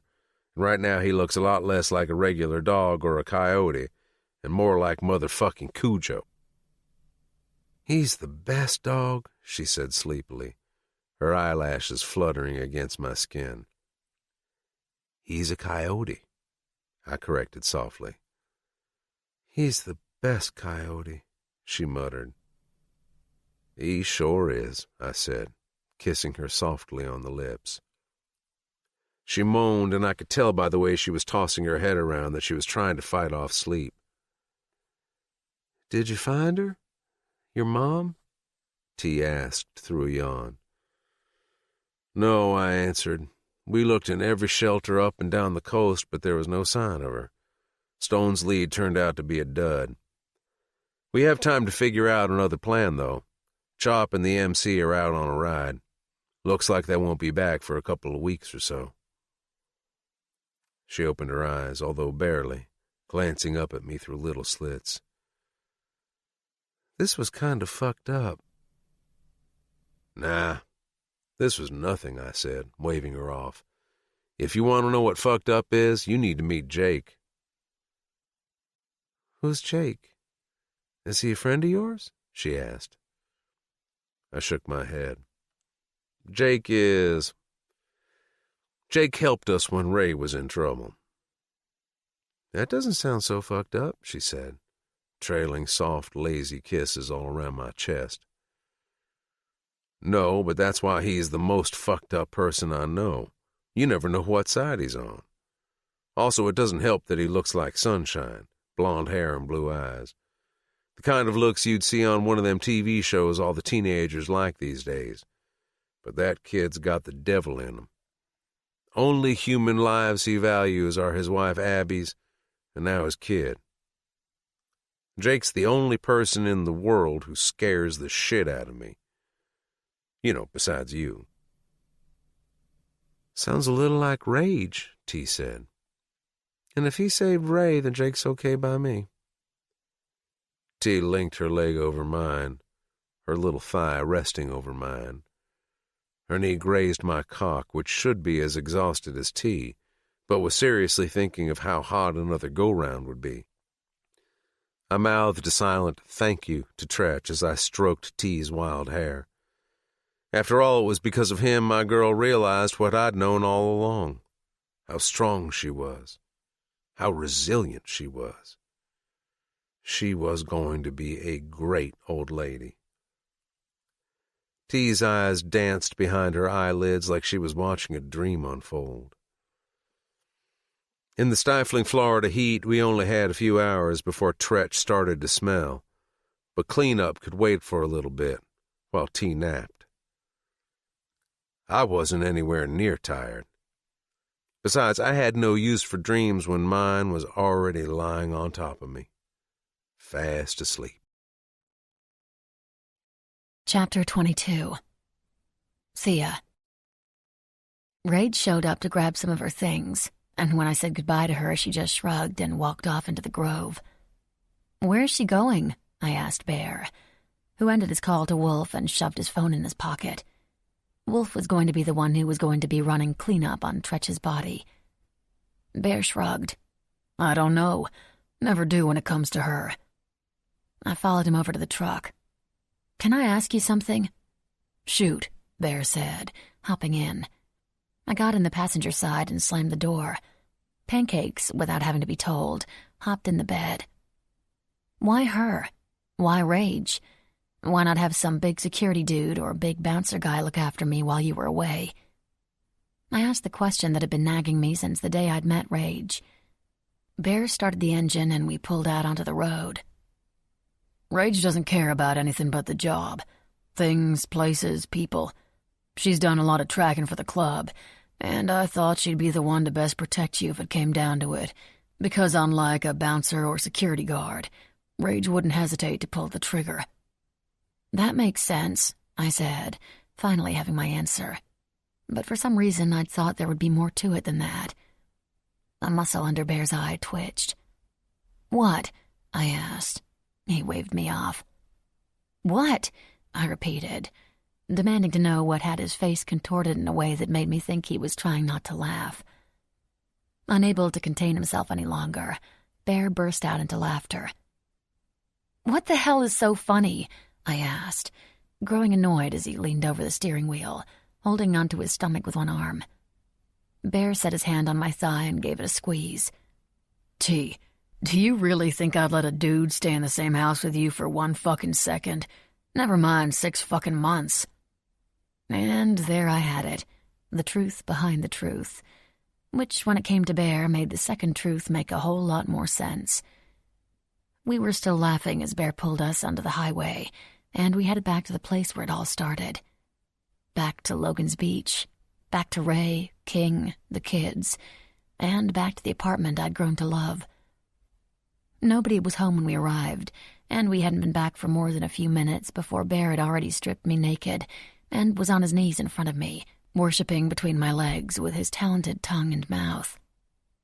It must have been the week for people to walk in on us, because right after I'd come down from yet another mind-blowing orgasm, I opened my eyes to find King and Ray standing in the living room on the other side of the coffee table. Bear stood up, completely at ease with the fact that he was still naked, although he wasn't just naked.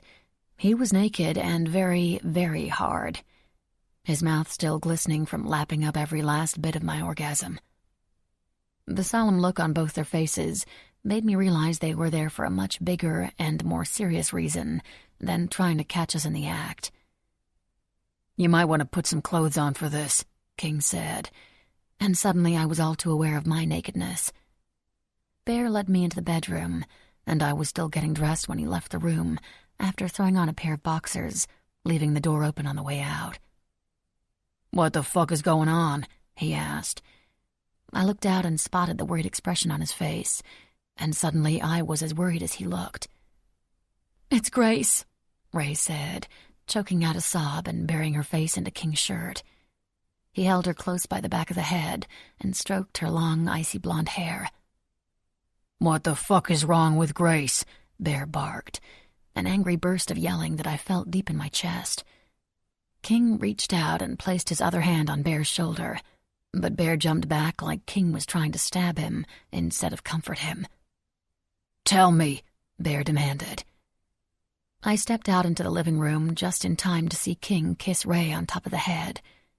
He looked back up to Bear when he spoke again. "She's in bad shape, man." "How bad?" Bear asked, grabbing a pack of cigarettes from the table. He put one in his mouth. It dangled from his lips as he scurried around, searching under the couch cushions for a lighter. "The kind you don't come back from." Bear's cigarette fell from his mouth. Chapter 23. Bear. I fucking hate hospitals. Always have. For good reason, too. Ain't nothing good ever has come from stepping foot in one of them. Not for me, anyway.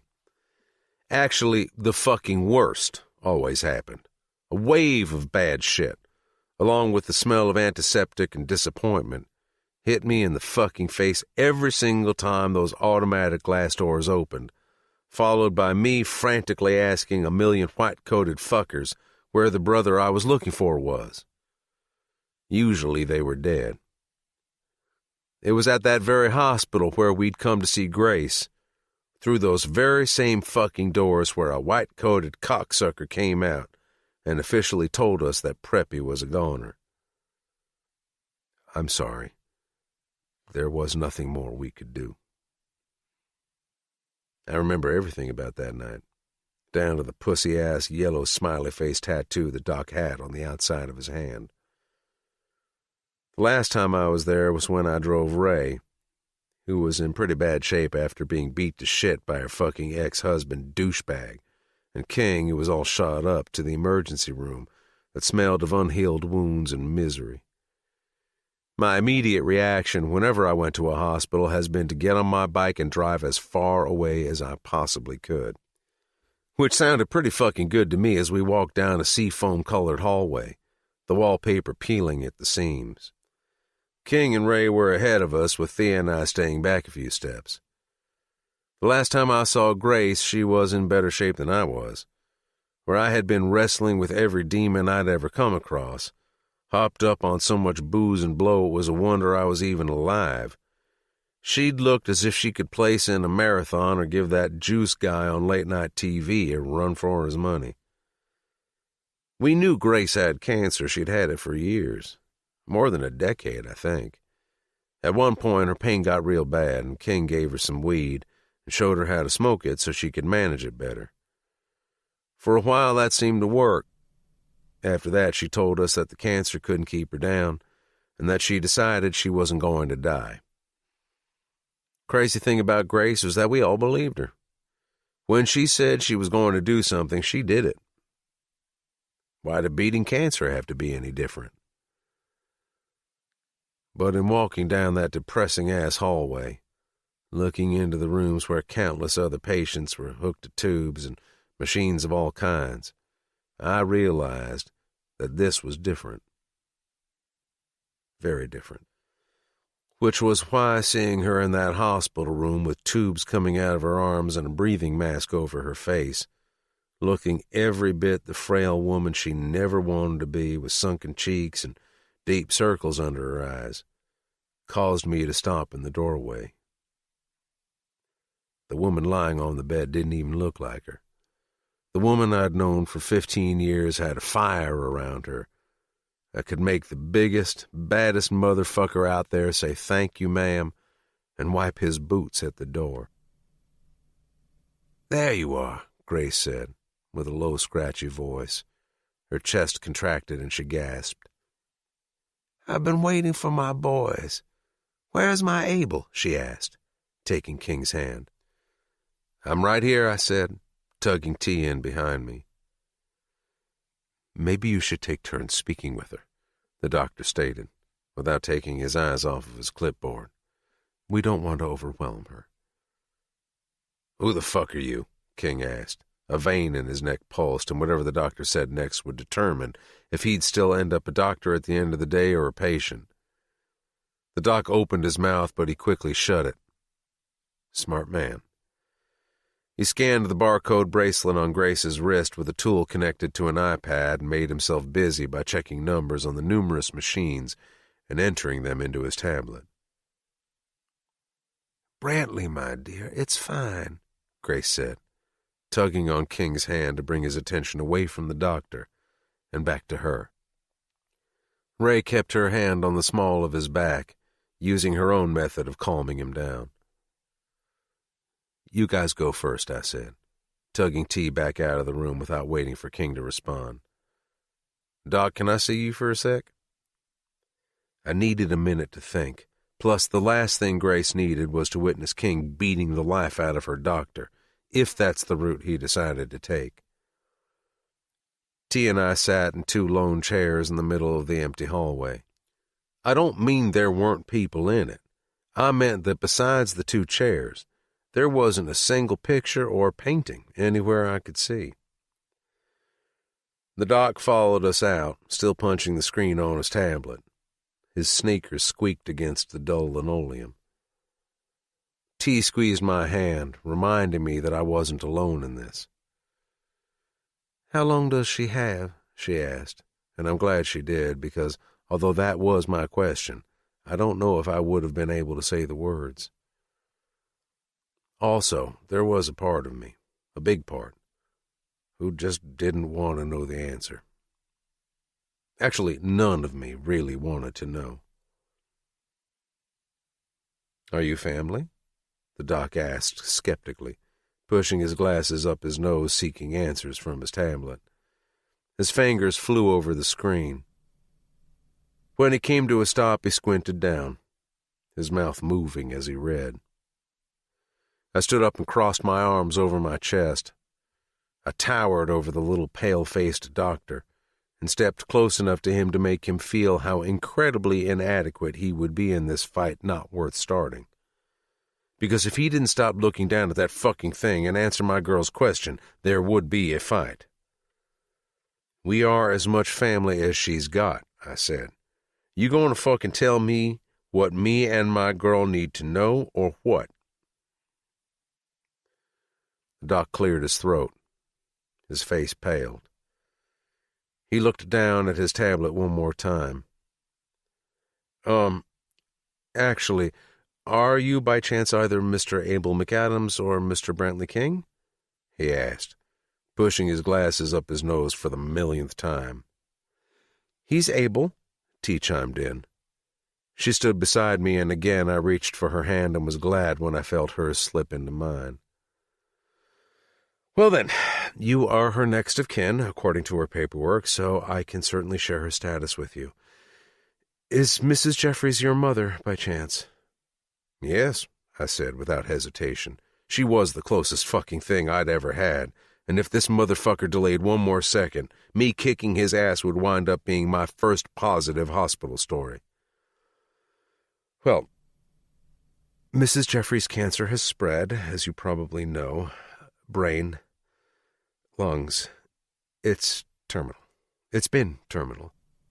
Last year, we told her she only had weeks left, if not days, but she defied us all by lasting a heck of a lot longer. You should be proud of her. I'd never seen anything like it," the doc said, like that bit of information was supposed to somehow make me feel like she wasn't laying dying less than 20 feet away. "Doctor," T said politely. "Reynolds," he finished. "Dr. Reynolds." "Dr. Reynolds," I said, rolling my eyes. "You didn't answer the question. How long does she have now? And don't bullshit me." T squeezed my hand. I gave T's hand a squeeze back, looked over at Doogie Howser, Asian MD, and said the one word I rarely used. "Please." "Not long. Due to her current condition, I would normally say only hours, but honestly, in my professional opinion, due to her rate of deterioration, it's probably less than that. All of her major organs are shutting down." He looked like he wanted to run as far away as possible, and honestly, I didn't blame the little cocksucker. "Thank you," T said. The doctor nodded and scurried off down the hall, clutching his stupid tablet, like a mouse released from a trap. We sat down again in the same 2 chairs, only to stand back up a few seconds later when King and Ray emerged from the room. For most people, I could see how King was hard to read, especially because he never felt the need to fill the silence with words like Preppy always had. Seeing the solemn look on his face made me feel like I didn't need to talk. Maybe a little bit of King had rubbed off on me. T embraced a crying Ray. King came up to me and lowered his voice. "She keeps passing out. Her breathing sounds like she's been smoking a carton a day for the last 50 years. He paused, running his hand over his face. "This is it, man. You need to get in there." King and I had been friends since we were 15 years old. That was the first time he'd ever reached out and embraced me in more than a pat on the shoulder, but an actual hug. It was brief, but he was my brother. Blood or not, he had my back, and I had his. Even in the hospital while our pseudo-mother lay dying on the other side of the wall. "She really wants to talk to you," he added. I nodded and reached my hand out for T, who had her hands full with a weeping Ray against her chest. "You go first," T said. "I'll join you in just a minute." I didn't want to go in alone, but at the same time I felt like I had to. There was so much to say to Grace, but where the hell would I even start? "Abel," Grace said, again lowering her mask and stretching out her fingers for me. I sat beside her on the chair and took her hand in both of mine. "I'm here," I reassured her, giving her hand a quick kiss. Her skin was ice cold. "I knew you would be, even though I know you hate hospitals. Are you all right?" she asked. I laughed because Grace knew me better than anyone. She was knocking on death's door, yet she wanted to make sure I was okay because I hated hospitals. "I don't think okay is really the word I'd use," I said. She smiled at me. The same sympathetic smile that got me through a lot of hard times during my teenage years. "I know what happened to Samuel felt like the end of your life too, my son." Grace drew in a shaky, labored breath. "But it wasn't. And when I get to the other side, I know for a fact the both of us are going to have a good, long laugh at your expense." She coughed, and I lunged forward to place the mask back over her face. She took slow, deep breaths, her chest lurching on every intake.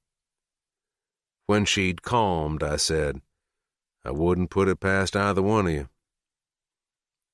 She waved away my hand and looked at me with unfocused, bloodshot eyes. Her lips were a light shade of blue. Her hair was covered with a light purple bandana. "I am dying, Abel. But I swear to fucking Christ that I'm not leaving you. You need to know I wouldn't do that. When you make Thea your wife, which I know you'll do just from the way you both look when you talk about one another, I'll be here with you." She patted my hand, again comforting me when she was the one in the hospital bed. "When you welcome your first, second, third child into this world, I'll be here. When you don't know what to do or you don't know where to turn, I'll whisper in your ear until you make up your mind. Just promise me one thing." My heart was hammering in my chest. Tears I didn't know I possessed leaked from the corners of my eyes and trailed their heat down my cheeks, wetting my beard. "What's that?" I asked. My voice cracked. Grace flashed me a weak smile. Her chest rose and fell rapidly, the machines beeping and blinking with each intake of final breath. "When it comes to the girl out there." "Yeah?" "Don't fuck it up," Grace gasped. I held her hand up to my lips. "I'll try my hardest not to. I promise," I chuckled, tasting the salt of my tears. My shoulders shook, and for a small moment I allowed myself to wallow in my grief. "Thank you, sweet boy," Grace said, bringing my hands to her mouth and giving them a dry-lipped kiss. "For what?" I asked, wiping my cheek on the shoulder of the shirt I'd put on as we were walking up to the doors. "For being the son I always wished for. You, Samuel, and Brantley. I prayed for sons every single day since the day I married Edmund. And it took long enough, and you boys didn't come to me in a way I ever expected. But suddenly you were there, and you made me the mama I'd always wanted to be." Machines beeped and blinked again. Some sort of alarm went off on the far wall. The room flashed in red light. "There is so much I need to tell you," I said, holding on to her more tightly as if she was going to slip out of my grasp at any second and physically fall to her death. "I know. And there is so much I need to tell you." Grace looked to the ceiling and then back to me. I need to apologize. For what? Dying? I asked, the word coming out broken. No. For lying. I lied to you, Abel, and I'm so sorry. I really hope you can find a way to forgive me someday. I thought it was for the best, but looking back, I think I should have fought harder. Come up with another plan. It doesn't matter. Nothing matters, I said, just as Grace started to choke. She cleared her throat several times before she could speak again. It's all there for you to find out, she said. And I didn't know if she was still talking about the same thing, or if she was on any pain medication that might have just kicked in. As I said, I'm dying, but I'm not going anywhere. Even death couldn't keep me from my boys. Kind of like Preppy, I said, forgetting that I'd never told Grace about hearing his voice. Grace flashed me a tight, blue-lipped smile. You hear him too? Sometimes, I admitted, although not as much anymore. He was a good boy, my Samuel. Never could let anyone get a word in when he could say it louder, ruder, and a lot more inappropriately. Grace chuckled and then coughed. I reached over and sat her up, feeling the outline of the bones in her spine and the outline of her ribs as I did. When the fuck did she get so skinny? Thank you, she said, after the coughing fit subsided. Dying hurts. Not funny, I said. I didn't mean for it to be. It's just the truth. I should have been there more. I should have. No, Grace said, effectively shutting me down. Stop with that should have shit. I have no regrets, and you shouldn't have them either. I love you.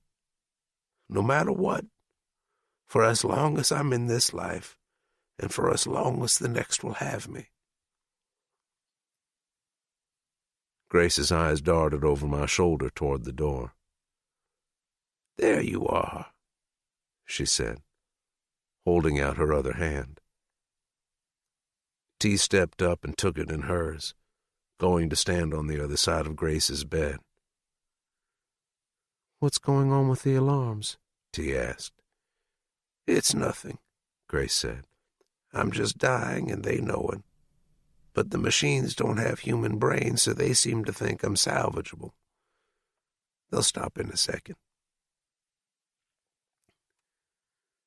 Sure enough, in another 3 seconds, the room calmed and returned to the sickening halogen green glow it was cast in when I first came in. Thea, my dear, remember what I told you, Grace said, without letting go of my hands. Thea leaned over and held on to Grace's forearm. Be good to my boy. I will. I promise, T said, wiping her own tears. Always. That's my girl, Grace said, followed by another coughing fit, this one twice as long as the last. More alarms buzzed and sounded, yet not a single nurse or doctor came bursting into the room. Is there any music around? Grace asked, again moving the mask away from her mouth. I don't want to die in a room full of alarms, silence, or sobs. I want to go into my Edmund's arms surrounded by beautiful music. I was about to get up and go ask the nurses' station if they had a radio when Thea chimed in.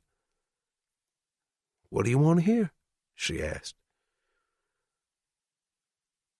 I want to meet my dear husband surrounded by Sinatra, Grace said with a smile. It was his favorite.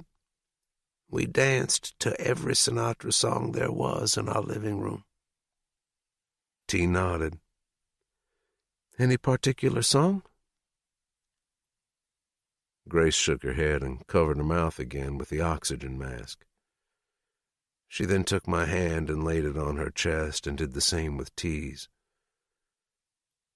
Grace held on to the both of us when, much to my surprise, my girl cleared her throat and started to sing. Fly me to the moon and let me play among the stars. Her voice was throaty and raspy, yet clear and perfect.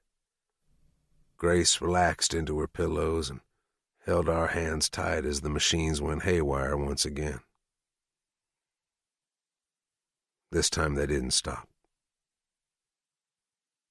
Just as T started the third chorus, Grace's grip on our hands started to loosen. I see Edmund, she whispered, staring off into the far corner of the room with a big smile on her face. Edmund, my darling. She paused for a moment. Where is my girl? Where is she? And my Samuel? I want to see my... Grace's sentence faded away just as she did. Grace slipped quietly and peacefully into her death, surrounded by love, music, and the threat of eternal haunting. Chapter 24. Thea. I still can't believe she's gone, Bear said, removing the black button-down shirt he'd worn for the funeral and tossing it onto the bed. I picked it up and folded the collar in a way that would keep its shape, the same way my mother used to do with my father's church shirts. I followed Bear out to the living room and sat on the couch as I watched him sift through the kitchen cabinets on the far wall, searching until he found what he wanted. He unscrewed the cap on the bottle of whiskey and took a swig from the bottle. I know you're hurting, but you heard her. Grace made it very clear that you and King were the most important people in her life. I stood up and walked over to him, wrapping my arms around him from behind and resting my cheek on his back as he leaned against the counter. She loved you. She wanted the best for you. You're hurting, and that's normal, but when it hurts the worst, remember all the good she brought into your life. Is that what you do? Bear asked, clearing his throat as if the words were stuck there. What do you mean? With your parents. Do you remember the good when it all gets to be too much? I don't remember much good. A few movie nights with my mom. A dad who was the best dad in the world, until he let her bullshit take him down with her. A brother who was amazing and who I loved very much, but was only in my life for a very short period of time, so I don't remember all that much about him. They're all gone, and yes, it hurts to remember, but the good isn't easy to come by when it's in a big cloud of bad, I said, wrapping my arms around my midsection and rocking back on my heels. But I know it wasn't like that with you and Grace. I know there was a lot of good. It was all good, Bear confirmed. Even when she was mad at us, even when she was disappointed with us, it was all good because she actually fucking cared when no one else did. My old man wanted a soldier, not a son. Grace wanted sons, so it didn't matter what we did or how bad we were or what decisions we made. She loved us. First person in my life who ever said that to me, who I actually believed. His eyes met mine. Until you. Tell me more about her, I said. We walked over to the couch, and he pulled me onto his lap, resting his head on my shoulder. He took another swig and passed me the bottle. She bought me condoms once, Bear said with a chuckle. What? I asked, trying to keep the whiskey from flying out of my nose. I was relieved to see the small smile that appeared on his face, the sound of his brief laugh warming my insides just as much, if not more, than the whiskey. He pulled me back in close and continued. I went over to her place one day. She was always asking us to help her out with the garden and the trash and fixing light bulbs and shit. And honestly, I didn't mind. I felt like I mattered when she told me to cut my nails or showed me the proper way to place a napkin on my lap when I ate or rolled her eyes when I belched at the table. His smile reached his eyes as he recalled that day. On this one day, I went into her kitchen, and there was an industrial-sized box of condoms on the table. Grace was sitting there with one of those green label makers in her hand, turning the dial and humming to herself. When she was done, she peeled off the label and slapped it on the box and handed it over to me. What did it say? Bear laughed. It was my name in big, bold letters, and under it she'd written, "Because Mama Grace can wait for grandkids a while longer." It was my turn to laugh. She told me that she wasn't a spring chicken, but that she was a pistol back in her day, and that she knew what went on out there in that club of yours, Bear said, attempting to mimic Grace's voice and failing miserably. I passed the bottle back to him. She sounds amazing, I said, trying not to engage the tear threatening to spill from the corner of my eye. She was amazing, Bear said softly, staring at the dead TV screen across the room. Too bad you lied to her about the condom thing, I said, feeling his smile against my hair. I never lied to Grace about that, or about anything. I always wrapped up, every single time. I couldn't help but roll my eyes and pull back to look at Bear's face, who I'd have sworn would be laughing hysterically at his lie. But instead he was sitting there straight-faced. I mean it, T. Never forgot a single time until you, and honestly, it wasn't about forgetting. I needed to be as close as possible to you. I needed you to feel every single inch of what I was giving you, he said, his voice dropping a couple octaves, making my skin come alive with awareness. Still need to. We should probably talk about what would happen if... I started, but Bear cut me off. Ain't nothing to talk about. Shit sucks right now because things are so uncertain with the bastards. But T, you gotta know that you carrying my kid ain't gonna make me run. I'm a grown man. It's not like I don't know that can happen. What will happen if we keep going like this? He tipped my chin up to him. I want to keep going like this. I like the idea of you all fat with my kid. I playfully pushed on his chest. She threatened me, I announced, trying to change the subject and trying to get the hammering of my heart under control. The smirk on his face told me he saw right through me, but he humored me anyway. What? He asked, not sounding the least bit surprised. I pushed my hair behind my ear. Yeah, it was the first time I met her, actually. We weren't even an us then. She threatened Ray, too, back in the day.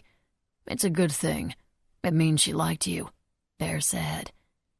He closed his eyes and sighed. Grace said if I hurt you, she'd come after me, I told him. The way she said it, it still scares me. The hair on the back of my neck stood on end. Yeah, but babe, we just came back from her funeral, Bear reminded me. No reason to be scared now. I shook my head.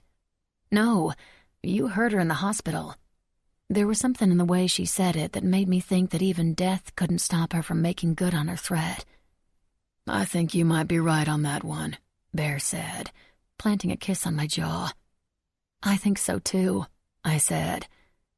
The lamp on the end table flickered. Promise me you're not going anywhere.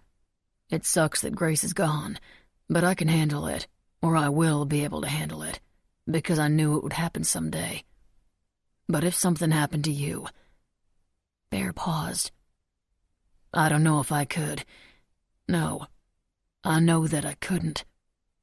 You won't have to. I'm not going anywhere, I reassured him. I made a promise, and I'll keep it.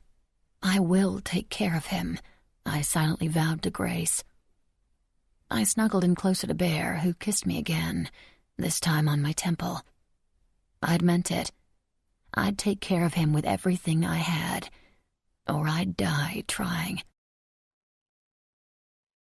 Chapter 25. Thea. Silver-colored clouds interfered with the normally unrelenting rays of the sun. With the clouds came a few moments of relief from the constant, sweltering heat. A light breeze flowed in through the open windows of King's truck, as Ray and I made our way to Grace's house to pack her entire life into boxes we'd gotten from the back alley of the Quick Stop. "What the hell are they even doing there?" I asked Ray. It had been almost 24 hours since King and Bear locked themselves in his tattoo shop. Rumbles of laughter, crashing, banging, breaking, and all sorts of loud music could all be heard from the room. The smell of weed and liquor permeated from underneath the door. "Nothing good for them. I'm pretty sure they have enough booze and other shit in there to last them a week." "A week?" I asked. "Yeah, but they obviously don't have a week." Ray was right. Chop and the bastards would be back in just a couple of days. Gus had called to let us know the MC had started their trek back from the Carolinas. The war was on its way. "At least they have each other." "Yeah. That's why, even though you showed up in bad shape, I'm glad you came, because if you didn't, Bear would still be out there somewhere when he belongs here, at home, with family." "You brought him home," Ray said. "And you should have seen those two when Preppy died. They locked themselves away for what seemed like forever. But in the end, they came out better for it. Not healed, not whole, just better." Ray paused. "I told the kids about Grace," Ray added, taking a sharp corner without bothering to use the brakes. I held onto the handle on the headliner above the window, in fear that I might fall out. Suddenly very glad I remembered to wear my seatbelt. "Sorry," she said, after noticing either my white knuckles or the look of fear in my eyes. "I just recently got my license." "You're doing so good," I lied, releasing my death grip on the handle and dropping back into my seat after we settled onto a straight patch of road. "How did they take it?" "The kids?" I asked, as I looked in the rearview mirror to make sure Wolf and Munch were still behind us. Bear may be having his moment with King, but he didn't like the idea of us going over to Grace's unprotected, especially after what had happened with Tretch. "King and I talked to them for a while," Ray said, keeping her hands at 10 and 2. "But all they got out of it was that Grandma Grace won't be around to play with them anymore." Her eyes never left the road. That alone was enough to set them both to tears. Took us 3 hours to get Max to settle down. Both her and Sammy wound up sleeping in bed with us. "I'm so sorry," I said, knowing there wasn't much else I could say that would make the situation any better for her. "I don't know how you do it, managing 3 kids. It's like you're not even human." Ray flashed me a brief smile and parked the truck in front of a small white house that looked more like a little cottage with its little picket fence and white siding. "I'm not human," she said, hopping out of the truck. "I'm a mom." We spent all afternoon at Grace's house, going through a lifetime of her things and packing them into boxes to either keep in storage or donate. I'd never been to her house before, so seeing thousands and thousands of rabbits stacked on every shelf and surface was quite a shock. "They were from her husband," Ray explained, which was the least crazy explanation for having so many little glass eyes staring at you all day. I was on a ladder, going through the higher kitchen cabinets, and I was packing away Grace's wedding china, which I knew was her wedding china, because when I opened the cabinet door, I was greeted with a label that said wedding china. I wrapped the long-stemmed glasses and gold-rimmed plates in newspaper before placing them in boxes and filling the empty spaces and crevices with bubble wrap. When I pulled the very last plate from the back of the cabinet, something taped to it caught my attention. I turned the plate around and found that it was a picture of a baby boy. When I read the caption on the back, I dropped the plate, and it shattered into a million pieces, scattering all around the kitchen in a symphony of delicate porcelain bits. "Shit," I said, hopping down from the ladder. "You okay?" Ray shouted out from the back bedroom. "Yeah, I'm fine." I grabbed the broom that had been leaning up against the wall in the hallway and swept the broken pieces of china into a dustpan. I set the dustpan down and sat down at the table. I sorted through and picked up the piece that still had the photo taped to the back and shook off the dust. Maybe I'd gotten it all wrong. Maybe it hadn't said what I'd thought it had said. But I wasn't wrong. The caption underneath the picture was clear. "Ray?" I called out, confused by what I'd stumbled upon. Maybe I'd misunderstood the story of how Grace and Bear met when Bear had originally told it to me. He could be very distracting. I wouldn't be surprised if I'd gotten the details wrong. The little boy in the picture was still in diapers, though, and I could have sworn that Bear had said, "Yeah?" Ray shouted back from the end of the hallway, where she was sorting out a linen closet. "Do you know when Bear and Grace met? Like how old he was?" I asked. "He was a teenager," she said, coming into the kitchen with another box in her arms. She set it down on the kitchen table and grabbed the fat black marker from the counter. Ray labeled the box Rabbits Part 7 and set it on top of the other rabbit-numbered boxes already stacked in front of the refrigerator.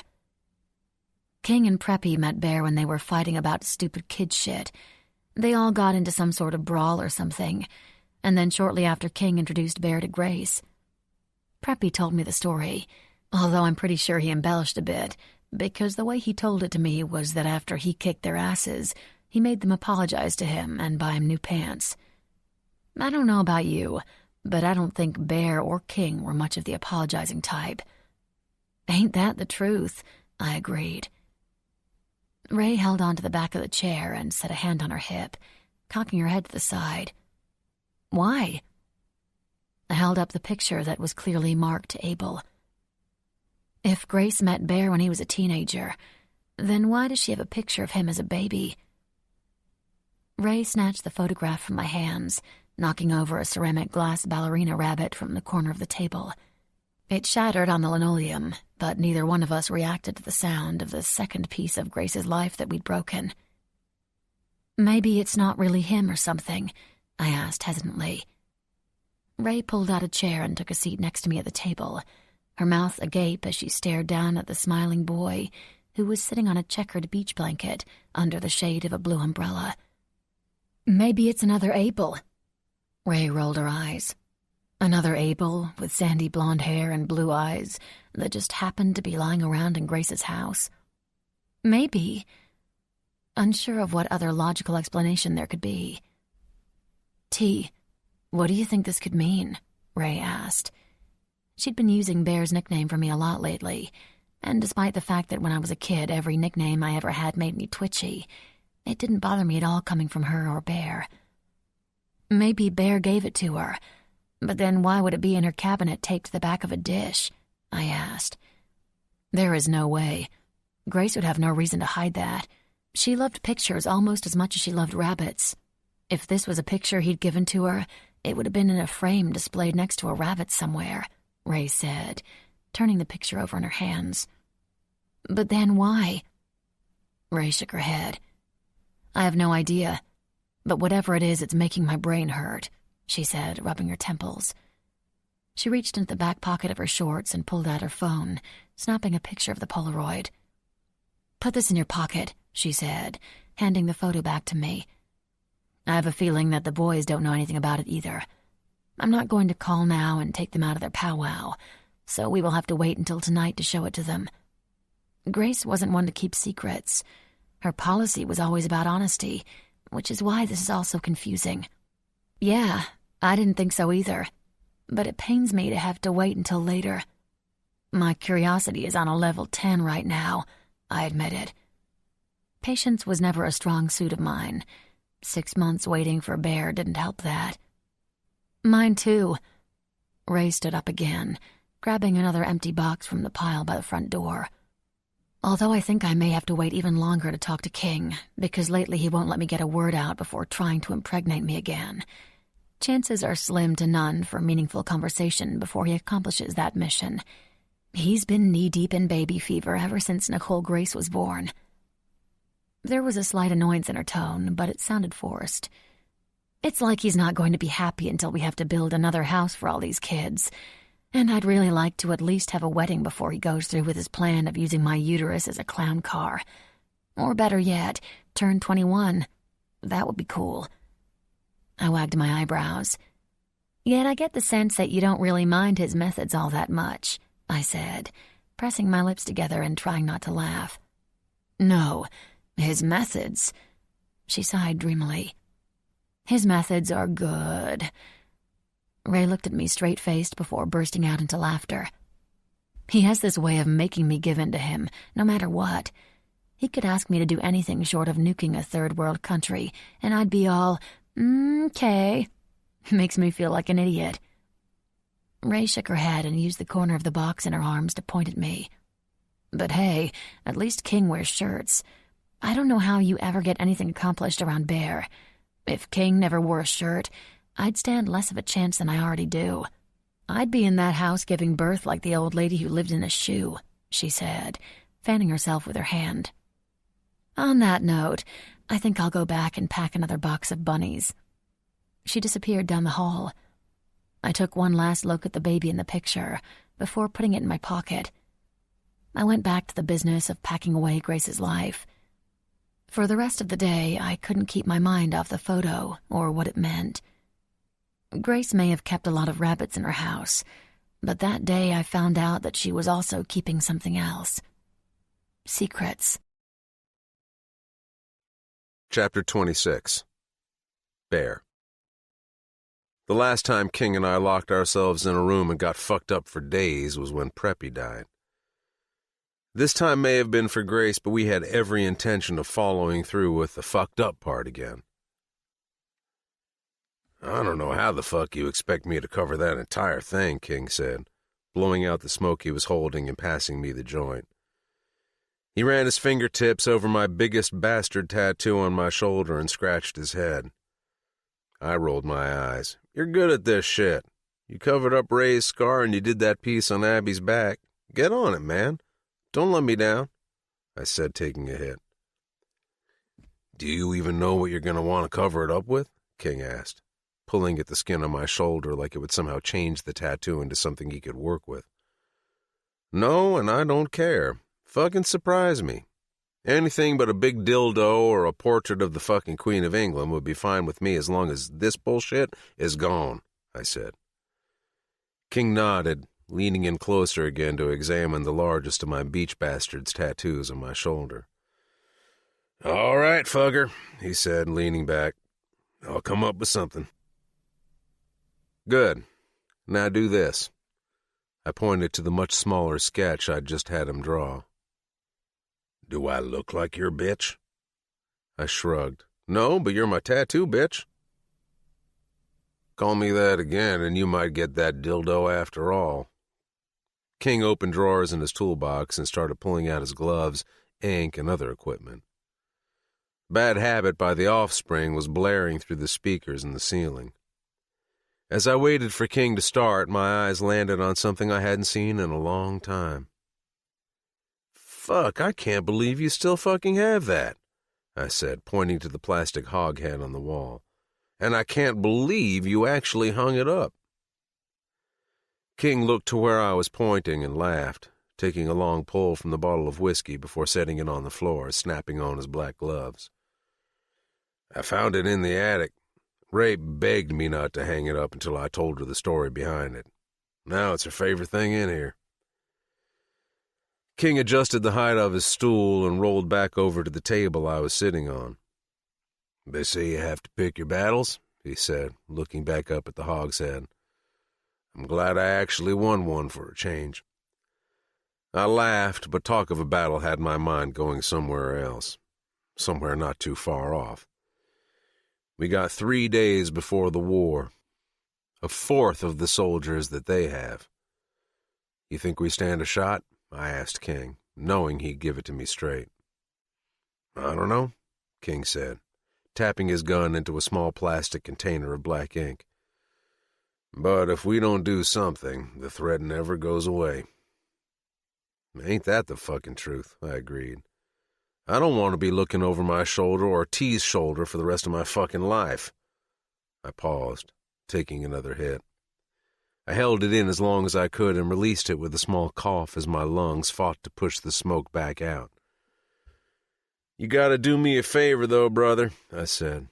"If nothing else, you gotta do this one fucking thing for me." "Anything," King said, pressing on the foot pedal that brought his gun to life, buzzing louder and louder as he brought it to the spot behind my right ear. "If I lose, if I If he wins, I said. I dug out the cash I had buried on the island. I need you to use it to make sure T is taken care of.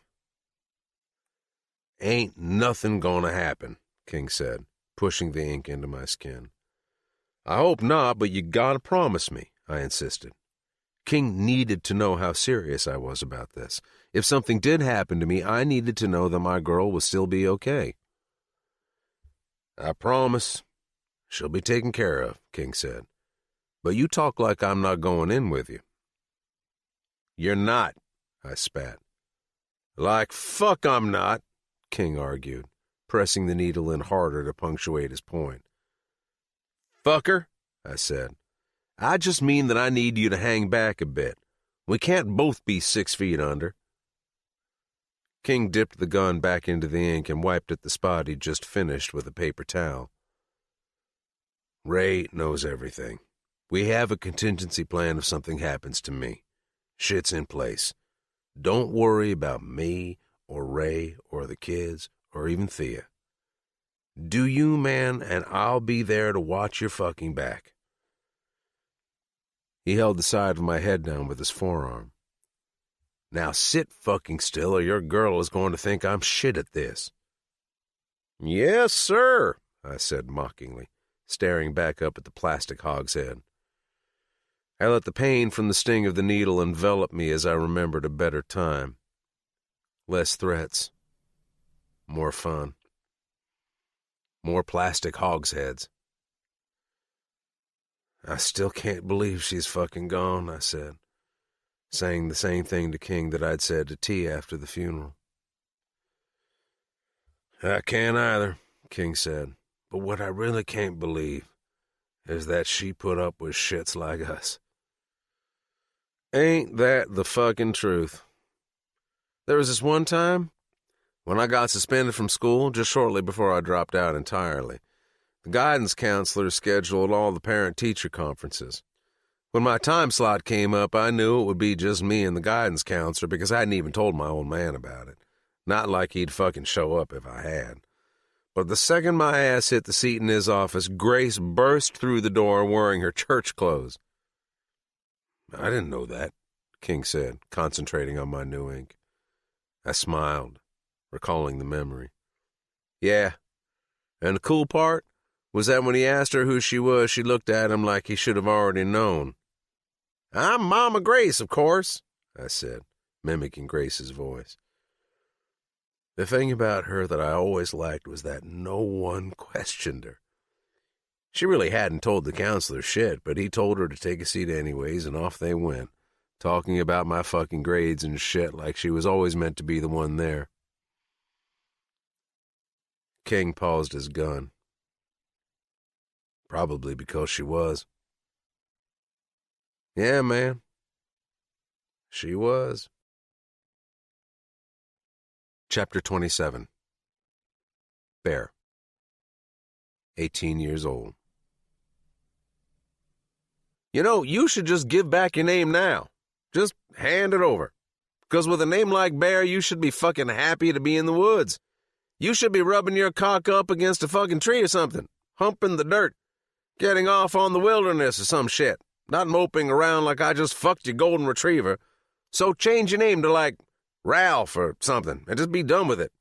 Embrace your inner vagina, Preppy said, waving his hand around dismissively before laying on the ground with his ear to the dirt like he probably saw someone doing a movie. Or a YouTube. That's it. I made up my mind right then to destroy his fucking computer when the day was over. Sleep first, destroy computer second. Then maybe he won't be able to search for new ways to torment us, and besides, a little less porn wouldn't hurt the kid. It's not the outdoors that's pissing me off, it's the fucking cunt of an hour, I muttered, running my hand through my hair. Preppy rolled his eyes and parted the leaves of a tree that didn't need to be parted with the machete he insisted on bringing. So why do they call you Bear? Preppy asked. Grabbing a handful of dirt, he tossed it into the breeze and sniffed it before the wind blew it right in King's face. I was also canceling the Discovery Channel. Do you know? Preppy asked King, who ignored his question and growled while shaking the dirt from his shirt. You don't want to know, I said with a sigh, making it sound like the reason behind my name was a lot more sinister than the real story, which was as simple as the cleaning lady at the club calling me Abel Bear every time she visited, which turned into everyone calling me Bear. Thank God she didn't call me Abel Lovey or Abby Baby Doll. I'd be fucked. Whatever, Ralph, Preppy said, and on any other day I would bitch slap him into tomorrow. But not today. Today I was under strict orders from King that there would be no bitch slapping of any kind. How many hours until tomorrow?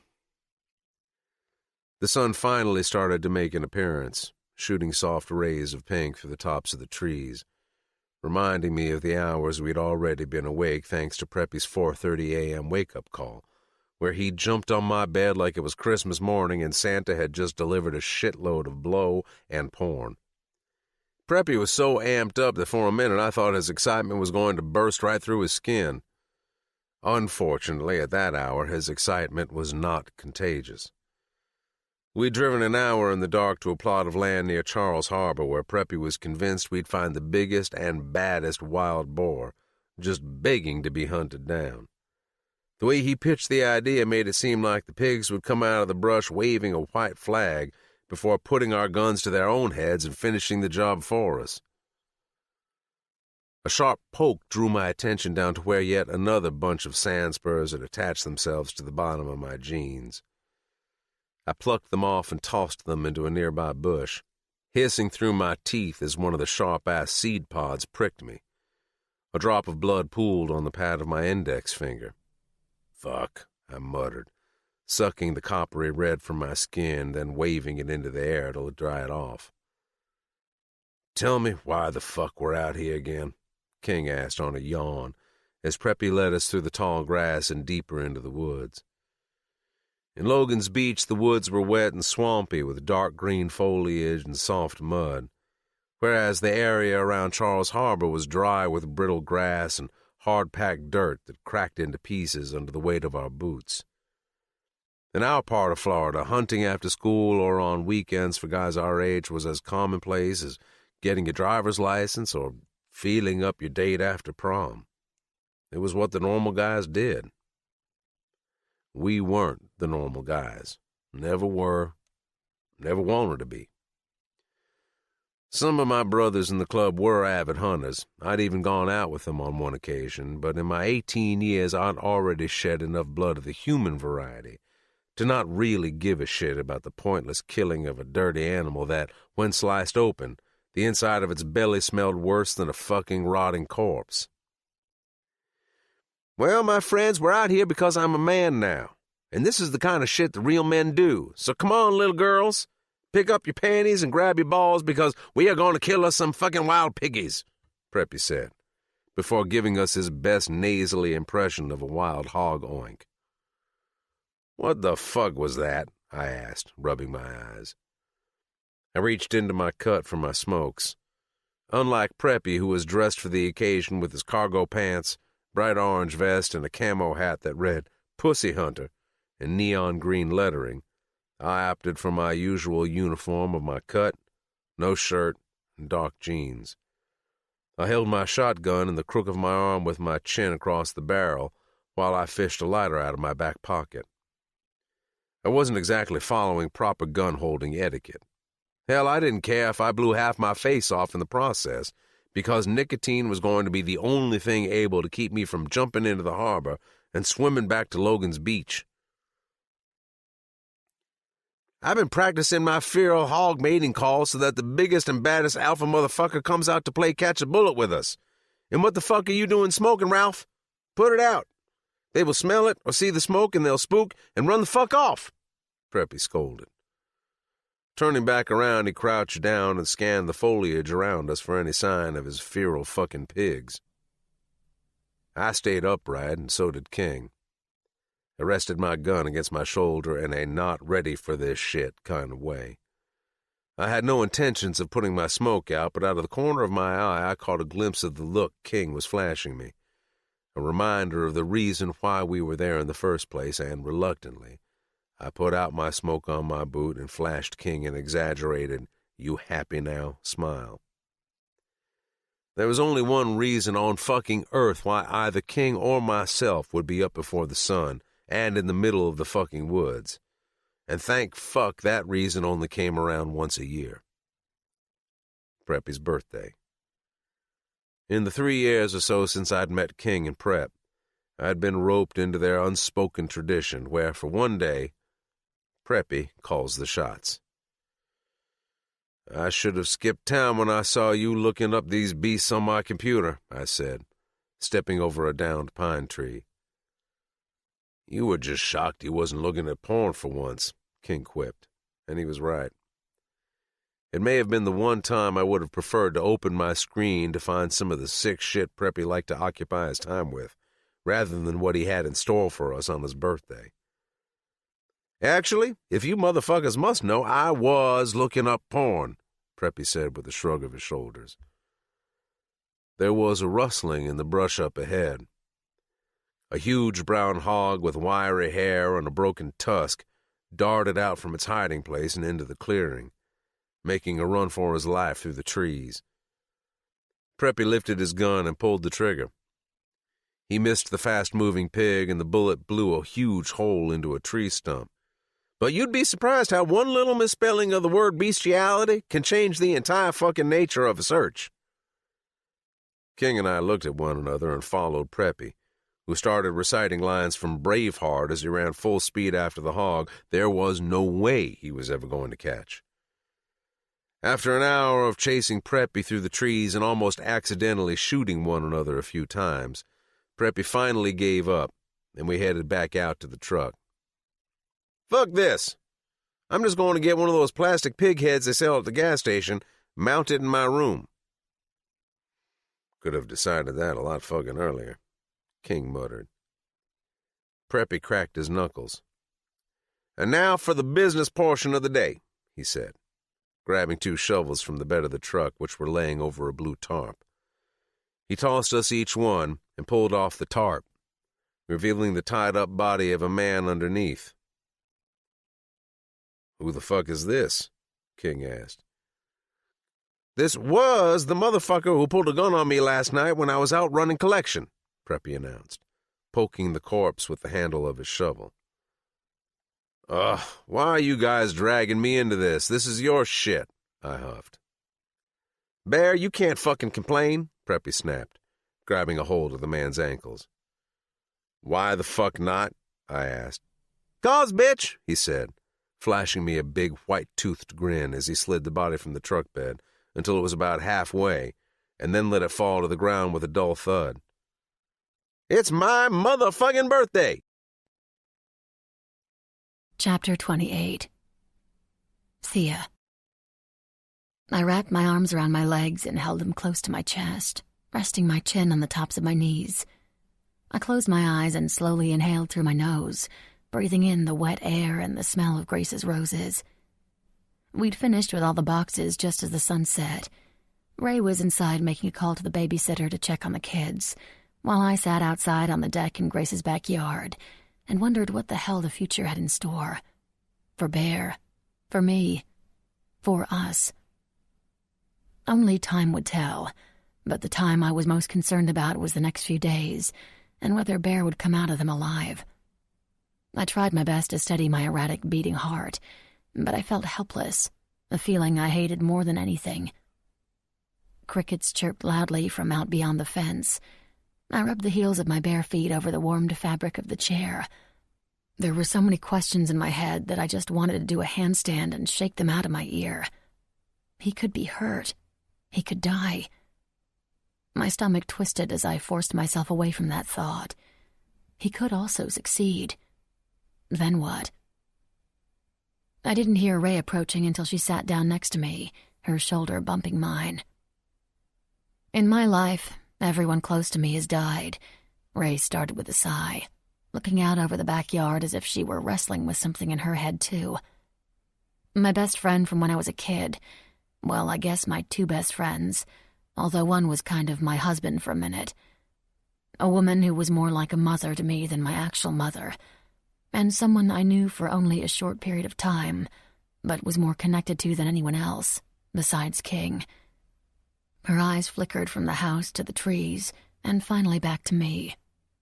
"Preppy," I said, wishing I'd had a chance to meet the guy that King, Ray, and Bear all cared for so deeply. Ray nodded and attempted a small smile that did nothing to mask her hurt. "Yes, Preppy. I was in love with him, you know," she said with a sniffle. "You were?" For a second I thought that Bear hadn't told me the entire story. "Not in the way I'm in love with King, but I was, or I am," Ray corrected. "As in love with Preppy as I could be without it being a romantic kind of love. I loved him deep, and so it hurts deep. That's just the way love works, I guess." "Aren't you afraid something will happen to King?" I asked, needing to know if I was alone in the anguish I felt over them going to war against Chop. "If he goes to bat for Bear, he's putting his life on the line. It's not even his fight. Even Bear has tried to talk him out of it." I was grateful that Bear had King in his life, and that King was so willing to step up for Bear. But being no stranger to loss myself, it was easy to put myself in her shoes. If something happened to King, it would leave their 3 kids without their father, and she would lose yet another person she loved. "I know how it feels," I added, reminding her that she wasn't alone. Ray shook her head. "No, I'm not afraid. If I've learned anything over the past year, it's that going to bat for one another is what family does, regardless of the cause. This is King's battle, because it's Bear's battle." Ray absent-mindedly picked at the threads of the fraying chair cushion. "I grew up in a house with 2 parents, and it still took me coming here to learn that myself. Besides, it wasn't like when I met King he was an accountant or something who suddenly decided to venture into another questionable and dangerous line of work. I knew what I was getting myself into from day one." Ray let out a quick burst of laughter. "Did I ever?" I laughed with her as she disappeared for a moment into some memory she'd been recalling. When she came back, she said, "King isn't the kind of man you change, and I never went into this thinking I could change him. I went into this loving him. That's all." "I know exactly how that feels," I admitted. Ray nudged my shoulder again. "The Bear I first met was a little bit different than the Bear you know now," she said, looking out over the water. "I met him at a party right before I met King.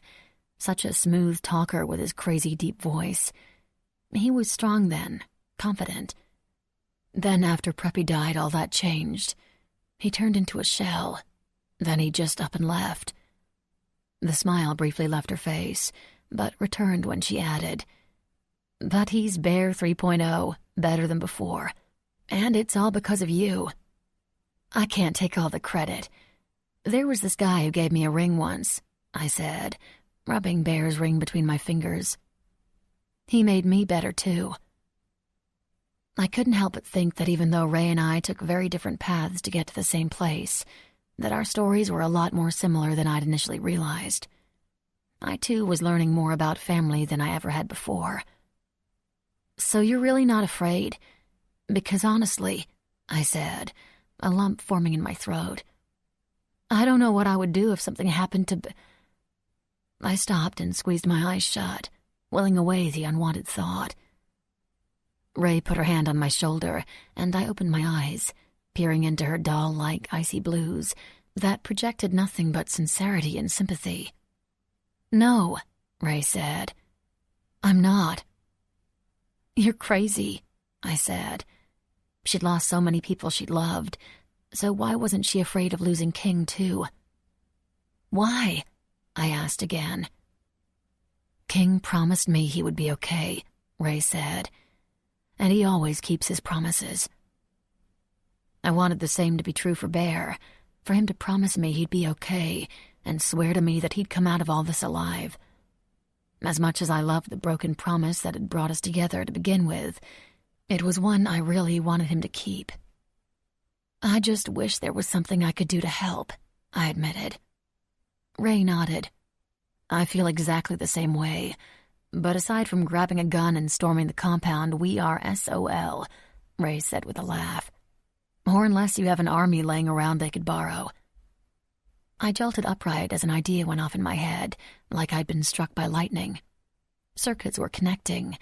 An idea was taking shape. I turned to Ray. What if I did have one? One what? Ray asked. Her lips turned to the side in confusion. I leapt to my feet. Stay here. I'm going to grab my phone. I'll be right back, I yelled. But one what? She asked again. I turned around before going into the house and smiling wickedly. An army. I disappeared inside and ran to the kitchen table when I remembered that the phone was in the truck. I jogged out the front door and stuck my hand through the window, grabbing the phone off the seat. I dialed and waited, but there was no answer. Crap, I said as I typed out a text, and hoped to God he would get it and know what it meant. I jogged back up to the house, still looking down at the phone, waiting for a reply, when I ran into something hard. Someone. I didn't get a chance to see who that someone was before I was zapped by a bolt of blue lightning. Hovering somewhere between consciousness and unconsciousness, I could still hear the crickets chirping and Ray calling out for me as I was carried away, bombarded by the sensations of both familiarity and dread. Chapter 29. Bear. The only thing my old man ever gave me was the promise of the gavel and his fucking temper. Cocksucker. With Preppy's death, I reached an entirely new level of anger.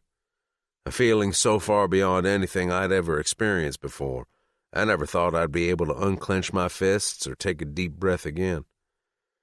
For a while, I let it destroy me from the inside, like the cancer that took Grace, tearing apart the very foundation of who I thought I was, and leaving a fraction of the old me in its place. By comparison, the anger I felt when Prep died was a mere blip on the fucking radar, compared to the out-of-body rage I experienced when Ray called to say my girl had been taken. Ray hadn't seen who it was, neither did Wolf or Munch, who were in the backyard watching the girls. When Munch saw T duck inside, he didn't know she was going out the front of the house. They ran out just in time to see a van driving away. They may not have seen who took her, but they didn't have to see it for me to know who was behind it. If he thought for even one fucking second that taking my girl would in any way give him the upper hand, that fucker was dead wrong. All it did was move up the war, his imminent death, and the probability of torture unlike he'd ever known before. Go get her, Bear. Preppy's ghost voice was the most serious I'd ever heard him, and that filled me with even more rage, and something else I wasn't familiar with ever feeling. Terror. The plan had always been to storm the MC, take back what Chop had taken from us, take back the club. Not once while making those plans had I feared for my own life, but now the T's life was in the hands of the man who'd already caused her so much damage, and was capable of inflicting so much more. The fear within me was damn near overwhelming. Life and death had always been very factual for me. We all lived, and we all died, and I was fully prepared to take a bullet when my time was up. I was okay with my death, regardless of when it came. I wasn't okay with the death of Preppy. In 30 years, if I'm still walking the earth, I still won't be. If something happened to T, the pain I would inflict would be endless, because my pain would be endless. Hurry, Ghost Preppy said. I throttled my engine and forced my bike to breakneck speeds. I ran every red light, stop sign, and dodged every stopped car. I led our group, which consisted of Wolf, Stone, and Munch, with King taking up the rear. Gus was meeting us there. We weren't the largest group, but we had a lot of talent between us, and it was that talent that I was relying on to get my girl back. Then, and only then, when I knew she was safe, would I take my time to dispose of my old man for good. I wasn't stupid. I knew it was all a trap to lure me in, no fucking doubt about it. I even think Gus was fed false intel on purpose about the club being out on a ride. But, trap or not, Chop had brought the war to his doorstep, and I was about to rain down a hell on him like he'd never imagined possible. If there was any part of my old man left who thought I might be incapable of laying him out because he was blood, he was about to learn just how wrong he was. Dead fucking wrong. I frantically flew into the night and used the thoughts of my girl to fuel my hatred and push me forward. The war we had been preparing for had officially been moved up to right fucking now. Hang on, T. I'm coming. I was going to get my girl back, and I was going to bathe in the blood of any motherfucker who stood between us. I wasn't just after revenge. I was on a fucking hunt. I kind of missed the psychotic part of me that had been lying dormant since Preppy died, and welcomed the thought of mounting Chop's severed head on the fucking roof of the MC as a warning to any other piece of shit who thinks they can cross me and somehow get away with it. The Beach Bastards wasn't Chop's club anymore. He wasn't their prez. They didn't exist. Or at least they wouldn't, after I was through with them. T may have taught me how to be a man again, but I shoved the man to the side, because right then I needed the biker, the devil, the fucking demon, who would shoot without question or hesitation, cut without feeling, hurt without hurting. On my bike, with Logan's Beach blurring around me, I became the soulless monster who was willing to spill rivers full of blood for my girl. There were a lot of motherfuckers heading to hell tonight. After I made sure T was safe, I didn't care if I was one of them. I laid down the throttle and pushed my bike to her limits. I barreled down the road toward the compound, unsure of how the fuck I was able to see the road, because in my vision, all I could see was red. Blood fucking red. Chapter 30. Thea. No, don't put that in my arm. I don't need it. I swear I'll be good. I'll be calm. Just please don't. I promise. I'll be calm. I promise. I screamed and struggled against several men and women dressed in gray scrubs as they held my arms and legs down on a gurney. A petite woman with short black hair held up a syringe to the light and flicked it a few times before inserting it into the IV drip already in my arm. She looked down at me unapologetically before pushing down on the plunger. Then it all went out of focus. Everything, including the room. Suddenly, I was alone. I sat up on the gurney with ease, my wrists and ankles no longer tethered down. I was in the same room as moments before, same pale green walls, but this time it was empty. At least, I thought it was empty. And I used to think Bear was the smartest of us three motherfucketeers, a male voice said, followed by a short burst of laughter. Actually, that's not true. I've always been the smartest one. It's a scientific fact. Also, my cock's the biggest. It's important you know that. I lift my head to find a man leaning against the window, his arms and legs both crossed. He's just a shadow under the light of the moon until he unfolds himself and starts to walk toward me. As he moves, the shadows do too, and I can make out his features. He's tall, though not nearly as tall as Bear. He's muscular but very lean. He's wearing a short-sleeved white shirt and khaki pants, with an orange bow tie and black suspenders.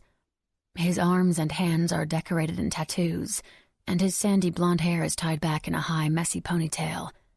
But that is the only thing about his look that's even remotely messy. His shirt is neatly pressed, and his pants have a crease on each leg that runs straight down the front. His beard is shorter than Bear's, somewhere between stubble and a beard, but immaculately groomed. "Who are you?" I ask. "You know Bear?" The man comes up beside me to sit down on the gurney, and that's when my fuzzy brain starts to recognize him. But I can't remember how I recognize him. I try to stand up from the gurney, but when I make a move to stand, I wobble.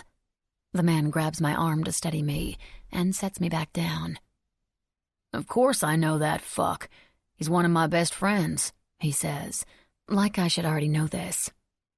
"You're fucking smoking hot," he says, looking me up and down. "You want to make out?" "Huh? What?" "But since Bear's my friend, no tongue, though. Okay, maybe a little tongue, but only because you asked. No dick, though. I draw the line there. Okay, only all the way in, but only for like an hour or two. Sound good?" "What?" I ask again, rubbing my temples and trying to clear my mind so I can get a grasp on what exactly is going on here. Okay, just until we both come. Or just me, or whatever.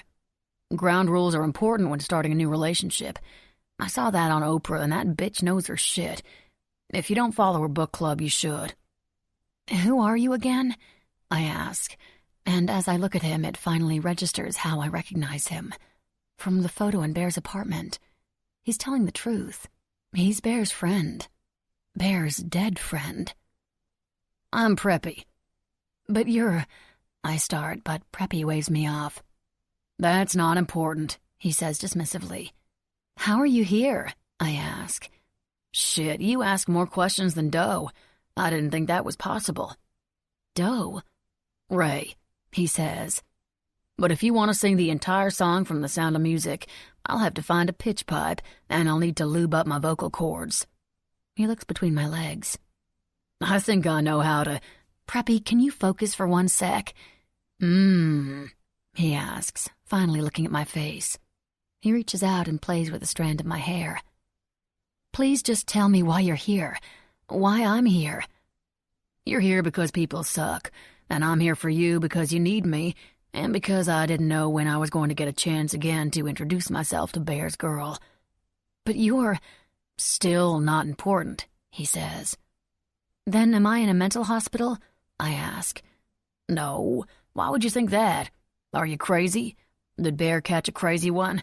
He's supposed to toss the crazy ones back. Didn't I teach that bitch anything?" Preppy asked with a huff. "I don't know why I think I'm in a mental hospital. Maybe because I'm sitting on a gurney talking to Bear's best friend, who's dead." "Aw, that's cute," Preppy says, running the back of his index finger across my cheek. This man is a stranger to me. This gesture is an intimate one, like we know each other. So it should creep me out and make me jump back, but instead I find myself leaning into his touch, finding comfort in it. "What's cute?" I ask. "That you think that even death could keep me away from my family," Preppy whispers.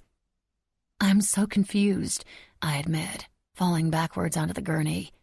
Preppy follows, and when I look to my right, I find him lying beside me and looking right at me.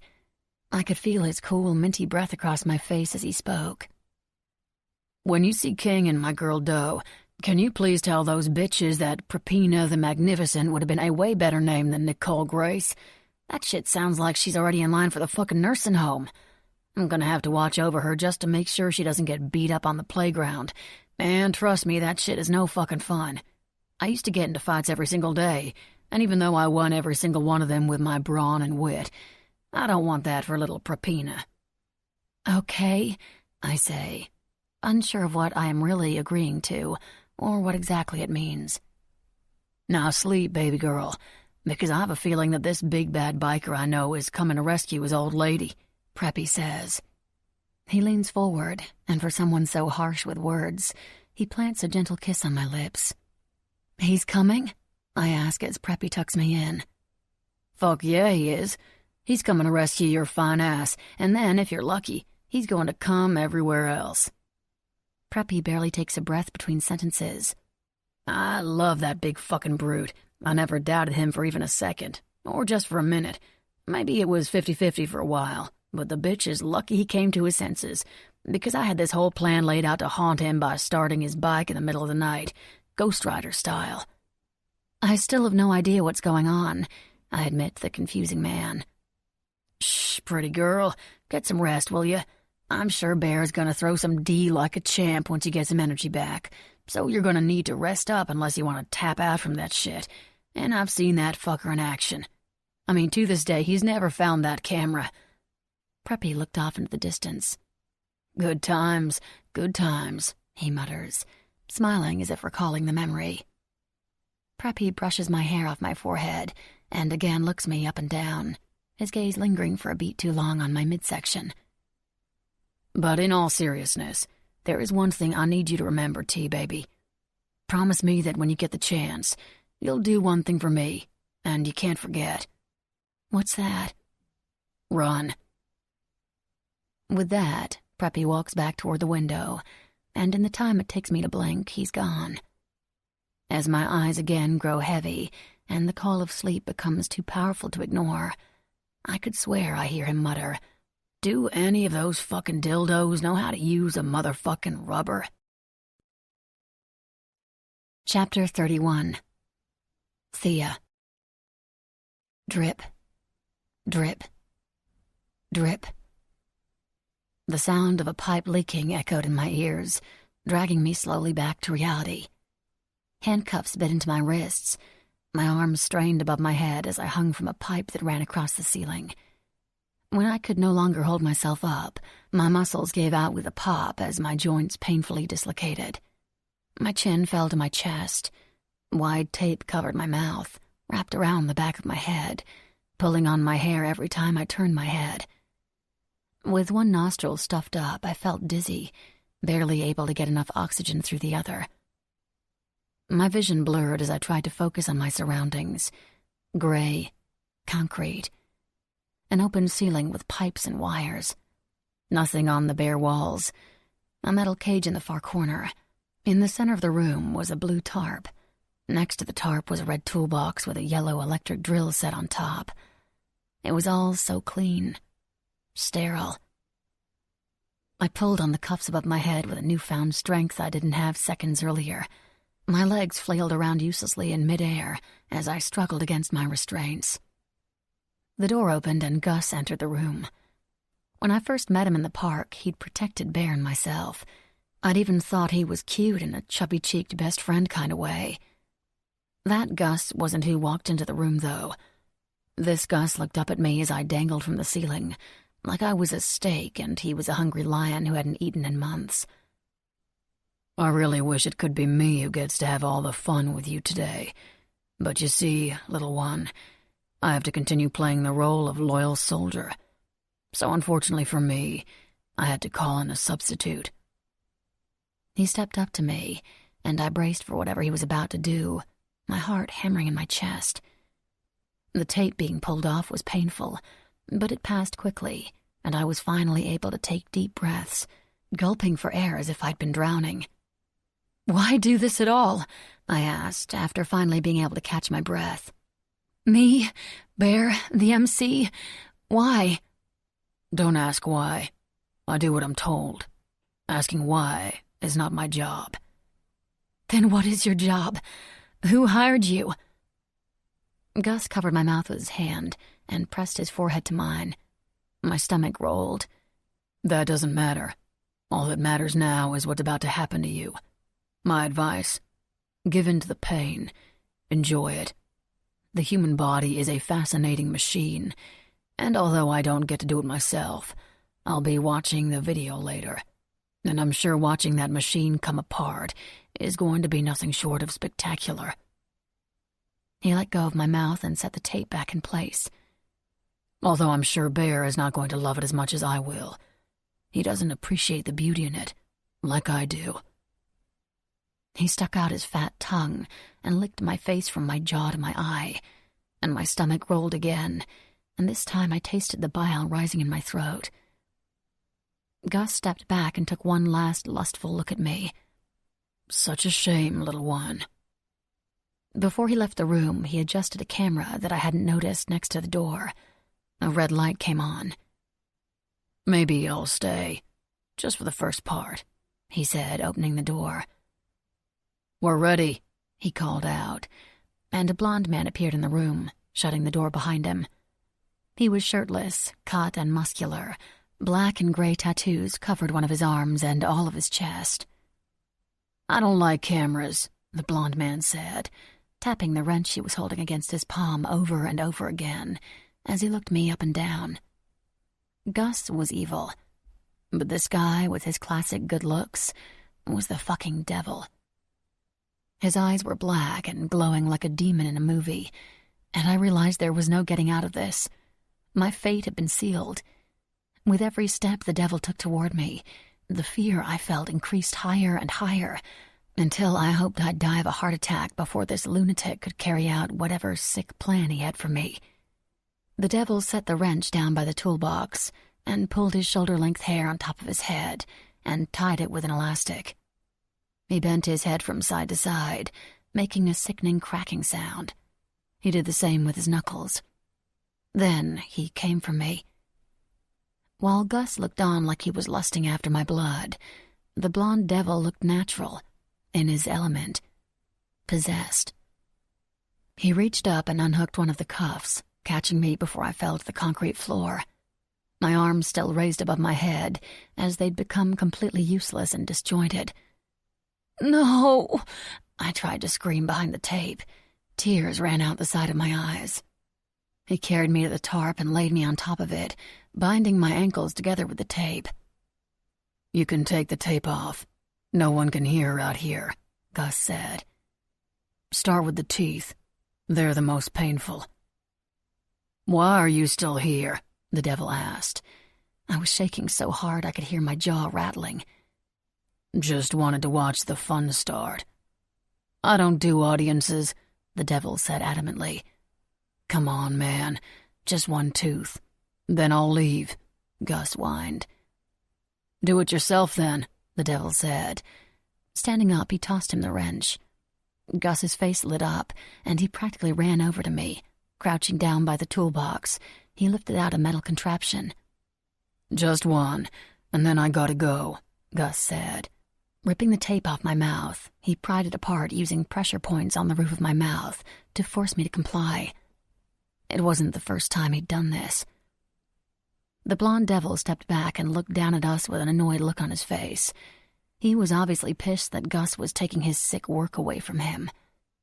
"I got shit to do, so hurry the fuck up," he snapped. "I'd love to take my time, little one, but this is going to have to do." He pushed the wrench into my mouth and clasped onto one of my molars. He didn't just start to yank on it. He started pulling slowly, building the pain, setting each nerve on fire, prolonging the inevitable as he pulled harder and harder, until I felt as if my entire jaw was being ripped from my skull.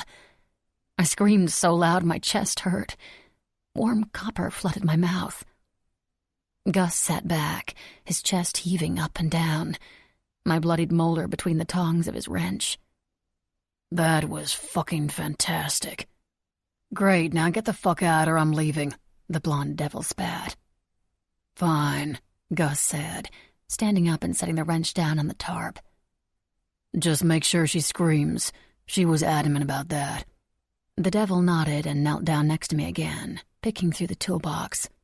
I started to choke as the blood dripped down my throat. He pushed my head to the side so the blood could run out of my mouth, the spreader bar painfully tearing into the flesh inside of my mouth. How could someone so beautiful be so evil, I thought. But then I remembered something Bear had said. He looks like sunshine, blonde hair and blue eyes, the kind of looks you'd see on one of them TV shows all the teenagers like these days. But that kid's got the devil in him. Only human lives he values are his wife Abby's and now his kids. Jake's the only person in the world who scares the shit out of me. You know, besides you. It was my only chance. It had to be him. One of the tattoos on his chest was the name B. Maybe short for Abby. "Jake," I said. But I was tired, so very tired, and with the spreader in my mouth it sounded like... Grrr. He ignored me and shuffled through the toolbox, and that's when I realized it was over. I was going to die. I love you, Bear. Chapter 32. Thea. When Jake turned back around, he was holding a box cutter. He looked from me to the instrument in his hand. He slid his thumb up and down on the handle and watched the blade as it retracted again and again, as if he were in some sort of trance. "Air! Air!" I screamed, trying to shout Bear's name to Jake, but it was too late. There was no decision to be made. My fate had been sealed.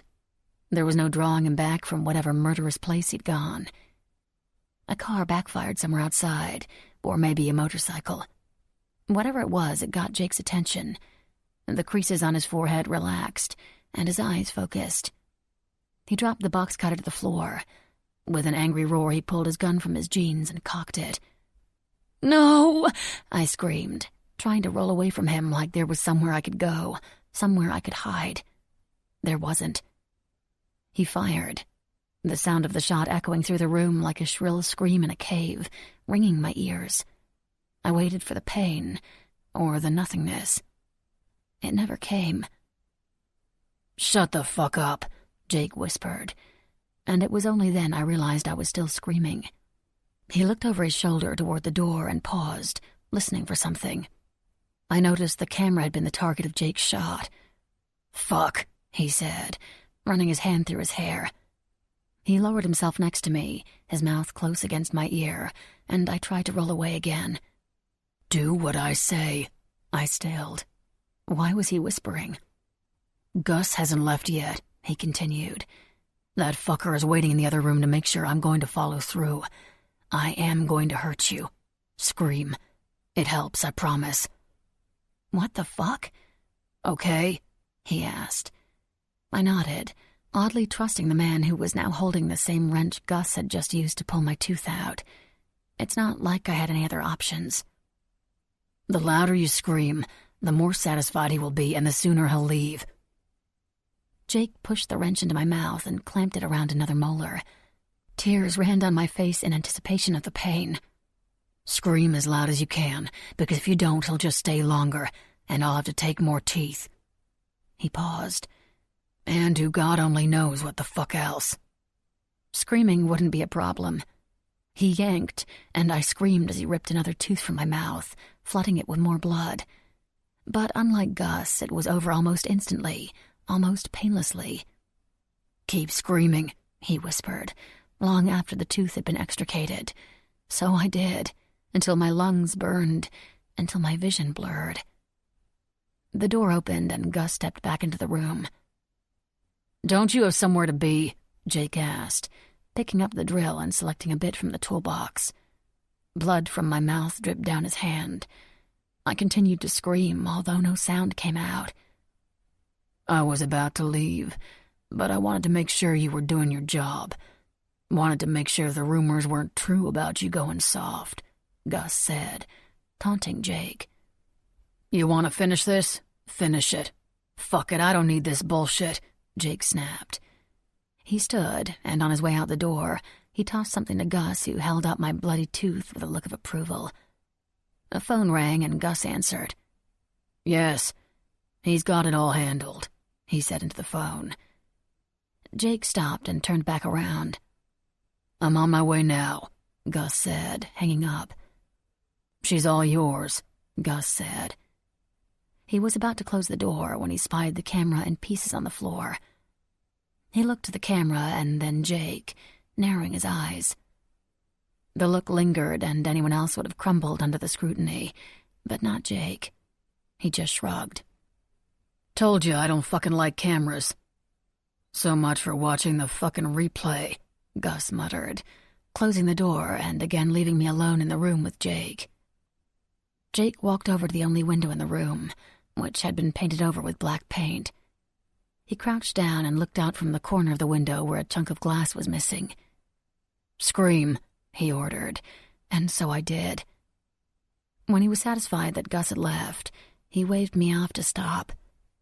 When he came back over to me and leaned down with the drill still in his hand, I flinched and again tried to roll away, but he held me by my chin, ripping the spreader bar from my mouth.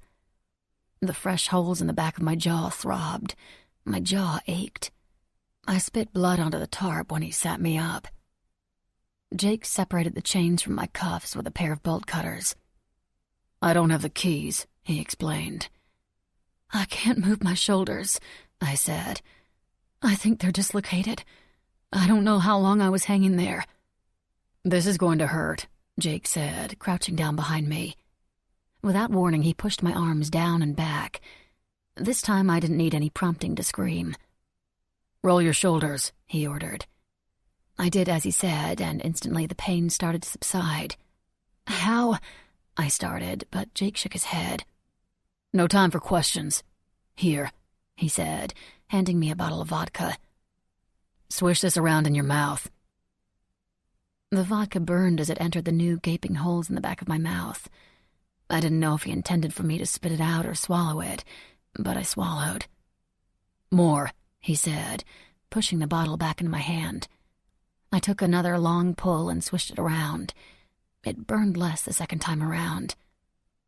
Jake pulled out his phone and pressed a few buttons before shoving it back in his pocket. "We have to go. Now. Can you walk?" "I'm not sure." "No time to figure it out," Jake said, lifting me into his arms.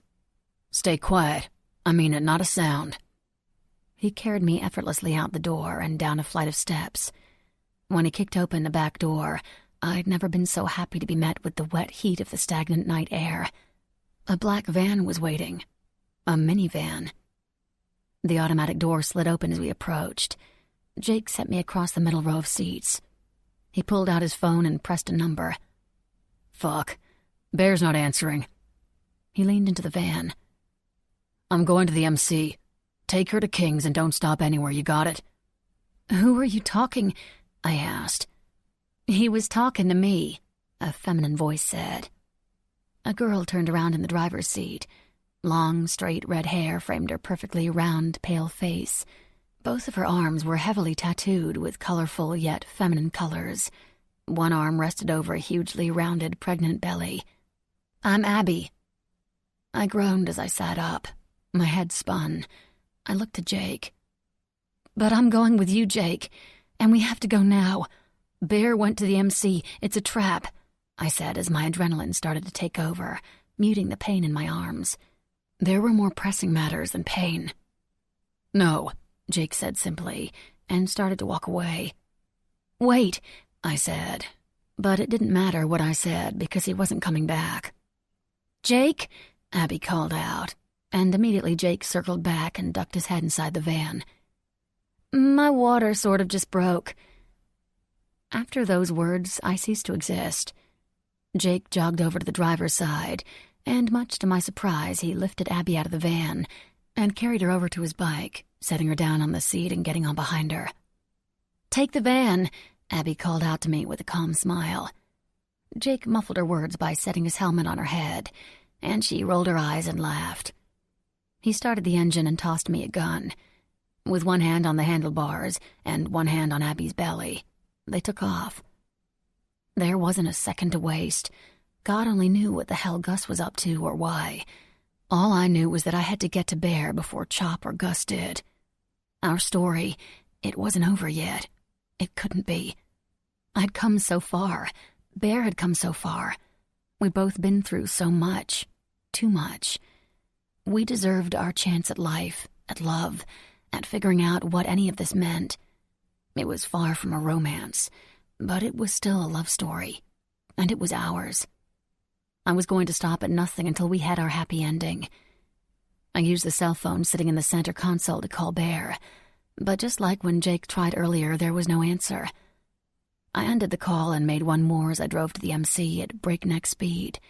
There wasn't anyone or anything in this world that was going to keep us apart, including the chained gate at the entrance of the MC, which is why I slammed my foot down on the gas pedal and drove right through it. I wasn't about to let Bear die. He'd lost everything. I wouldn't let him lose his life. I was crazy. I was reckless. I was free. And I was going to get my biker, or die trying. Chapter 33. Bear. The plan was simple. We'd hop the back fence, and once inside, we'd spread out and search for T. If anyone tries to prevent you from getting to her, pull the fucking trigger. We don't have time for hesitation, I ordered. Munch would stand guard by the ladder while Stone and Wolf swept the first floor, leaving King and I to split the second. I wasn't halfway up the steps when the alarm went off along with the first sounds of gunfire, but I didn't stop. There was one place I was going to search first because somehow I knew that the motherfucker would be there. And if he was there, chances were that T was there too. "I wish I could say it was good to see you, son," Chop said after I kicked down the door to his office. "Don't fucking son me, you cocksucker," I warned. "Where the fuck is she?"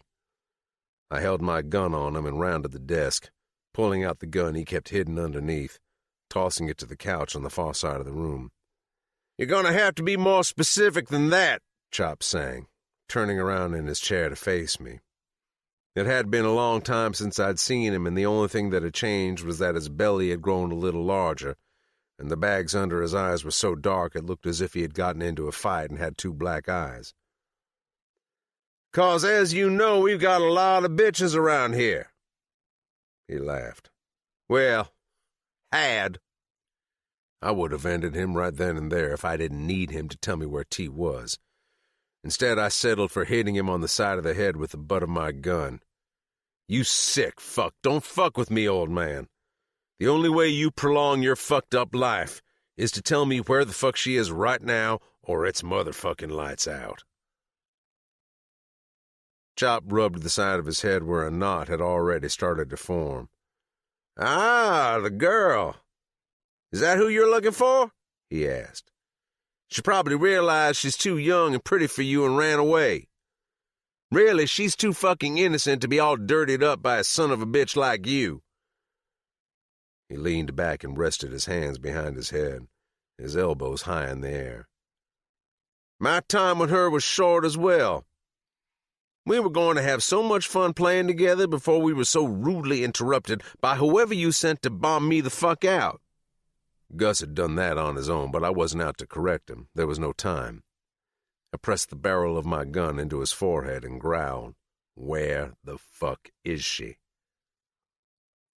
"Do it," Chop said, pushing his head forward against my gun. "Go ahead and do it, you ungrateful little cunt. I gave you everything. Everything I had was yours, but it wasn't enough for you, was it? Now you show up here with all the other fucking traitors and expect me to what? Roll over? If that's what you want, then pull that fucking trigger, boy, because it's not going to fucking happen." His face reddened. Saliva flew from his mouth. I shook my head. "What is it that you think you've given me, old man? Because you haven't given me shit. Nothing. Not a childhood, not a family, nothing." Chop pointed at me. "That's where you're wrong, boy. I've given you everything I ever had to give. This club? This was for you. The gavel was for you. The power was for you. You were born to be a bastard, but it wasn't enough for you. Your brothers weren't enough for you." He pointed to himself. "I wasn't enough for you." "You're right. You weren't enough for me. I needed a dad, not a fucking prez." I paused. The idea that he gave me everything was so ludicrous that I laughed. "I don't know what part of history you've decided to rewrite in that demented, fucked-up head of yours, Chop, but let me remind you of what you've taken from me, starting with my mother."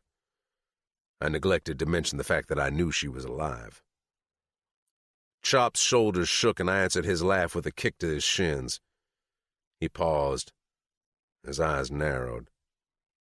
"It doesn't matter what I did to that cunt of a mother of yours. You seem to think I was so horrible to you growing up, but I never had the heart to tell you who she really was." Chop's jaw ticked. "She was a fucking rat." I rolled my eyes over whatever game he was playing at. "Bullshit. You were just pissed she was... because she was trying to take you away from me." Chop finished for me, looking amused that he knew exactly what I was going to say. "If that was the case, she would have felt my wrath. I know that killing women and kids is against code, but killing a woman who's a rat? Well, that's not exactly frowned upon," Chop said. I scoffed.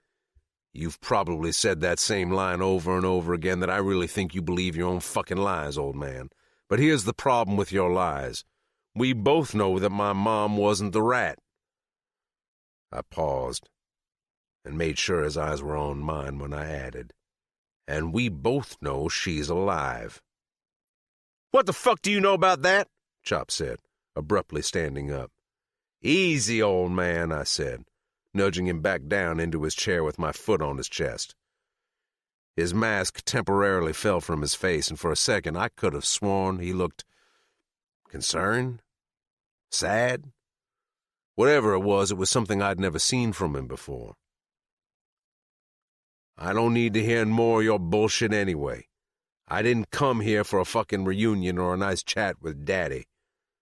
I cocked the gun. "Just tell me where the girl is," I said through my teeth. Chop twiddled his thumbs. "Son, if I had her, don't you think I would have delivered her fingers and ears to you in a fucking box by now?" The gunfire outside the office grew louder.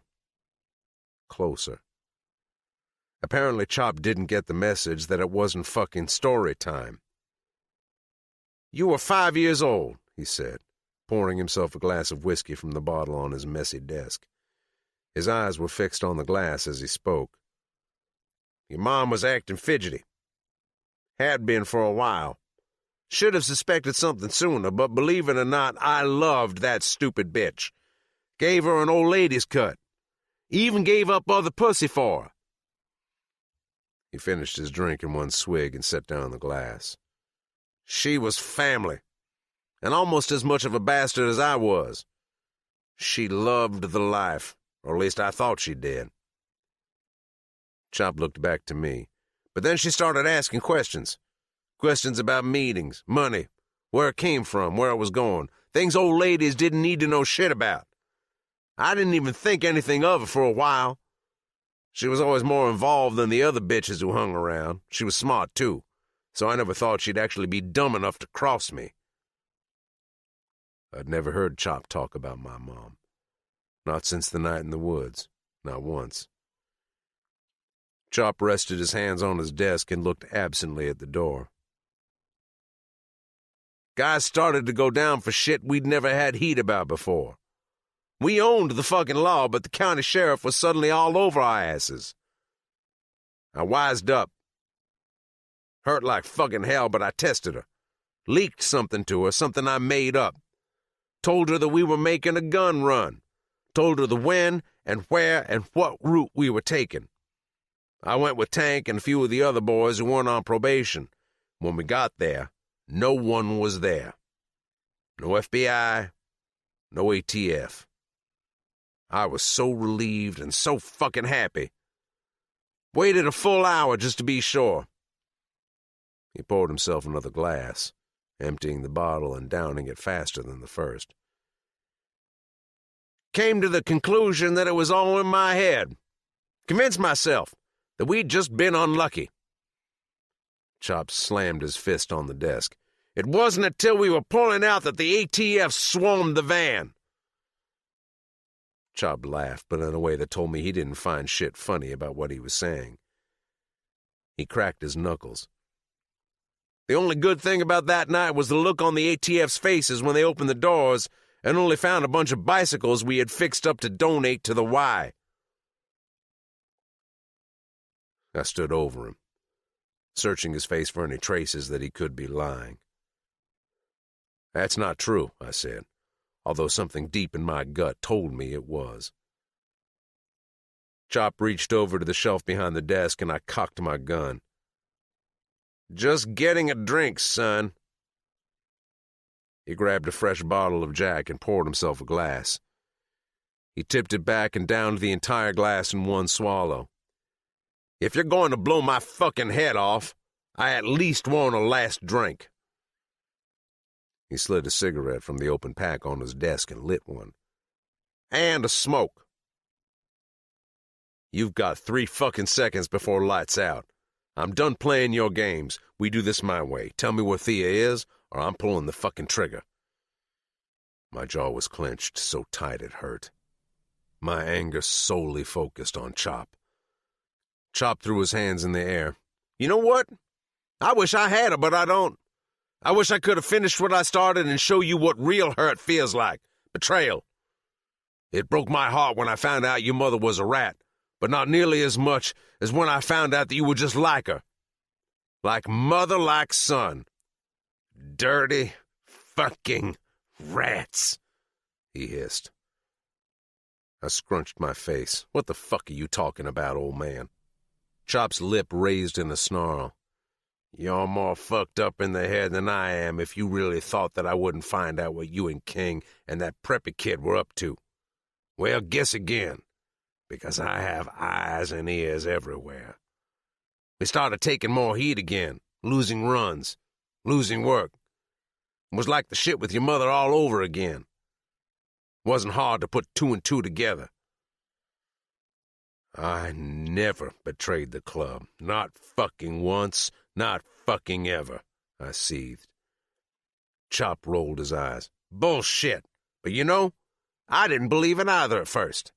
Don't you see what I was doing? I was giving you another chance. I was giving you one more shot to prove to me that you weren't the dirty fucking rat I thought you were, and just like your mother, you disappointed me. You chose them over us. You chose going off on your own over your club and turned your back on me. He finished his glass again and slammed it down on the table. The bottom of the glass cracked. A crooked line snaked up the side. If Gus hadn't told me what he saw, what he'd heard, what you had confided in him, I would have never believed it.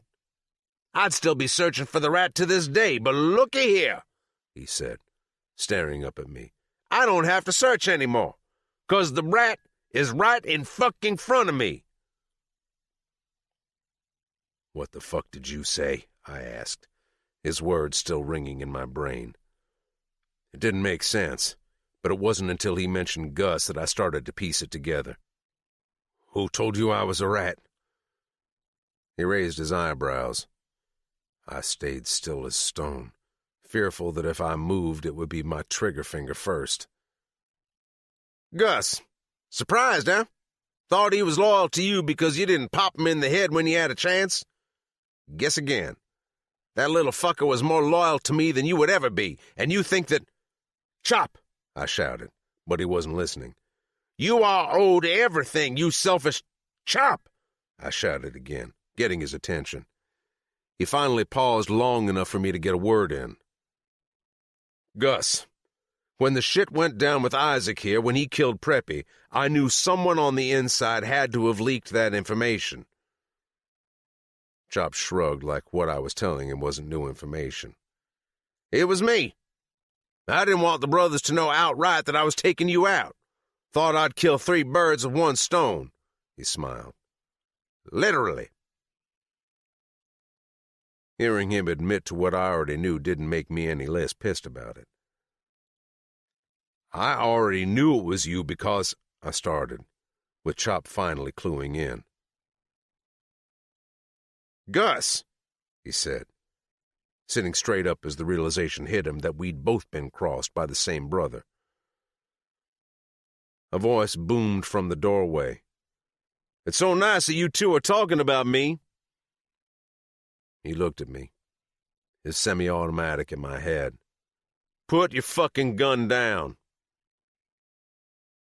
I reluctantly tossed my gun to the floor, half hoping it would go off and kill the motherfucker, but no such luck. Glad to hear you 2 fucking idiots finally figured it out. He looked right at me when he said, I was kind of hoping you'd kill your old man before you put it all together, but oh well, that can be fixed.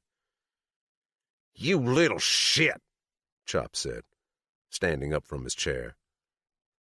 Gus gritted his teeth and switched his aim from me to Chop. I really fucking hate it when you call me that, Gus roared, tapping the barrel of his gun on top of his head before pointing it back toward us. And I've been good. So good, but I'm done being good. I'm done being your bitch. I can't wait to take you apart piece by piece, just like she said I could. I can do whatever I want because you're mine. You both are. You're my gifts from her, Gus said, with a huge manic smile on his face. I couldn't believe what I was hearing.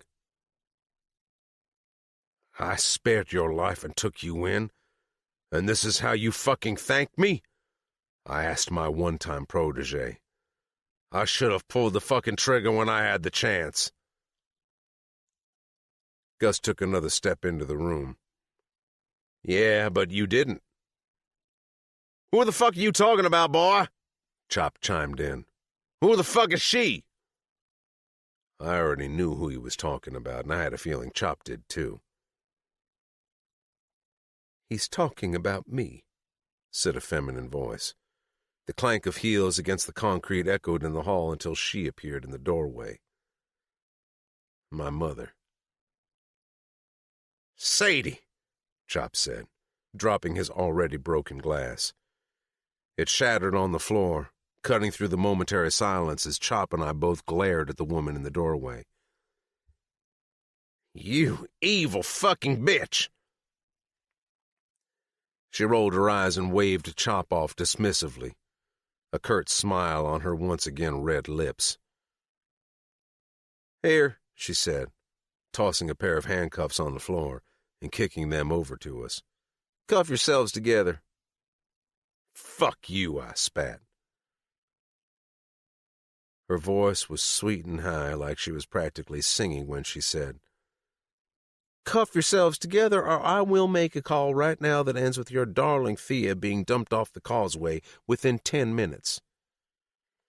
If you so much as fucking, I started, taking a step toward her. Gus held out his gun and Sadie held up a phone. Save it, Abel. Cuffs, now. Or the girl dies. I picked the cuffs up off the floor and did as she asked, cuffing my hand to my old man's whose gaze was still fixed on Sadie. Can I kill him now? Gus asked, shifting from foot to foot. Is it playtime yet? No, sweetheart, Sadie said, like he was a toddler that needed to be taught a lesson. She sauntered over to Gus and planted a kiss on his lips. He closed his eyes while she kept hers open, tugging the gun from his hands. You've been a very, very good boy to me all these years.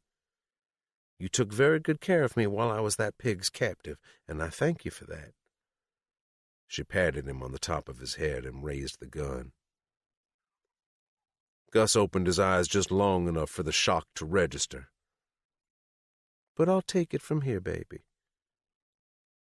She pulled the trigger, firing off multiple rounds, sending Gus's brains splattering against Chop's old trophy case in a mist of pink and red. What the fuck? I asked, as Gus's brain slid down the glass and fell on top of what was left of his forehead. Sadie pulled her own gun from a holster on her thigh and held one on each of us. Sadie not only acted very different from the woman who visited me in county, she looked different, too. She wore a high-waisted red skirt with a tight black blouse and shiny black pumps. Her long hair was now an auburn color, void of silver streaks. Instead of flowing down her back, it had been cut short to her chin. She looked easily 15 years younger than she did only months before. So what? You here to seek revenge? Chop asked. And I wondered if she would really shoot if I took a run at her. I glanced down to Gus's bloodied corpse and decided it was highly likely she would. Something like that, she purred, perching herself on the edge of the couch. You should be thanking me for not killing you, Chop said flatly. He hadn't once taken his eyes from her since she'd stepped into the room, not even when she blew Gus's head clean off. He barely even blinked. She moved back a few inches, physically putting more distance between herself and Chop's statement. Thanking you? I should be thanking you? She yelled, getting up from the couch and pointing the gun at Chop's head. You hunted me down and shot me, Sadie screamed, pointing to the faded scar on the side of her forehead. You left me on the side of the fucking road for hours before you came back for me, but only so you could keep me prisoner, you sick, sick fuck! Her hands visibly trembled. So did her lower lip. The humane thing would have been to kill me. The only human interaction I'd had in decades was that piece of shit, she said, pointing the toe of her heel at Gus, the pool of blood growing beneath his body. And the wails of whoever else you decided to torture. The bigger picture was coming together, but not fast enough. Why Gus? How? I asked, and when I raised my hand, I raised Chop's as well, reminding me that I was still cuffed to the cocksucker. Chop spoke up. Because he was the one who fed her, he muttered. I thought he was the only one I could trust with that type of thing, given his oddities and all. I looked at Sadie as it all fell into place. Chop was right. It was you. You were the rat, I said, pausing only to watch as Gus's blood reached the toe of my boot. My eyes darted back to her. Well, you and that fuck, I said. It was you all along. Still not quite believing what I knew then to be true. Sadie nodded, and her hand stopped shaking as she switched her attentions from Chop to me. Yes, I've spent every day of my long captivity when I wasn't being raped by your father or beaten or tortured, she said, slowly emphasizing the word torture. I was trying my damnedest to bring this club down. She smiled like she'd just remembered something funny, or at least funny to her. The cartel pulling out? That was me, she said proudly.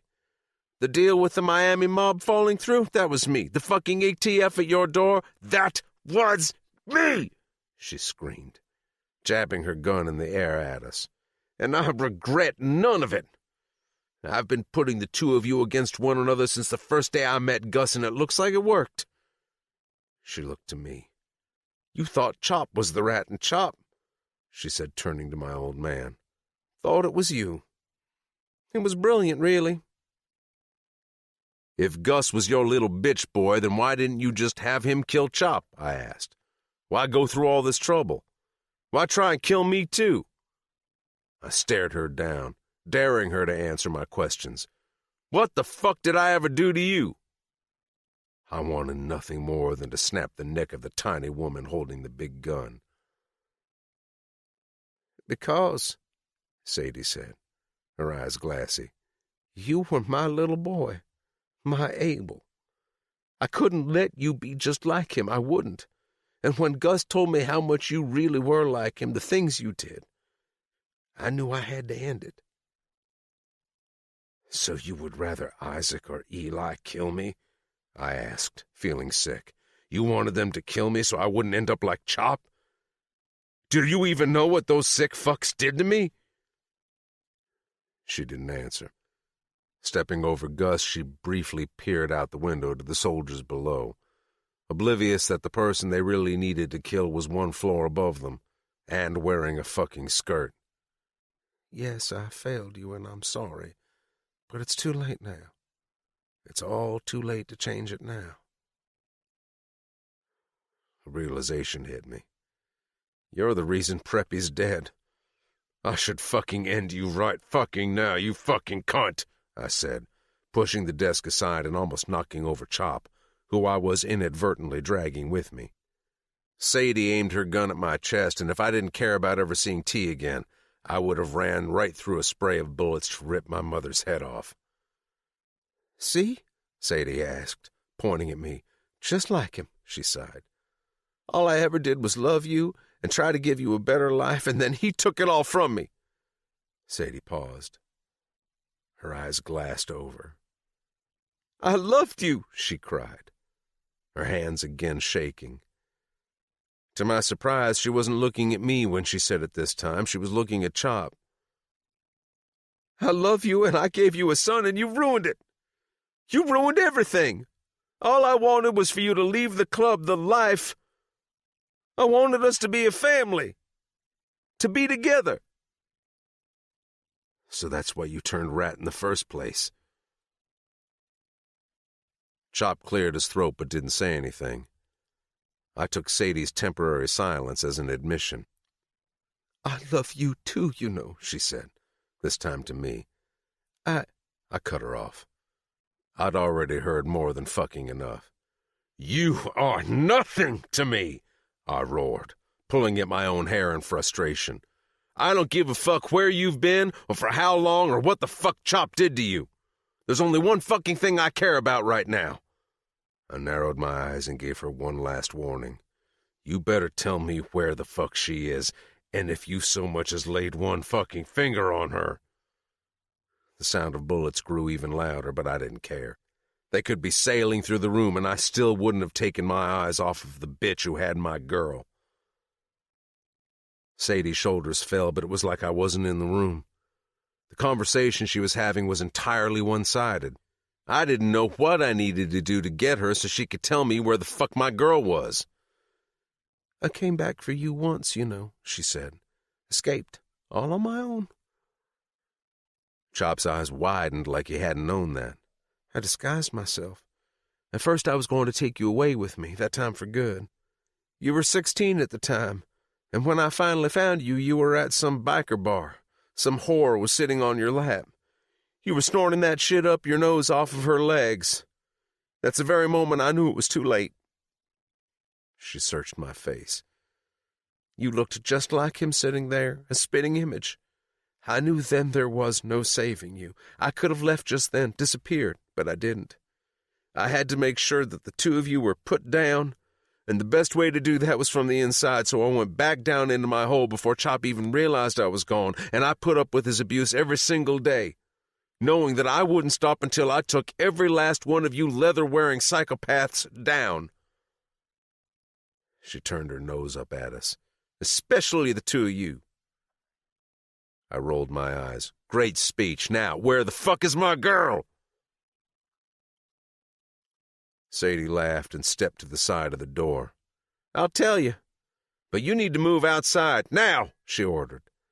And when neither of us budged, she fired at the light fixture, sending glass raining down around us. Chop moved first, and I followed. Sadie stayed out of arm's reach as we stepped through what was left of Gus and made our way out to the balcony of the second floor, which overlooked the courtyard where sporadic gunfire was being exchanged.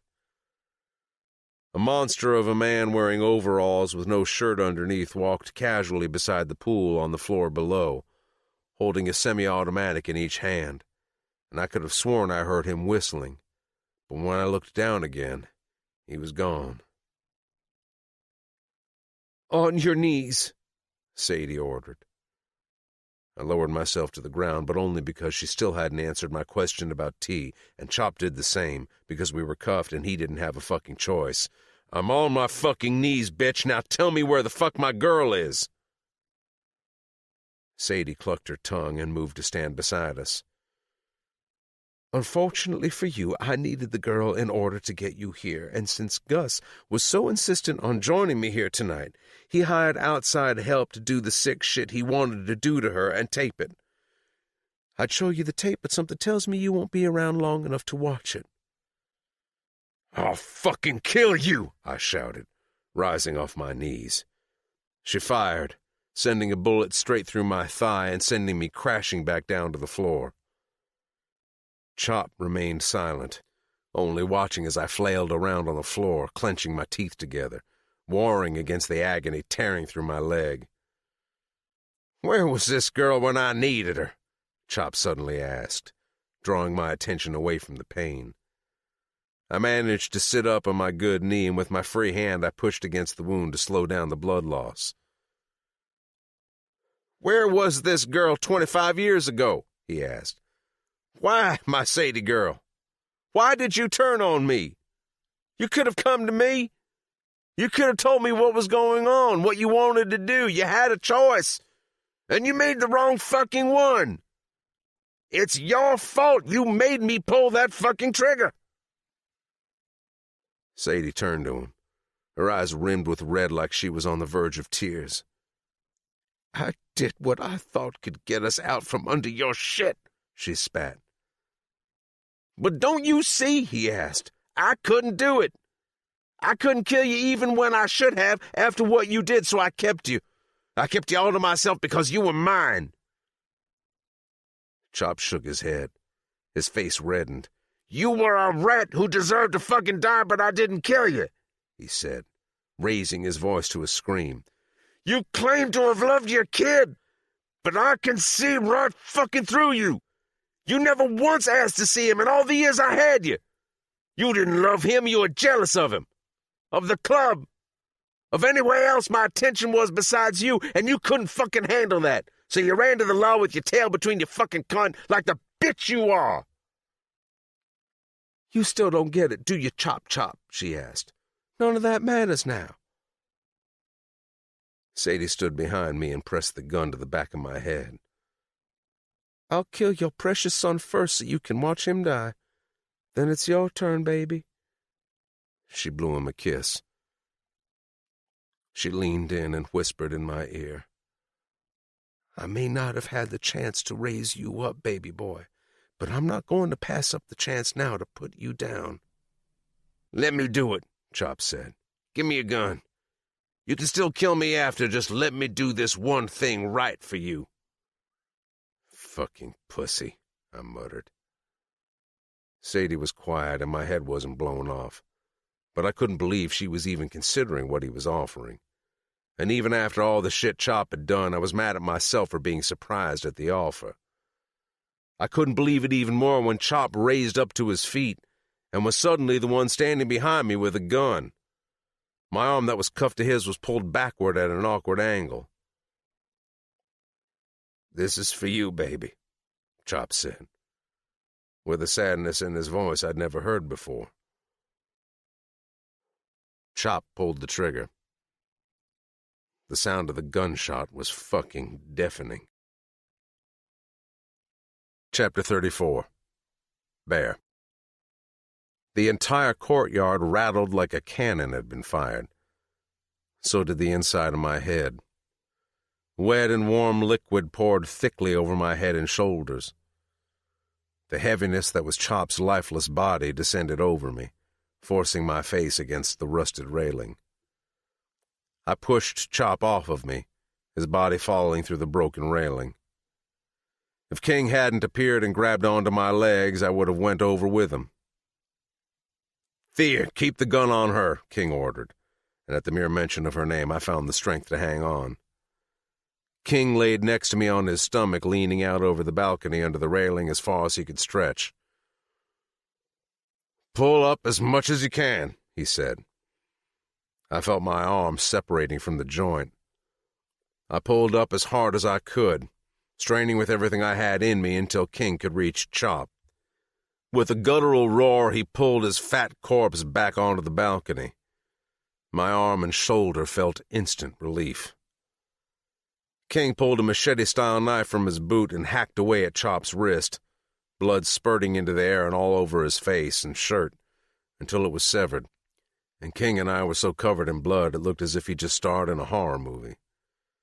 Our horror happened to be very real. No! Sadie screamed, and while she was momentarily distracted, I grabbed the gun Chop had dropped and turned it on her. Sadie's mouth was wide open as she looked from the railing to the pink-haired girl holding the gun. T. Thank fucking Christ, I muttered. You bitch! Sadie screamed at T. What did you do? Same thing I'm about to do to you if you don't put that fucking gun down. I'd thought King had fired the bullet at Chop, but I'd been wrong. It was my girl who'd saved me. You leave her the fuck alone, I said, standing between my mom and my girl. Put your fucking gun down. Abel, she pleaded, taking a step toward me. Stop, I warned. Don't fucking call me that. You don't get to call me that. Without turning my head away from Sadie, I called out to T. Are you okay? Did this bitch hurt you? Did Gus hurt you? I'm fine, baby, she said, her voice snaking its way inside of me, making me feel centered, grounded, complete. Sadie looked down at Chop's handleless body. "He's really gone?" Sadie cried, covering her mouth with the hand that wasn't holding the gun. A tear fell from her eye and ran down her cheek. "I mean, that's what I wanted, him gone. But now he really is." "What the fuck did you think was going to happen?" I asked. Sadie shook her head and took a step back. Her gaze went from me to T and then to King. "Don't know what you were thinking," I said, "but there ain't no way you're walking out of here," I said. And I meant it. Sadie wiped her cheek with the back of her hand. "Oh, my Abel," she said, sniffling.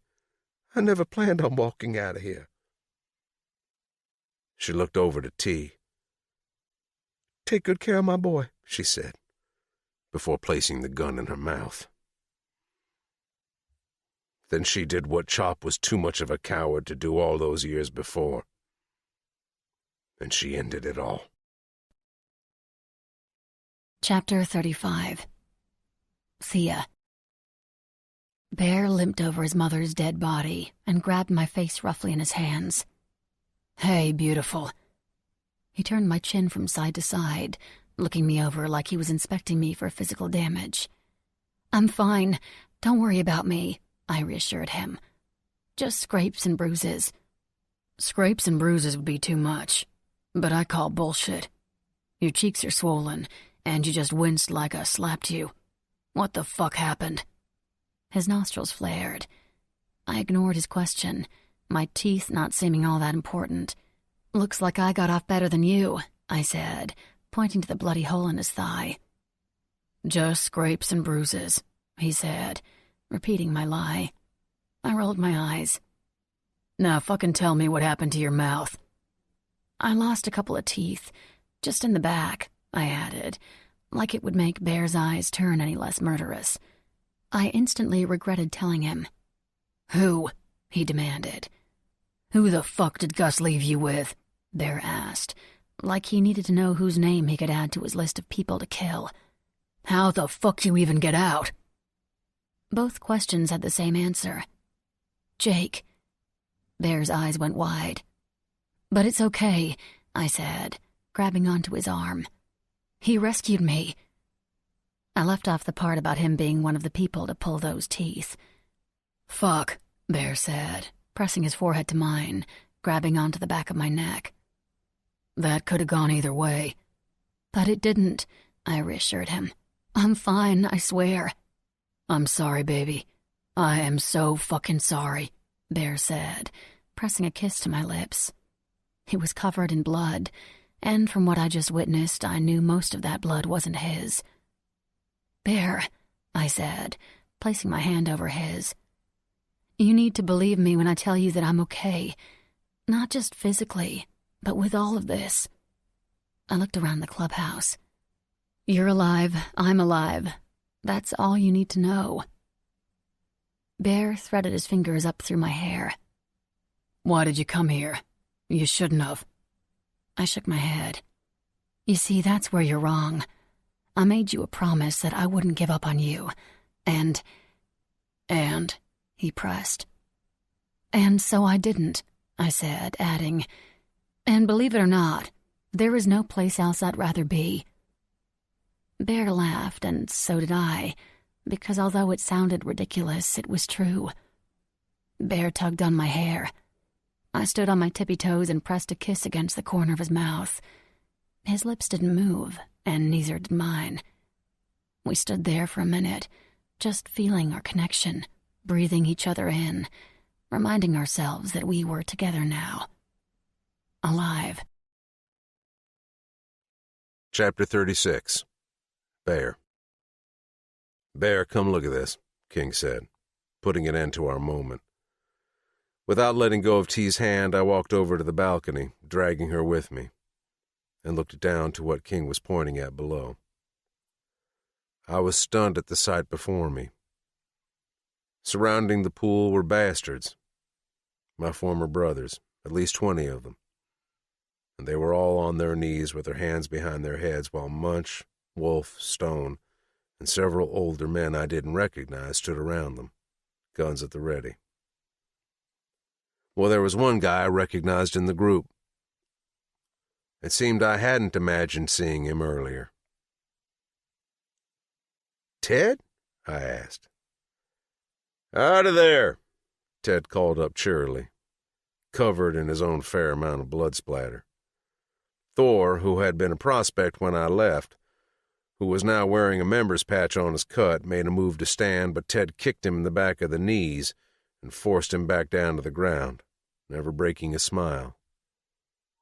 I turned to T. "Was this you?" I asked, waving at all the unfamiliar men. She shrugged with a little half-smile. "I figured that if you were going to go to war, you should have an army." She leaned in, her breath tickling my ear. "So I called in an army." Before that night, I'd already known I was in love with T. What I didn't know was that I could love her more than I already did.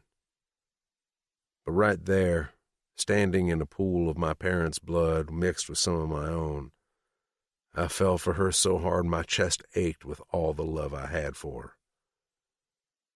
Ted saluted me. "Had more fun tonight than I have in years," he called up again, tucking one of his semi-automatics into the front pocket of his overalls so he could adjust his trucker's hat. "Was like rounding up pigs at the fair." "What are you going to do with them?" King asked, nodding down to the men on their knees, and I knew right away what he was really asking. I shrugged. "I'm going to talk to them first, and then we'll discuss mass murder." "Thea." "They need you," I said, pulling away from Bear.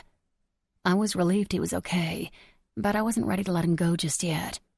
I knew I had to, though, because the men below needed him as much as I did. He kissed me on the top of my head. "Don't go too far, baby." King tapped Bear on the shoulder in one of those manly, reassuring, this-is-not-a-hug gestures, and joined me by the top of the stairs. Bear turned to his brothers, both current and former. From where we stood at the top of the steps, I could see both Bear high up on his perch like an eagle stalking its prey, and the men below, all in different varying stages of dishevelment, all probably wondering what fate was in store for them. I was wondering that, too. Bear looked down at Chop's lifeless body like it was offending him by even bleeding. Bear tugged off Chop's cut and tore off the patch that read President. He spit on Chop's body. Then, holding onto the railing, he used the boot on his good leg to kick it off the second floor and into the crowd, who gasped and shuffled around on their knees to avoid being hit by the lifeless body of their fallen leader. "Listen up, motherfuckers," Bear shouted, his voice booming across the courtyard like he was speaking into a microphone. He looked as if he was about to spit fire as he limped from side to side, pacing the second-floor balcony. The single handcuff that used to be connected to Chop dangled from his wrist, clanking against the rusted metal of the railing as he slid his hand over the top. Bear stopped and leaned over, glaring at the men who, from the looks on their faces, had already come to the realization that there was a good chance they were already dead. "This," Bear said, waving his arms around, gesturing to the walls of the building, and then to the men themselves. "This was supposed to be brotherhood. Somewhere under Chop's rule, you monkeys turned this club into a fucking gang, and a fucking bad one at that. This is not supposed to be a dictatorship. You aren't motherfucking thugs. This wasn't supposed to be a fucking war zone." He grew more confident as the words came, clearer, stronger. "What this was supposed to be was a business." Bear looked back to me. "A family." He turned back around, the dried blood on his back covering his tattoos in a sheen of red. He shook his head, pausing, thinking. "We've all been so caught up in who is doing us wrong that we haven't been able to look past the barrel of our own guns long enough to see who was doing us right." He looked back over to me again, and the exchange between us was nothing short of electric. "We've fallen so far," Bear said, We were brothers. We are brothers," he said, closing his fist over his bare, blood-spattered chest. "Family," he said, looking down to the bodies of both his parents. "Not the kind of family that donated to your fucking DNA, but the kind that would gladly take a fucking bullet for you." He cleared his throat like he'd made a decision, and I braced myself for what he was about to say. Although good or bad, I knew Bear would do what was right for his family moving forward. Whether that meant that the men lived or died was completely up to him, and either way, I'd support that decision. "You get one fucking pass. One," Bear said, followed by sighs of relief and bursting out held breaths. "And it's right the fuck now," he said, pointing to the ground. "If any of you pussy-ass motherfuckers want out, now is the time to take it. This is your one and only chance to walk out that gate without the threat of the club at your back. Ted and his boys will gladly step aside and let you walk out. But if you choose to stay, if you choose to be in this with me, then you are not choosing to be beach bastard anymore." Again the crowd stirred, but this time with ha's and whats of confusion. "That club is as dead as my old man. There is too much blood. Those stains are permanent. If you stay, you're choosing to start over with me." Bear paused while the crowd absorbed what he was saying. "So leave now while you have the chance." Not a single man moved. Instead, they all stared up at Bear and waited for him to continue. "Holy shit, I can't believe he's really giving them a pass," King muttered. "Did you really think he was going to kill all of them?" I asked out of the side of my mouth. "Yep." "As a brother of our new MC, you will no longer forget what brotherhood means. We will no longer forget who our friends are.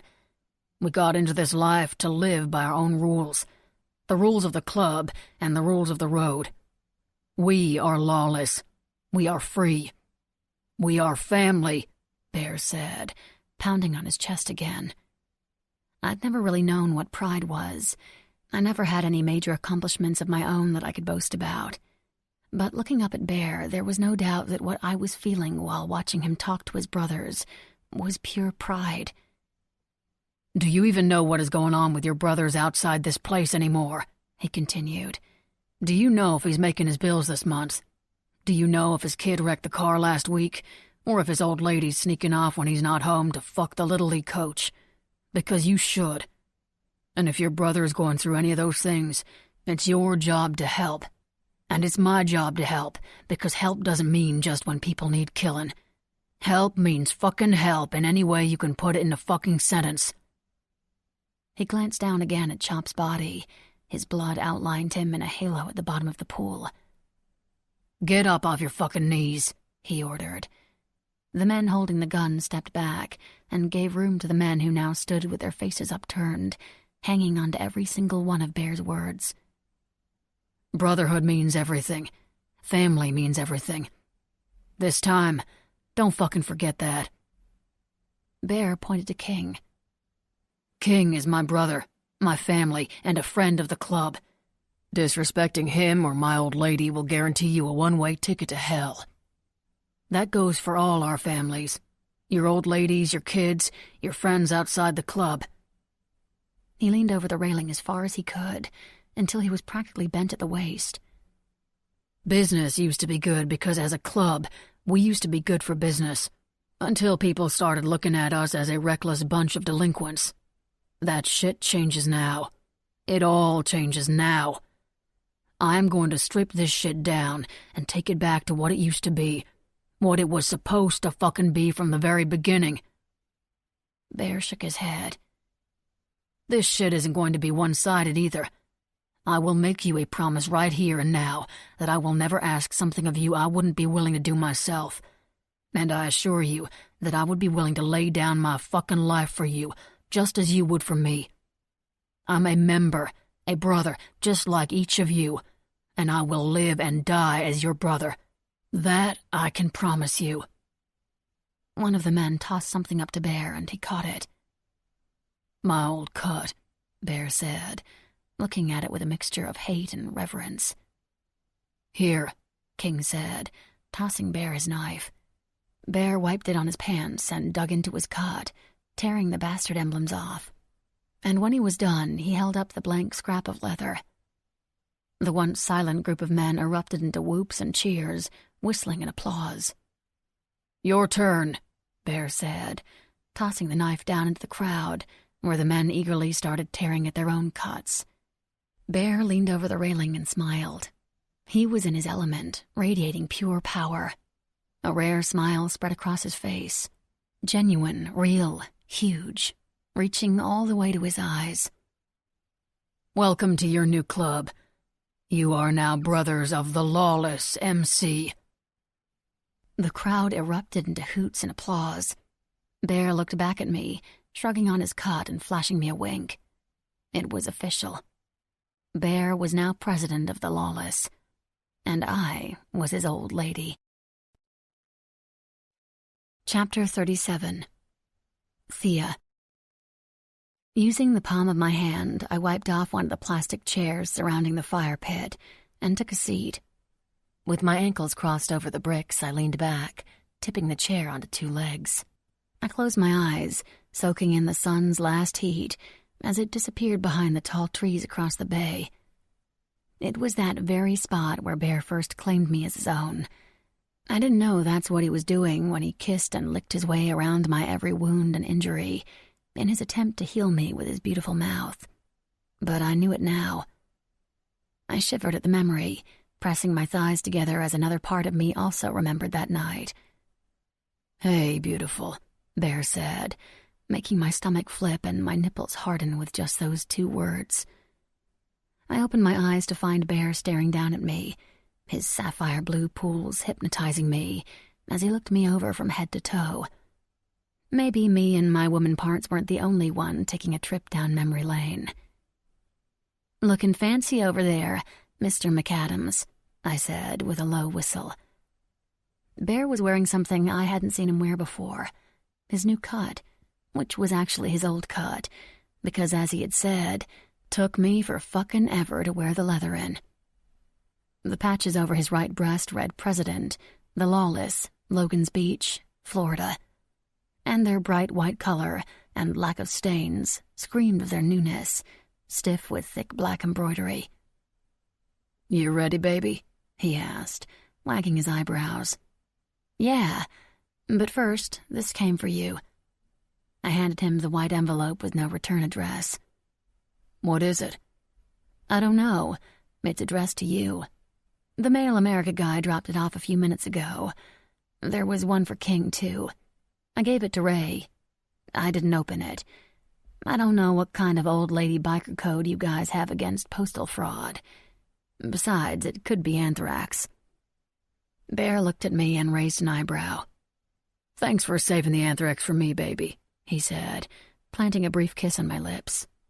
He sat on the edge of the fire pit and tore open the envelope. "I do what I can," I said, brushing an invisible nothing off my shoulder. Bear unfolded what looked like a 2-page letter of some sort, and as he read, his eyes shifted from narrow to wide. His lips moving silently as he read. He stood up, walked a few feet, and then reached behind him. When his hand found a chair, he fell back into it, never taking his eyes from the letter. "What?" I said, watching Bear's reaction and wondering what impending doom was here to sweep away all of our newfound happiness. "It's a letter," Bear said. "Don't make me junk punch you, Captain Obvious. Who is it from?" "It's from..." Bear held up the pages. I stood up and snatched it. Resting his elbows on his thighs, he dropped his head into his hands.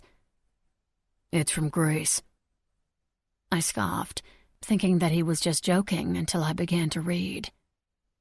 "My dearest Abel, it's time I told you a story, one I should have told you a long, long time ago. As far as the world is concerned, they think Edmund and I couldn't have children of our own, because that is what we had led everyone to believe. But that is only a partial truth. When people asked if we had children, we always said no.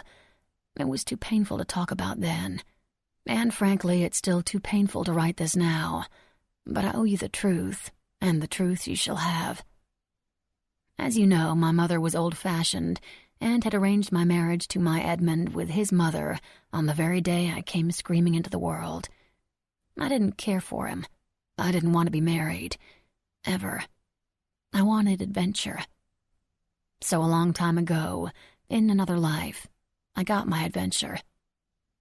I became a hang-around and an MC and got sucked into club life. I was the equivalent to the Wolf Warriors what a BBB is to the Bastards. Shocking, I know, but if you can believe it, I was quite a looker back in my day. Rebellious as hell, too, although I don't think that ever really went away. Age just has a funny way of tucking the rebellion in under loose and wrinkly skin. I had a child, very early in life, with Joker, VP of the Warriors. A daughter. We named her Sadie. Joker was married at the time, and although he was never hateful, he never acknowledged Sadie as his own. I left the club life shortly after she was born, so I could raise her. I married Edmund after all, because I thought it was what was best for Sadie. And thankfully he agreed, because although the beginning was rocky, we fell as madly in love as two people could possibly be. But my girl, my Sadie, was a rebel from the word go, just like her mama. By the time she turned 15, she was deep into drugs, the hard stuff. She'd run away at least once a month until the money ran out from whatever she'd stolen from us and sold. One such time, she never came back. I tracked her down, and it was no surprise where I found her. She'd taken in with the bastards, who'd kept her comfortable and knee-deep in her drug and party lifestyle. I stormed over there many times, but never got further than the gate. I called the cops, but it never yielded anything because, as you know, the cops in Logan's Beach wear badges during the day and cuts at night. I even called Joker and begged him to help me, but the epic on-again, off-again war of bastards versus warriors was on again, and there wasn't anything he could do. I didn't even know my daughter was pregnant until I saw a glimpse of her at the stop-and-go one day with a rounded belly. I tried to talk to her, but she pretended like she didn't know me. Around the same time, Edmund and I found out that because of my daughter's difficult birth, that I would never be able to have any more children. Not only did I lose my daughter, but I lost my grandchild, as well as the possibility of creating life again. Months later, a picture showed up in the mail with no return address. A baby picture. It was you. I don't know if Sadie had sent it, or if Joker had somehow gotten a hold of it and sent it to me. Either way, that picture was the very first time I'd ever laid eyes on you, and I loved you right then. I never stopped trying to get to my Sadie. Joker had called to tell me that the rumor had it that Sadie had gone missing. I practically drove my car through the gates of the bastard compound and demanded to see you, but the only thing I accomplished was being led out by gunpoint. Chop said that if I ever came back, he'd not only kill me, but you too. I didn't even know that he was the father until he told me at gunpoint, and when I accused him of killing Sadie, he didn't even have the courtesy to deny it. I slipped into a depression. Nothing Edmund did could pull me out of it. He cleared the house of all evidence of Sadie's existence, thinking that it was the memory of her that was making me that way, even though it was much, much more than that. However, he did let me keep your picture, as long as I promised to tuck it away somewhere, so I did. Eventually, with no hope in sight, I became bedridden with grief. My only solace was a glance at your beautiful face once a day when Edmund would leave for work. Until Brantley. When he came into my life, he started to fill the gap in my heart. Thankfully, Edmund was able to get to know him for a short time as well, before he passed. Brantley was my little blessing, wrapped in anger and emerald eyes. Then Samuel came along, and I started to feel almost whole again. Or so at least I thought. Because on one hot summer day, you showed up on your bike, the spitting image of your father with your blonde hair and sapphire blue eyes. I nearly fell off the porch. There you were, my grandbaby, all grown up and right in front of me. I wanted to tell you then. I tried so many times after that day, too. But my overwhelming fear that Chop would cut you off from me. I couldn't lose you. Not again. Not ever. However, he did find out eventually, because he showed up at the house with a half-dozen other bastards and stormed through my roses. The first thing he asked me was if you knew who I was, and when I told him that you didn't, he was relieved. I would have shot him right there if I'd had a gun within my reach for what he did to my girl. He told me to stay away from you and that it was my last warning. I asked him why he was so hell-bent on not allowing you to have a family. Because he has a family. The bastards are his family. He doesn't need his daddy, his granny, or some weed-dealing thug kids. He's got his brothers. He turned to leave. You might as well stay, so you won't have to make another trip to shoot me, because I won't stop seeing him. I won't. If you are going to kill me for it, then just kill me now, because I will not give him up. Instead of killing me, he laughed in my face, and then we made an agreement. One I'm not proud of, but one where I wouldn't tell you who I really was to you, and he wouldn't ban you from coming around. Oh, and he wouldn't kill us either. It was selfish, I know that, but I finally had you in my life, and the risk of losing you again was too great. So I kept you in the only way I knew how, and I am so sorry, Abel. My baby, my boy. Just know that I love you with all my heart, and that I did everything I could to be a good grandma to you and protect you from the evil of your father. You are so different from him. You are a good man. You made my heart and life so full, and I would go through all the hard times all over again, as long as it all ended the same way, with family. My eternal, endless love, forever and always, Grandma Grace. Holy shit, I said, covering my mouth, my eyes threatening to spill the tears that had been forming during the entire time I'd been reading Grace's letter. When I'd taken it from Bear, I thought he was pissed or upset, but when he lifted his head, all I saw was pure, unadulterated joy. I have a grandma, he said, sniffling and wiping the corners of his eyes. And it's Grace, I said, feeling his happiness. And it's Grace, Bear repeated, pulling me into his lap. You have a grandpa, too. Some guy named... I looked back down at the letter. Joker, Bear laughed. You know, I met him before, a long time ago. There was something off about him. No one wanted to talk to a little prospect, but he took the time. He was nice, too, and trust me, nobody is nice to prospects. Said some shit to me that stuck over the years. Maybe he was there checking up on you, I pointed out. I think that's exactly what he was doing. Bear held me tight, and for a moment we just sat there, content in each other's arms. Are you ready now? Bear asked after a while.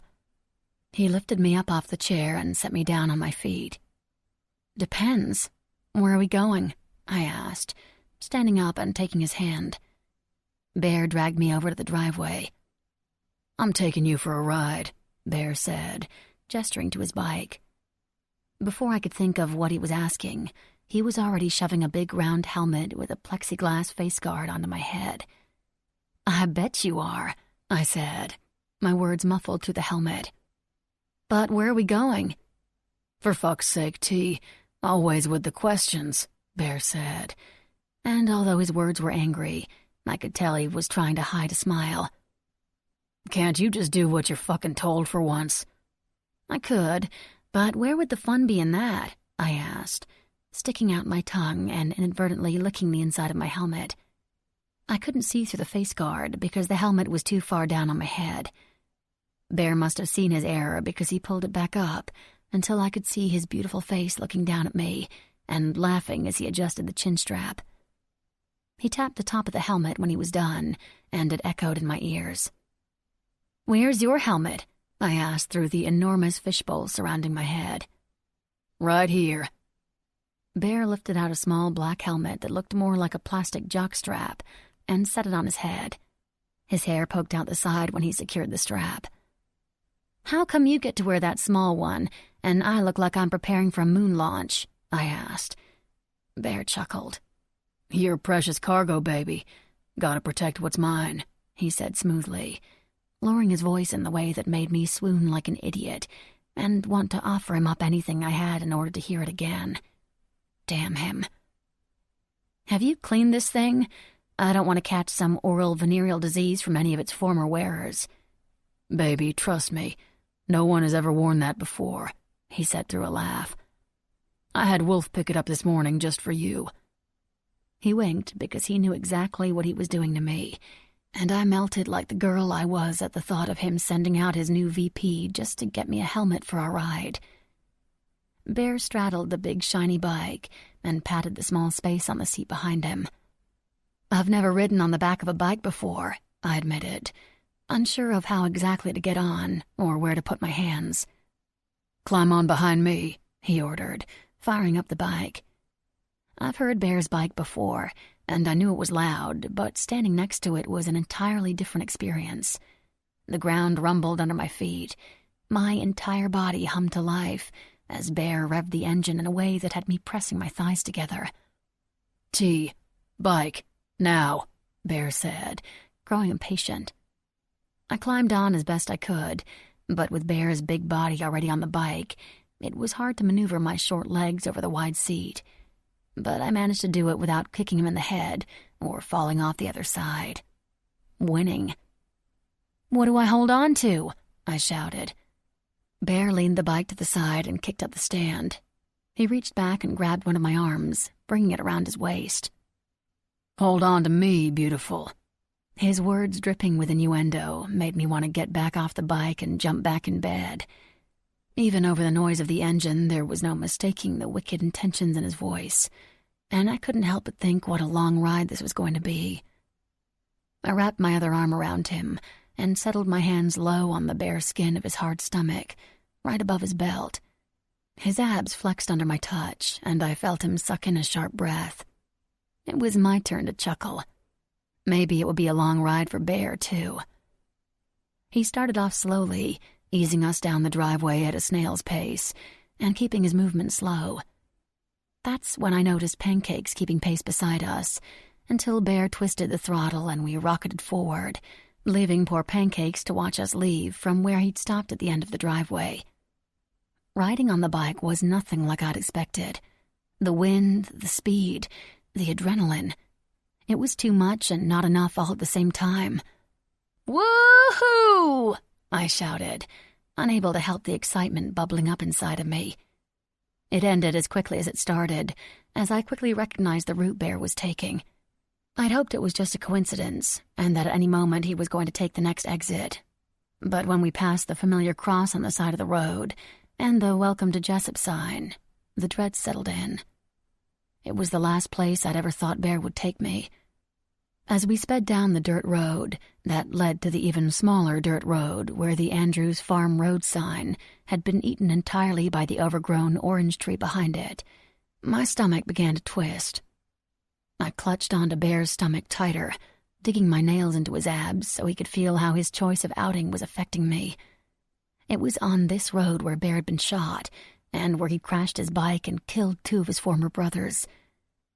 By the time we made it down the long gravel drive and parked in front of the little white house from my childhood, I felt downright nauseous. The paint peeling off the siding seemed to have spread from just the side of the house that faced the sun to every side. Most of the shingles were now missing. The grass below the front window now covered most of the dirty glass, completely blocking the fact that a window existed behind it. It seemed so much more run down than the last time we'd seen it. But that wasn't possible. It had only been days. "Why are we here? Again?" I asked, ready to move forward and so tired of being stuck in all the crap that the house represented to me. I didn't want to be here. Bear got off and untied his chin strap, setting his flimsy little helmet on the seat in front of me. He held out his hand for me to grab, and I shook my head. "Nuh-uh," I said, unwilling to move off the bike and fogging up my helmet from the inside. Tell me why we are here first. I wrung out my hands and nervously pulled on my fingers. Why do you think we're here? Bear asked. Honestly, I don't know. I looked at the broken screen of the front door and took in the uneven front porch. I hate this place, I said, and I meant it. There were very few things in the world I could say I honestly hated, and that poor excuse for a home, which held nothing but bad stacked on top of bad, was one of them. I know you do, Bear said, grabbing my hand and dragging me off the bike. I took off my helmet and set it on the seat next to his. When you told me about Rage suggesting that you two burn it down, you seemed to like that idea. He shrugged. So let's fucking do it. What? I asked, turning to him and searching his face for any signs of a joke. There weren't any. Is this your idea of normal? I asked, suddenly feeling the heaviness start to lift off my shoulders. Bear lit a cigarette and tossed me the lighter, which I caught in my right hand. Yeah, he said, taking a drag and blowing the smoke out through his nose. Smoking isn't supposed to be sexy, but holy mother of sin, did Bear look hot doing it. You know, a little lunch, a little fooling around, a little arson. It may not be normal, baby, but I'm thinking we shouldn't use that word when it comes to us, 'cause I'm thinking normal ain't something the two of us are ever gonna be. He was unusually quiet for a second, looking to the house and then back to me. Let me ask you something, T. Yeah? I asked as he came to stand in front of me. Is that what you want? Normal? He asked, scratching the shaved part of his head with the heel of his hand that held his cigarette. I shook my head. No, I don't even know what normal is. He pointed to the house. I imagine that it's a house with a picket fence, where the woman has dinner on the table every night at 6:30, and a man who is never late to eat that dinner and always places a napkin on his lap. I scoffed at the idea. I hate to tell you, Bear, but your idea of normal is like the 50s. Also, it's kind of sexist, and that entire scenario sounds really fucking boring. You know what I mean. I can't give you that. I don't even know what it looks like, Bear said, a crack of vulnerability breaking through the surface. So tell me what you want. Be honest, because this might be the only time I ever ask you. I shrugged because the answer was an easy one. You. I want you. Bear stubbed out his cigarette in the dirt and looked up to meet my gaze. I'm no good for you, T. The words rang in between my ears and bounced around in my brain. Yet no matter how many times I registered what he'd just said, I still couldn't believe what I'd heard. No good for me? I asked. Heat crept up my throat as I walked toward Bear, staring him down with everything I had in my little pink head. Don't you think I'm the one who gets to decide what's good for me and what's bad for me? And why is good or bad even a factor? Good, bad, right, wrong. How about I'm a fucking adult, and the only person who needs to be good for me is me? You're the man I love. I pushed against his chest, hard, but he stood firm, his face expressionless. You may not make me a better person, but you make me the me I want to be. I turned around and Bear's arms came around my waist, pulling me back against him.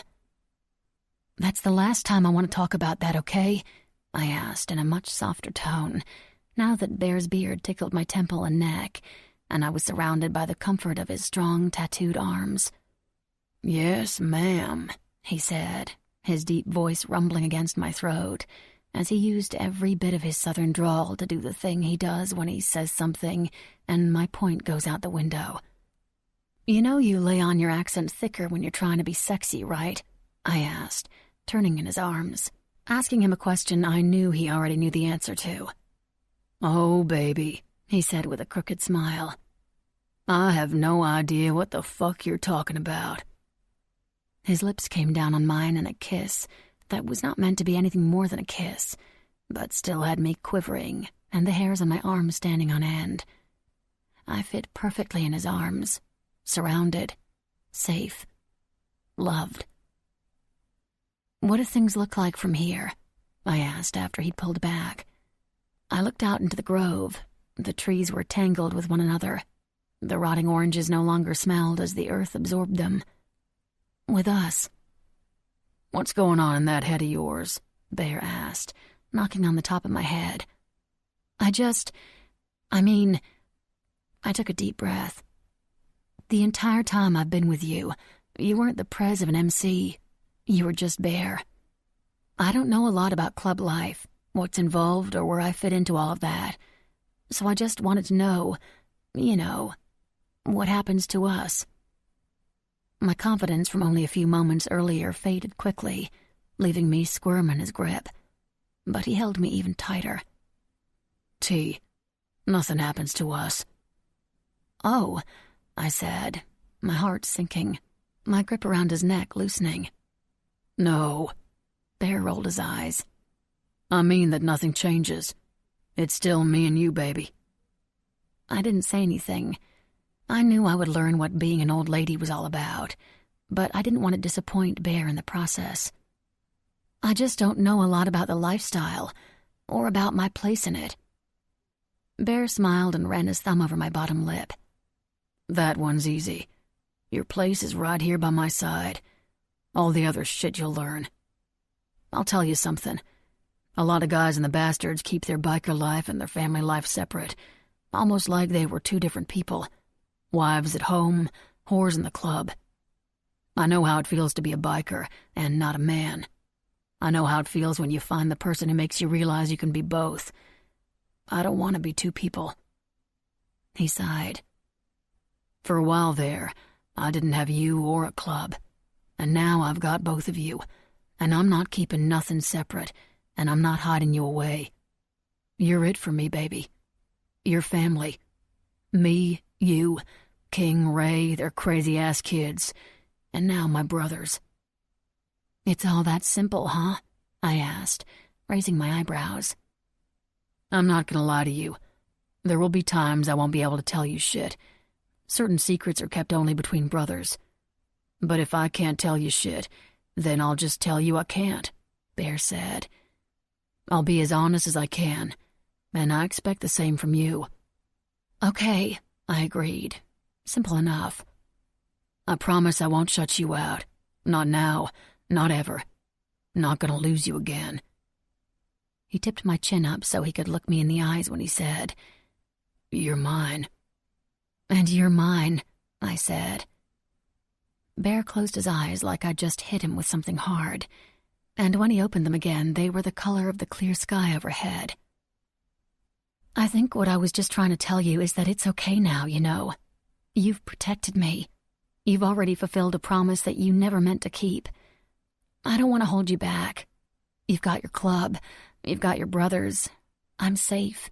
It's okay. No matter what you want to do, I said, needing him to know that his obligation to me was over. If he wanted to let me go, it would hurt. It would be something I'd never recover from. But I'd live. Because if I'd learned anything in the last year, it was that I was a survivor. I am a survivor. Hold me back, he asked, pressing his thumb and forefinger against his eyebrows like he had head pains. You're not holding me back. What do I need to do to make you get it? I've already asked you to marry me, for Christ's sake. Don't you see it? See what? I can't believe you don't fucking get it, he said, the fire returning to his eyes. You're not holding me back, because you're the one moving me forward. My heart leapt at hearing the words I needed to hear. I was now completely ready to start this new life, with Bear. I was afraid you were bringing me here because you were taking me home for good, I admitted. Home? He asked, pounding on his chest with his fist. This, he said. This is your home. He lifted my hands by my wrists and opened my palms to his chest. This is your home. I felt a tear spill out of the corner of my eye and roll down my cheek before I could stop it. I'm your home, baby, just like you're mine. And if you want brutal honesty like you say you do, then I'll tell you right now that even if you wanted to leave, I wouldn't let you. You're mine now.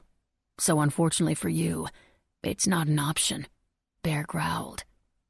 I sniffled, because I'm a stupid girl and my beautiful man was telling me beautiful things, and I couldn't help myself. "I don't want the option," I admitted. "You said you'd marry me, and since you have made me a man of my word and all, we need to get you a ring," Bear said, running his fingers around the empty space of my ring finger on my left hand. "No," I argued. "No?" Bear asked, looking worried. "Why the hell not?" I tugged on the chain around my neck. "Because," I said, pulling his skull ring from my shirt, dangling it in front of him. "I already have one." Bear smiled and reached out, grabbing the ring and using it to tug me closer. "I'm so glad I found you," he whispered. "I'm so glad you found me too." Chapter 38. Thea. We barely undressed, just moved clothes away from the important parts. Bear shoved my shorts and panties to the side, undid his belt and fly without pushing them down. He sat on his bike and pulled me down onto him, fucking up into me like he was solidifying everything he'd just told me. "Wait, what's this?" I asked breathlessly, running my fingers over the new ink right above his right ear that his hair had been covering. That's just my old lady's name," Bear said, grinding me down on top of his lap, causing me to cry out. He stood and carried me with him, only severing our connection long enough to turn me around. "Hands on the seat," he ordered, slamming into me. I was his forever. He was mine. He was never going to let me leave. He loved me.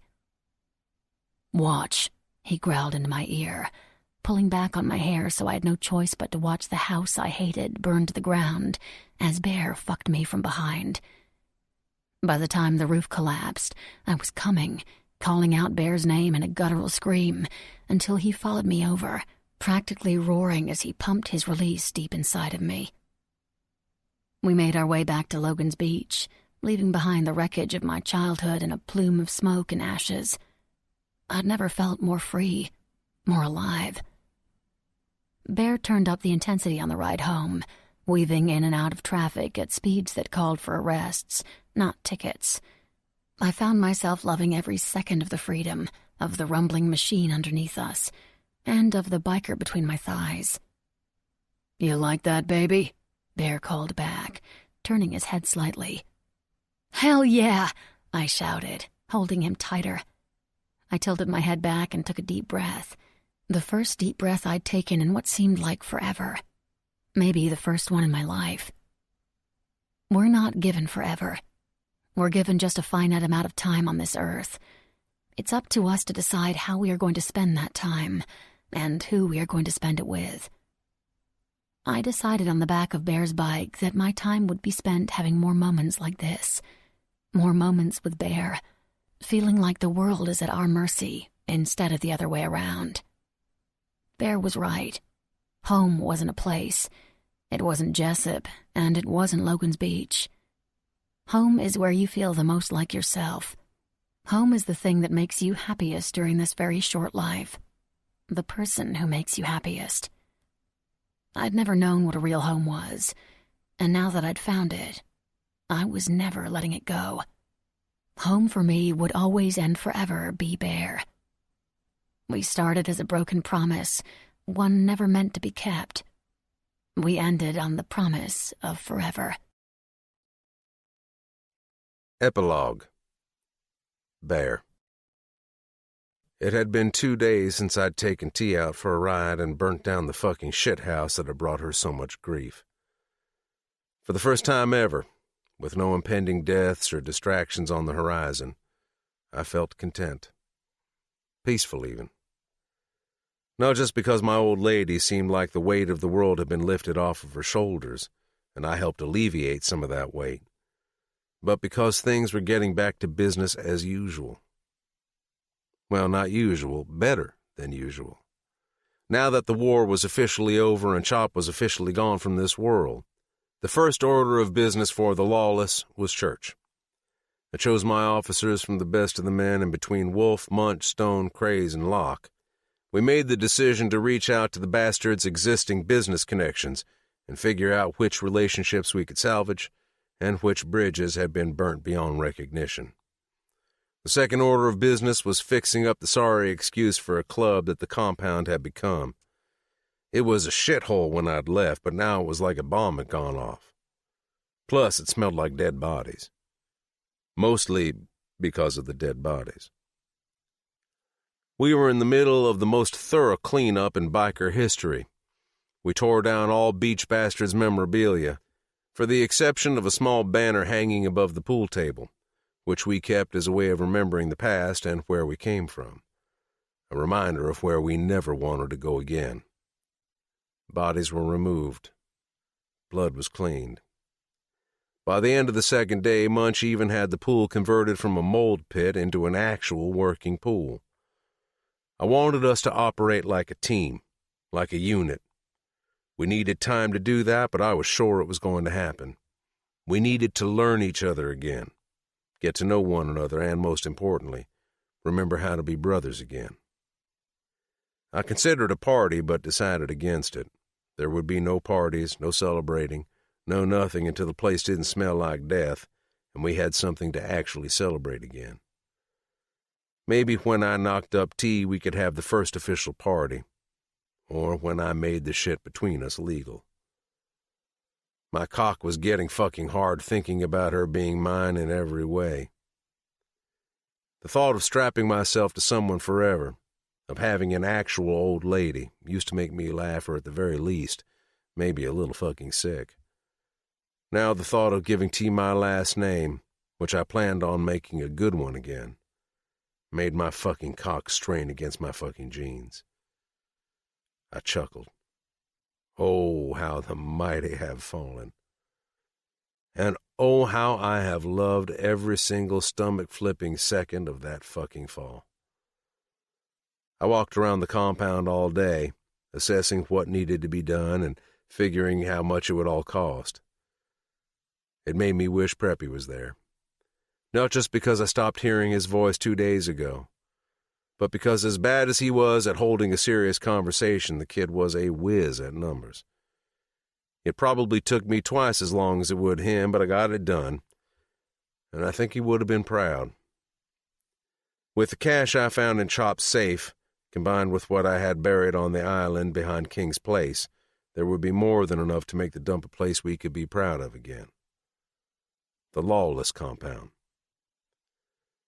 "I'm out for the night," I called up to Wolf, who was helping Stone carry out a blood-stained mattress from one of the second-story rooms. They tossed it from the balcony. A cloud of dust billowed into the air as the mattress landed on top of a broken chair, sending one of the legs skidding across the pavement. I wanted to get home to T, but I also wanted to talk to King about what he'd designed to cover up my bastard's tattoos. T had also asked Ray to draw her something for her first tattoo, and I couldn't wait to see what it was. Her pale and perfect skin was amazing perfection. The thought of marring that skin with a tattoo that represented us, holy fucking shit. I couldn't get out of there fast enough. "See you tomorrow, Prez. Call me if you need anything," Wolf called back. "I'm going to take this to the dumpster." "Check the back building. See if maybe there are some extra mattresses in there, or lamps or whatever to replace the broken shit. This place used to be some sort of motel. Maybe there's shit back there we could use," I instructed. 10-4, Prez, Wolf said, wiping his hands on the front of his jeans. I rode back to the apartment feeling more content than I had in my entire life. Pancakes greeted me in the driveway, but instead of his usual tongue down, he was growling and focused behind me. I turned around to see a black van pull up behind my bike.